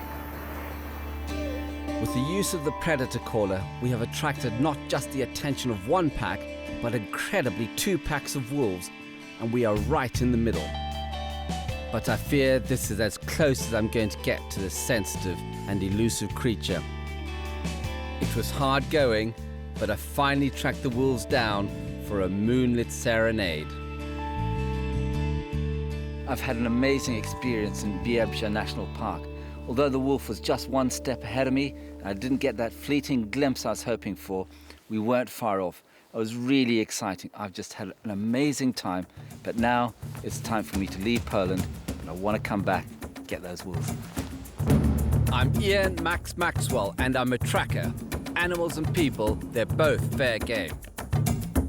I'm on a quest to track wild creatures in some of the most hostile environments on Earth. Among them are rare and endangered species, so I'll be joined by locals and experts to take on this mammoth challenge. Each journey is certain to be a breathtaking adventure where I'll learn new skills and be pushed to the limit. But however determined I am, there are no guarantees. In this episode, I'll face challenging conditions. This treacherous waterfall just keeps going on and on in my search for the critically endangered Sumatran rhino.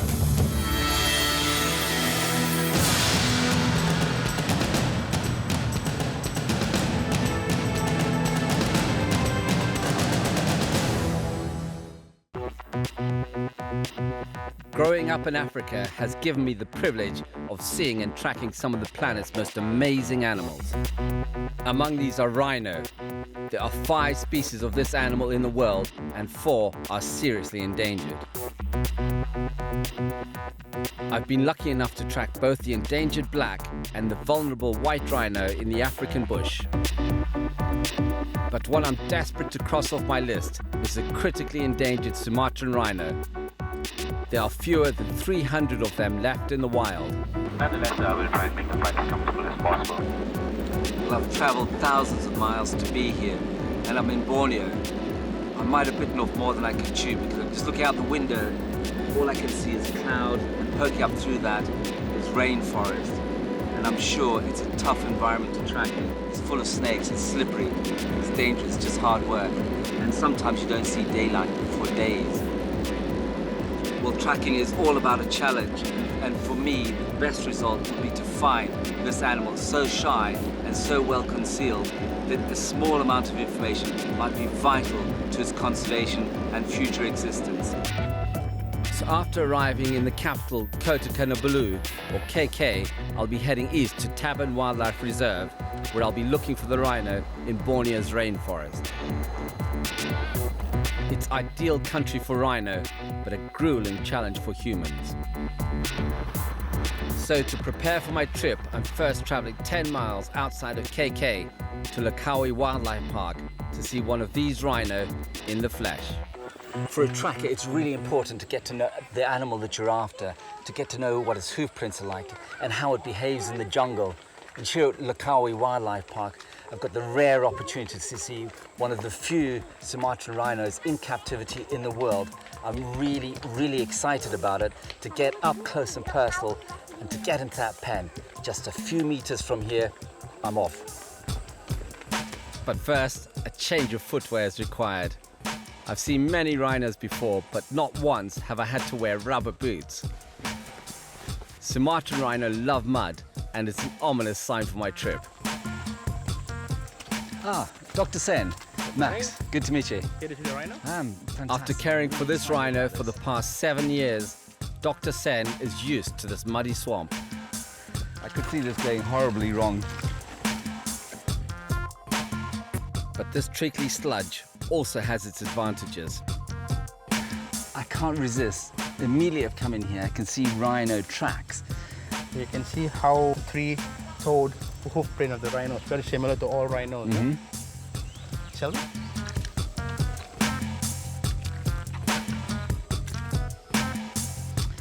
Wow, look at that! I've tracked rhino in Africa before, and I know the white and black rhino extremely well. And this little fellow here is so incredibly different. First of all, the horn is much shorter. Really short little legs and quite a short little body. Pretty hairy as well. Already I can see there are clear differences between this rhino and the white and black of Africa I know so well.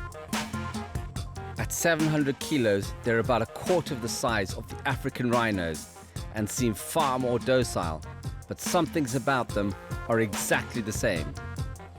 A good indication of the senses the animal uses is the size of what it uses to sense. So one of the first features I noticed on her were the size of her nostrils when she flays. So she's got huge nostrils, means that she uses those a lot. And it's the same with the white and black. And the ears, again, are always on a radar. Right. And just looking at her now, she does look rather relaxed. And would that be the behavior in the wild like that? Yes. This would exactly what you would be seeing a Sumatran rhino doing around 10 o'clock after breakfast. Yeah. He or she would be wallowing in here. And this wallowing plays two purposes. You know, bigger animals have more difficulty in losing their heat. So the mud cools the body down and also keeps the flies away. And in the forest, you've got some severe biting flies that can actually do a lot of nuisance, can be a lot of nuisance. How difficult is it going to be to find the Sumatran rhino in the wild? Can I be totally honest with you? Yeah. It's probably easier to find a needle in a haystack. But I myself have never ever seen a rhino in the wild. I've seen hoof prints. You'll be really lucky if you see hoof prints. I mean, with all God's honesty, really lucky if you see hoof prints. But to see an animal, it would be, you have to be, I mean, you'll be really lucky, extremely lucky. With so few of them, this is definitely my biggest challenge yet. And I'm not going to be helped by the rhino's preferred habitat. One thing I noticed with Dr. Sen, he's not taking his eye off that rhino for a second. How quickly can they accelerate in this mud? Faster than us. Right, faster than us. And that could be fun because I'm stuck here for good. I'm sunk so deep. And probably, Max. The longer we stay in one place, the deeper we get. I've now seen 3 of the 5 species of rhino. But to tick this one off my list, I need to track it in the wild. So next stop, Borneo's treacherous rainforest. To increase my chances, I'll be joined by Dr. Thaya, a leading expert with an organization called SOS Rhino. Yeah, hi. Yeah, good to meet you. Then it's off to meet the rest of the expedition team. Borneo is the 3rd largest island in the world. It's made up of Brunei, a small country to the north, and the states of 2 other countries in the region, Indonesia and Malaysia. The Sumatran rhino is a rare creature. There are now fewer than 50 of them left in the whole of Borneo. It's an animal in crisis, and I've been warned that to see even one is almost impossible. But I won't be put off. To take on this challenge, I'm heading to Taban, nearly 500 square miles of wildlife reserve and home to just 20 rhinos. But when we run out of road, we're still a long way from our final destination. We're at the end of the trail and we're at SOS Rhino's headquarters. Now what I've got to do is unpack everything, repack it because the porters have got to take it into the jungle. It's a huge operation. There's a lot to do and everyone has to pull their weight. I've got to make sure everything gets packed because when we get into the jungle, if we haven't packed something like a hammock with a rain cover, I'm going to be in real trouble. And I know one thing for sure, you've got to be really comfortable in the jungle. And there's one essential I can't do without. That's really important. Tea bags. Got to have that in the bush.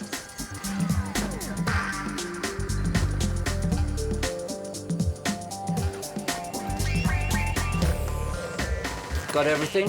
I think we should head off. The rest of our journey is on foot, so we head out into the jungle of Taban Reserve. We have a day's hike ahead of us, and we need to make good time to reach base camp before dark. The Sumatran rhino is in the crash phase of existence. They don't live together in social groups, so as their numbers decline, so do their opportunities to breed. But doing all they can to ensure their survival is SOS Rhino. This non-profit foundation and organizations like them are essential to raising both public awareness and the funds needed for the protection of this animal. Monitoring and protection programs are at the heart of their work. So Dr. Thaya and his team spend a lot of time in the field in the heat of the Borneo jungle. But the rhino is just one of the animals that helps to make Borneo's rainforest one of the most biodiverse environments on the planet. Some are rare, others are just too easy to find. I've just taken a break in the jungle to adjust my leech socks, just as well I'm wearing because they're absolutely full of leeches. They dropped into there, look. Ah.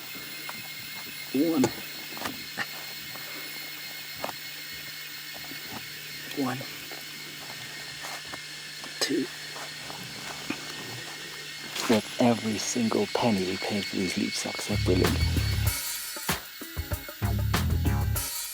There are three kinds of leech here: the common variety, the tiger, and the Kinabalu giant red leech, all with one thing in common: a thirst for fresh blood. Eventually, after a 6-hour hike, we arrive at our home for the next few days.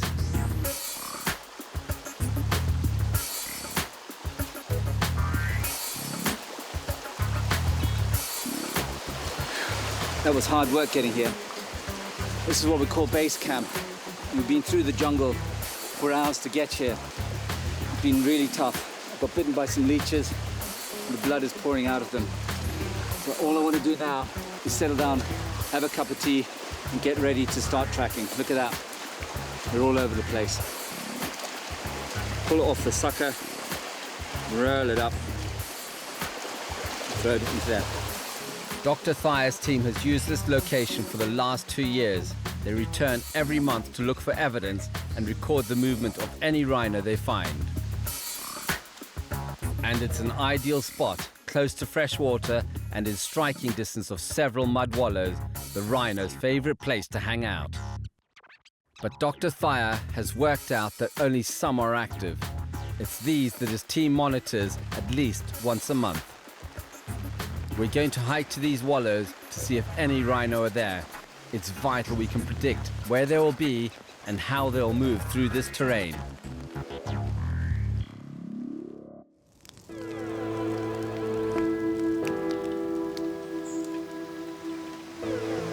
The rhinos usually coming in a certain time of period into the same area. We can go tomorrow to the place and place the camera in the active wallows and the trails. Rhino, they maintain their pond trails. That's what I wanted to hear. That's good news, because then we can get them into a corridor funnel. That's brilliant. Absolutely brilliant news. It's an encouraging sign, but Dr. Thayer warns me to prepare for bitter disappointment. In his 4 years of looking for this rhino, he has seen only one. It took months of fieldwork, patience, and a huge amount of luck to get his sighting. So what are the chances I'll succeed? But with the aid of technology, I have the slim hope of getting a result. I've got 6 of these camera traps, and they'll take a moving image of anything that goes past it. But the thing for us, trackers, is eyes on the ground, what we call dirt time, getting the distance in and making a really good choice, especially because of camera traps. Yes. So we're increasing our chances hugely, aren't we? Hugely, yeah. Fantastic.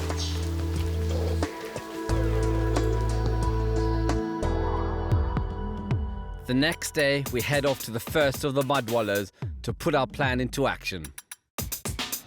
On the way, I'm also looking for prints and other signs I would normally pick up when I'm tracking. But the deeper I head into the forest, the more I realize how difficult this is going to be.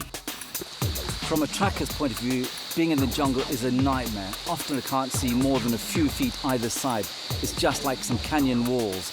And techniques I use in other parts of the world, like watching the bird language, circling vultures may indicate where a kill is. But here, it's so enclosed that it's impossible to see what the birds are doing.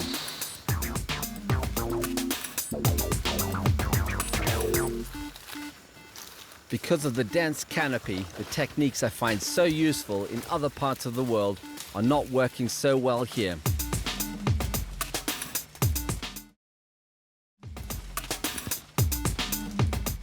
And I'm even having problems with high-tech tracking methods.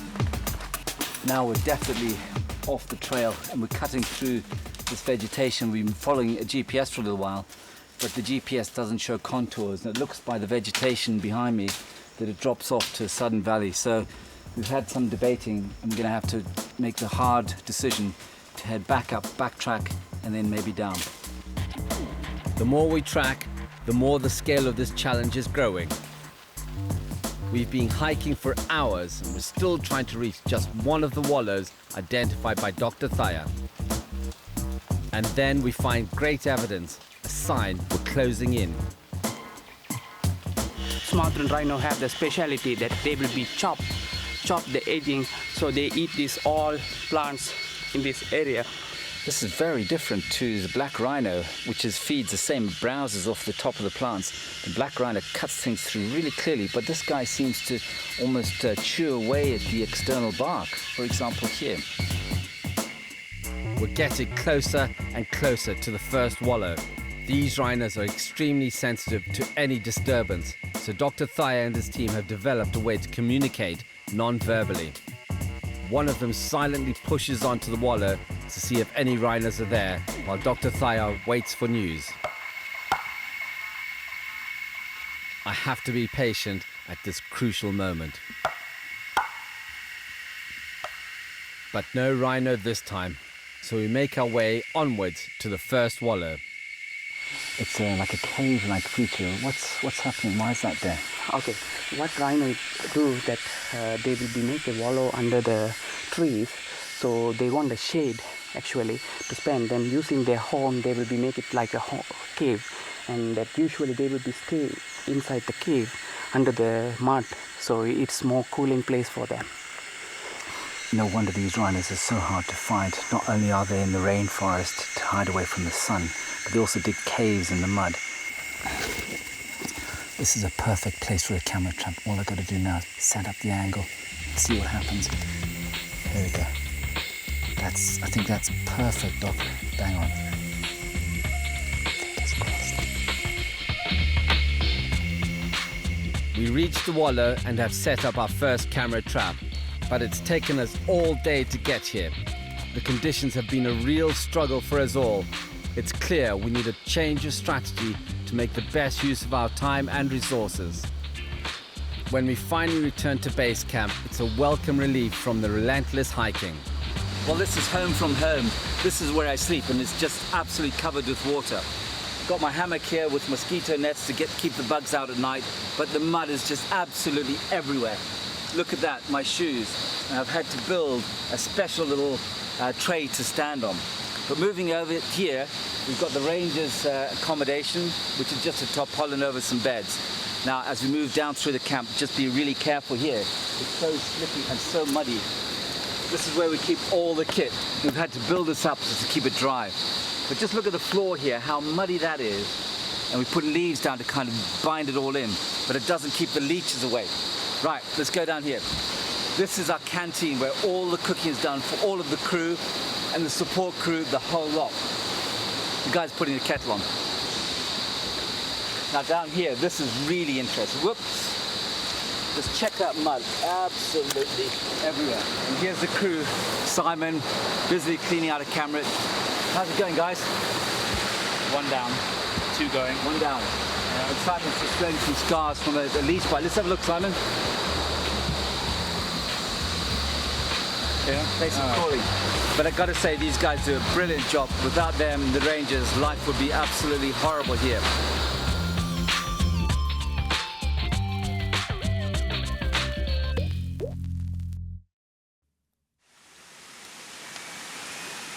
The following day, we have a new plan. Local cameraman Simon will form a second team with two of our guides. Breakfast. Breakfast of kings. Dr. Thaya and I will continue our search together. It's a really muggy day. Could be good for us, but I've got to say, to start the day off like this is going to be really tough. So, what should we do, Dr. Thaya? So one team is going to be head towards the eastern territory, then he's going to be turned into cover these all flat areas, and so we are going to go up towards the western side, and we are going to be reached one of the all logging road. Then we are going to cover that area to find the signs of rhino. Using two teams will allow us to reach all the wallows more quickly. At each wallow, both teams will have two chances of finding a rhino. As they approach the wallow itself, and also by leaving a camera trap to record activity while we're not there. If a rhino visits one of the wallows in the next few days, we'll know about it. But being able to find them in the first place is still a huge challenge. Tracking is not all about just following footprints in the ground and mud. More often than not, you can lose the trail completely. What's happening now is the local rangers who've lost the trail, so they're spreading out, they're casting out all over the place. We hope that they'll find a pathway or trail going through the jungle that will lead us to a wallow. Meanwhile, Simon and his team are still making their way to their first wallow.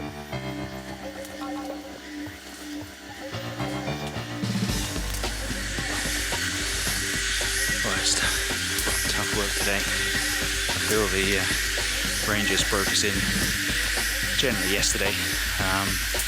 They're really putting us to the test today. See if the white guy can handle this sort of stuff. But, every 5 minutes we have to deal with these things. Take these off.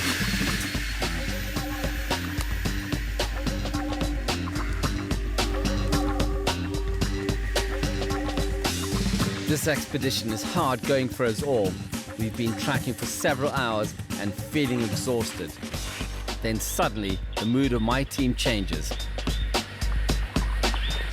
He's gone into a stalk, just like a big cat. Slowly. He didn't say anything, but just watch him now. I think he's hoping there's going to be a rhino not far off. What's amazing about Francis is that as he goes in, I can't even hear the gun. There's loads of twigs. Maximum respect. We move in closer, careful to make as little noise as possible. And then, brilliant news. This is one of the active wallow rhino, and the rhino came there, so we can see some footprints there over there.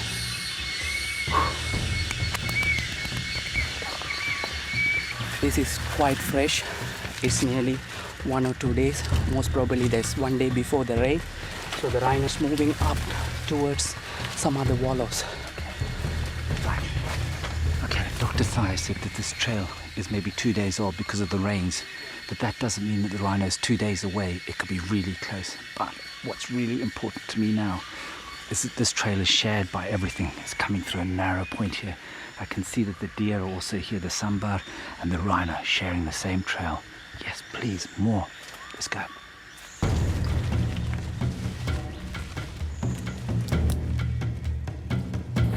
We've identified a great area, footprints and a natural funnel for animal movement. This is an exciting find. The recent rain means that this animal has been here within the last 2 days. Well, tracking is all about a crime scene investigation, thought process, and Dr. Thaya has seen loads of things in here. I just want him to tell me about, what do you see, Dr. Thaya? Okay, so this is one of the main active wallow that rhino frequently using. So once we come here, that we can find these footprints. What is happened that day before, that's heavy rain and washed off this area, but still we can see the fresh shines. Those are the horn marks. Which bits are the horn marks here? Rhinos have a prominent 2 horns, but the front one is a bit prominent and larger. What they will do while they're wallowing, they used to sharpen their horn, and in the meantime they're extending the wallow. So these are the clear and fresh horn marks. And we can find some hair samples on the wall if you go close to that wallow. Wow, I'd love to find a hair. Let's see if we can get in there. Yeah, but carefully, you have to come from that side and I'll go. My first time in a rhino's wallow, and it's certainly very sticky. I'm stuck. Yeah. These are the hair samples. Usually while they are scratching their body, it will stick onto the wall.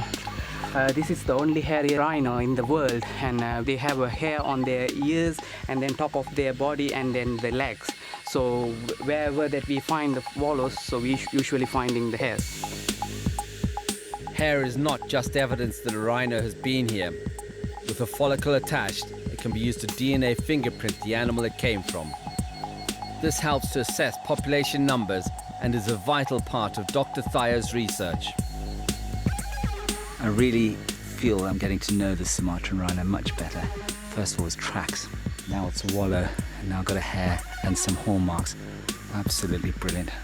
For today, we've been able to complete our task and set up a camera trap. So we're heading back through this unforgiving rainforest. Then suddenly, I find out that some of the greatest dangers here are almost unseen. Things can happen really quickly in the jungle, just walking along, and suddenly I felt loads of wriggling across my eye. I think it's a leech, but the first thing I want to do, keep my eye closed and get rid of it. Dr. Thai, can you pull it off for me, please? Okay.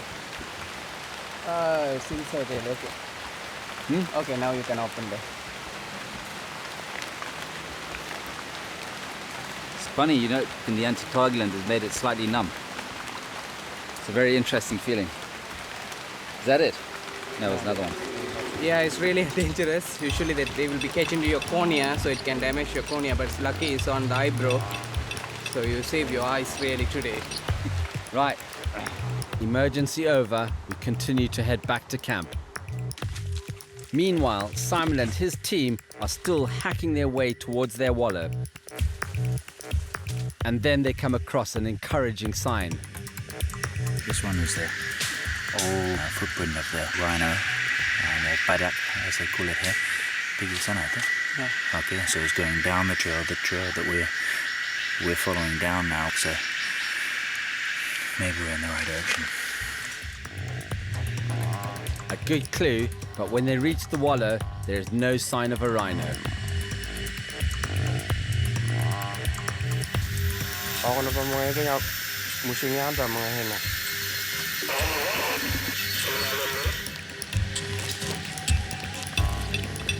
Both our teams have now reached their respective wallows and set up a camera trap. These cameras will almost certainly be the best chance I will get to see the Sumatran rhino during this visit to Borneo.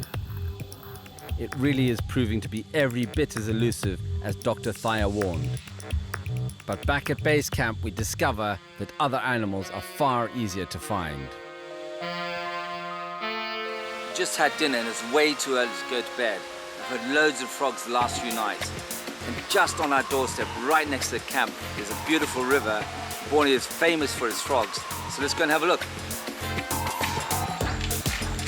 There are around 150 species of frogs found in Borneo, and 80 of them are endemic. They exist nowhere else in the world.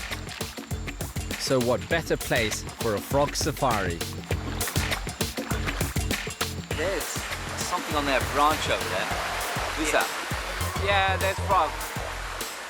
Up close to this frog, it's absolutely astoundingly beautiful. He's got sticky little feet, lovely eyes, and he's got this amazing camouflage. But he's just beautifully agile. There's just something amazingly captivating about this frog. This little chap is green, really well camouflaged for being on leaves and climbing up trees. But as he actually goes onto my head, I can feel he's so delicate and very, very sticky. It's a really nice feeling. I could almost do it with a frog massage. Makes a nice change to the leeches.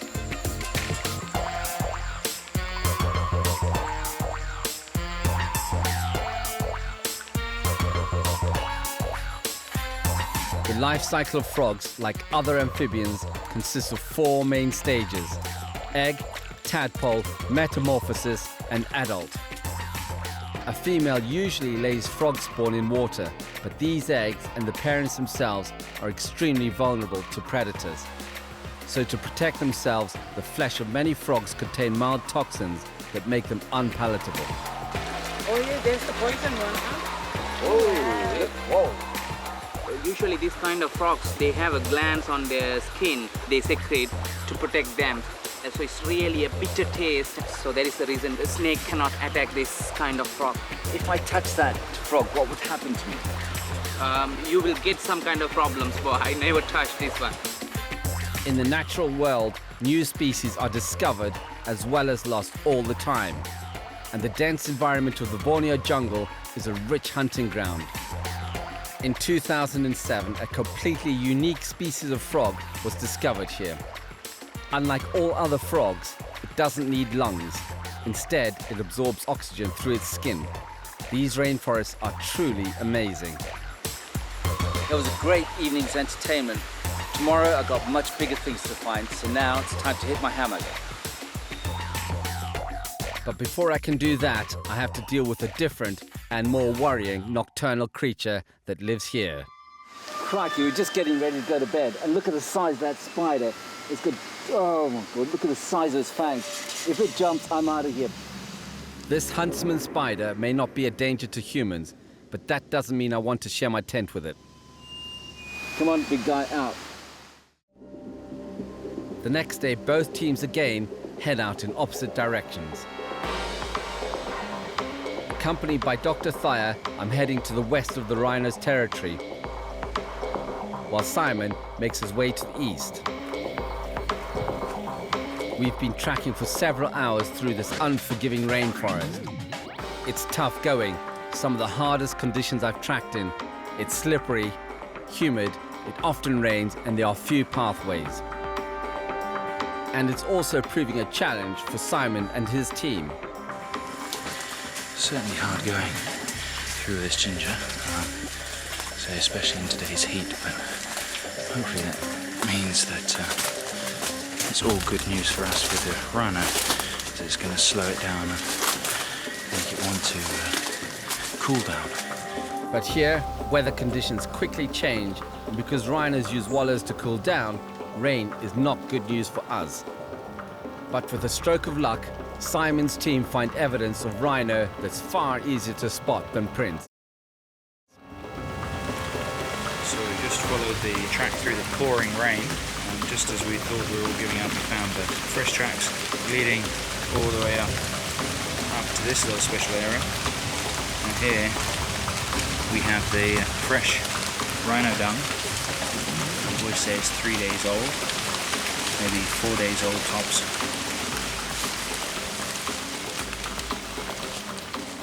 For the expedition team, this fresh dung is a great find. Like hair follicles, it contains the genetic fingerprint of the animal it came from. It will be analysed and the results used to assess rhino numbers in the reserve. It's a great find for Simon, but I'm yet to reach my wallow and the conditions aren't helping. One thing about the rainforest is that it rains, and as if things weren't difficult enough, it's bucketing down. And there's no point in putting anything waterproof on because it's just like a sauna underneath.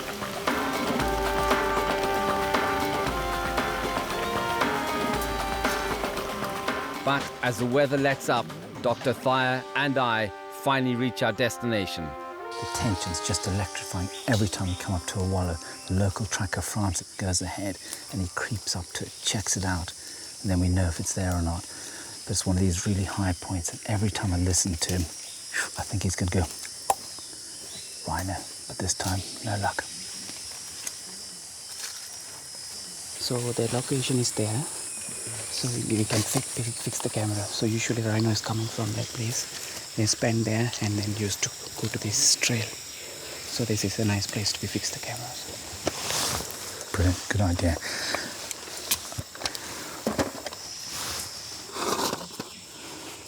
Tighten it up.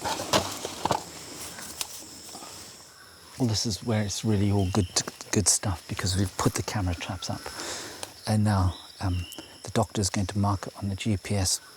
I just love this technology. It makes it so much easier to kind of build up this database. But also the thing that makes me feel really good about this, even though we might not find the Sumatran rhino, having seen it in operation and seen how the guys are coming in and building up a sort of picture, if you like, is really good news, really exciting. It's been another tough day, but a successful one. Both teams found their wallow and set up more camera traps. But there is still plenty to do when we return to base camp.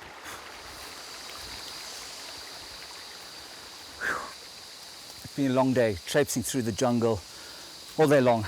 Pouring rain, loads of nasty insects. Time to get the kettle on now. And dry my clothes out, do a leech check, make sure there are no leeches left on me, and have a nice cup of tea.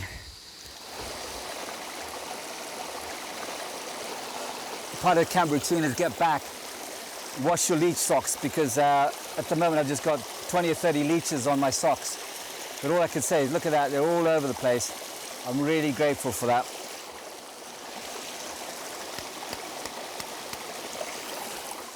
Go. Oh, thank you. There you go. They get everywhere. Literally, I had some in my hair earlier on. Another one on my finger. Ah!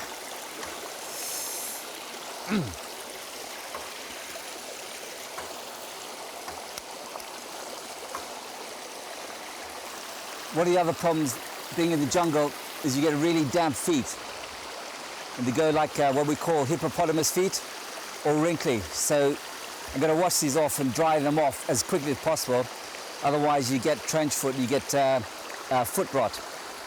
They feel horrible. The conditions here are relentless. It would be easy to quickly lose heart.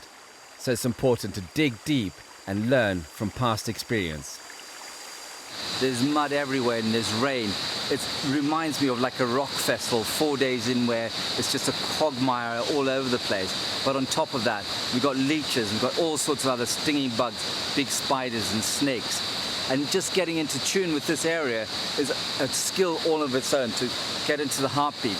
And what I've discovered in the past is that once you stop fighting it and go with the flow, life becomes a lot easier.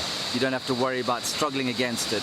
And that's what I call nooming. It's a technique I learned in the Kalahari Desert from the Bushmen. Just go with the flow and life becomes a lot easier.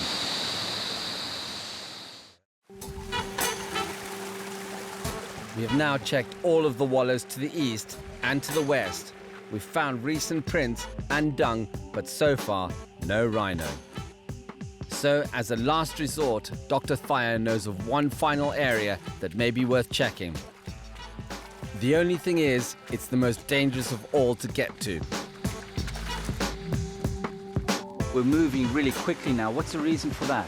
We need to come out fast because once rains, this whole area is really flooded, so we cannot pass through this area. Well, that makes good sense. The doctor knows all about river safety here because the last thing we want to do is to be cut off by these endless rivers on our way back to camp. It's easy to see why this has been left as a last resort. It's the most treacherous hike I've been on. It's taking up valuable time and energy, and on this expedition, time and energy seem to have been in short supply.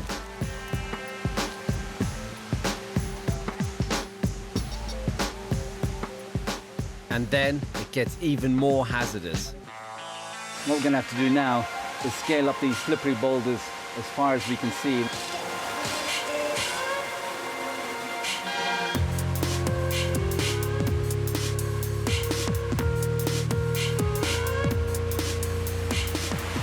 This treacherous waterfall just keeps going on and on. It goes deeper and deeper into the jungle. It reminds you of something out of the lost world.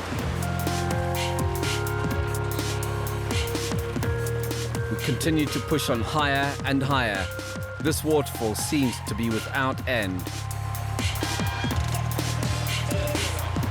And just when I thought we're coming to the top at this rock pool here, it looks like it keeps going. But it's amazingly beautiful, fallen trees, magical place.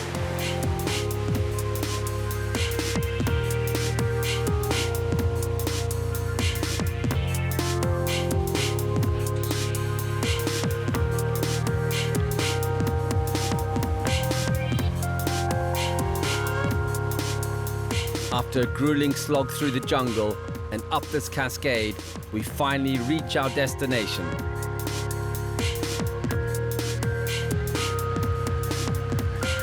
After all that effort and climbing up the waterfall, we've checked all the wallows in the area, and it looks like we've pulled out a blank here. On the basis of his previous research, Dr. Thayer had been hopeful that this last resort would deliver the result we'd spent days searching for. But it wasn't to be.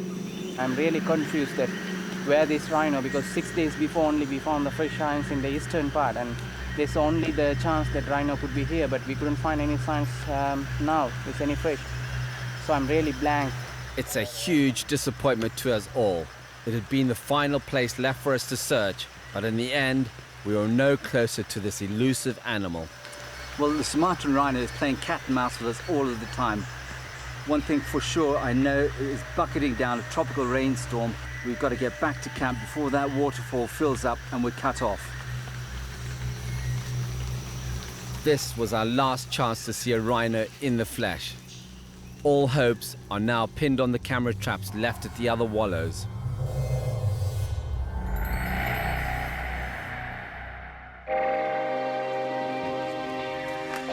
In the morning, the local guides head off to collect all the traps.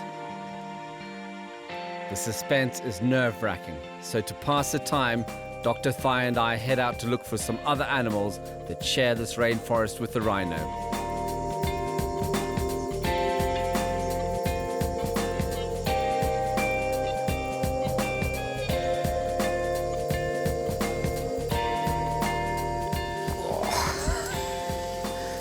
Everything in the jungle, especially the bugs, are bigger than anywhere else that I've ever seen.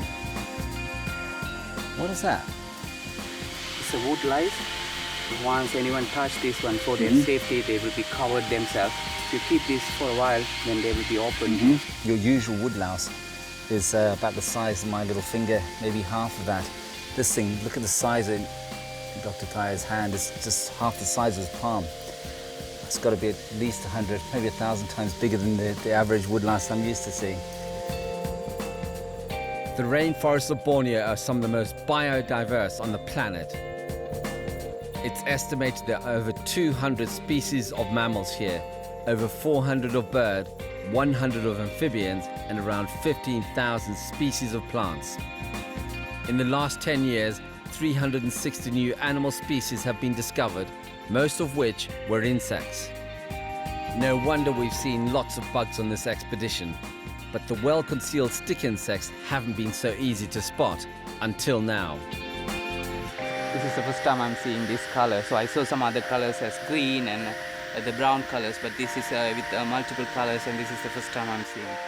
I'm used to seeing like a brown or black or green sort of version in school insectoriums, but this chap is literally so beautiful, yellow and orange. Every time I turn this leaf over, this stick insect goes to the other side, and I can see exactly what he's doing here is he's trying to flatten himself into the contour of the leaf.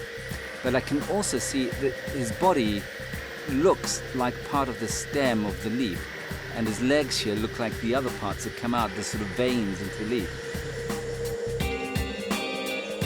Stick insects thrive in forests and grasslands, feeding only on leaves. But not all the insects we come across are vegetarian. I come here to see rhino, but this is just as spectacular. Doctor, can you tell me something about these? So these are fire ants. Amazing teamwork going on there. They're just such a beautiful blue color. Are they really dangerous? They are really, really very poisonous. So if you put your hands or your legs, they will be bite hard, and if 100 of ants bites, then you cannot move the hands for a week. Well, crikey, one thing for sure, I don't want to mess these ants up because they're going to go crazy. I think we should keep going. Sure, we don't want to disturb them.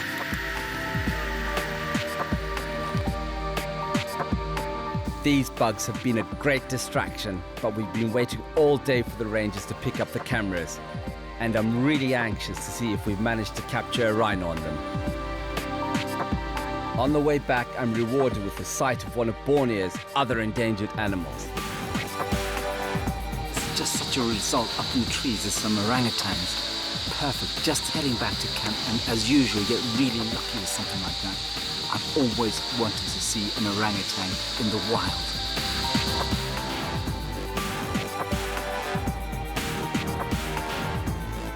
We return to camp and there is exciting news. 2 of the camera traps have been activated. This could be my first glimpse of a rhino in the wild.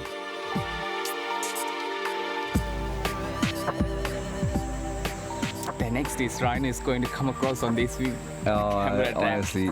I'm going to jump from here to down, really. Okay, right, Dr. Thayer. Let's have a look at these camera traps, see what's happened. Turn on, keep your fingers crossed. Let's see what's happening now. Oh, wow. Barking deer. Little muntjac. It's not the animal I've come all this way to see, but at least the camera traps are working brilliantly. It's quite rare to find two together, isn't it? Yeah, usually they are going to Yeah. two animals. One Yeah. male, so the one is male, and yeah, this is male, and the other one is female. Look at that. Okay, well, let's try another one. Yeah, sure. The final video from the camera traps. Could this be the rhino we've been working so hard to see? What happens? Whoa. What is it? Oh, What do you reckon? It's a wild boar. Wild boar. I seriously first I thought there is a small, there's two rhinos. I saw the back. Despite our best efforts, the camera traps weren't able to find us the rhino this time. But Dr. Thayer has a treat in store for me. Max, in case if you don't believe that the rhinos exist, I'm going to show something to you first. From his 4 years of looking for this animal, Dr. Thayer's one sighting wasn't just a passing glimpse. Whenever he's looking for a rhino, he also takes a video camera. So how did you find her? I saw the fresh print first. So the follow the prints actually is quietly nearly 2 kilometers. Then I heard a sound. Something is inside the wallow. Then really I went very quietly near to the wallow. Then suddenly I saw the glimpse of this rhino. This video is one of only a few documented records in recent times of a wild Sumatran rhino. To film it has been an amazing achievement for Dr. Thayer.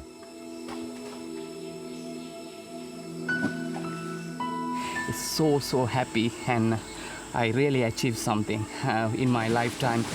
For my past 4 years work, I feel like I achieved something, but still I have a lot to do for these rhinos, really. Do you know what, Dr. Thayer? Dr. Thayer's getting really emotional at this point, yeah? And I've been there myself. And I can feel with my hand on his shoulder that he's shaking and his eyes are filled with emotion. But yeah, it's kind of happiness, really. And I worked for past 4 years. I came across with several fresh signs, but I couldn't see this animal. And finally, I came across with this animal. It's a feeling I never had in my life.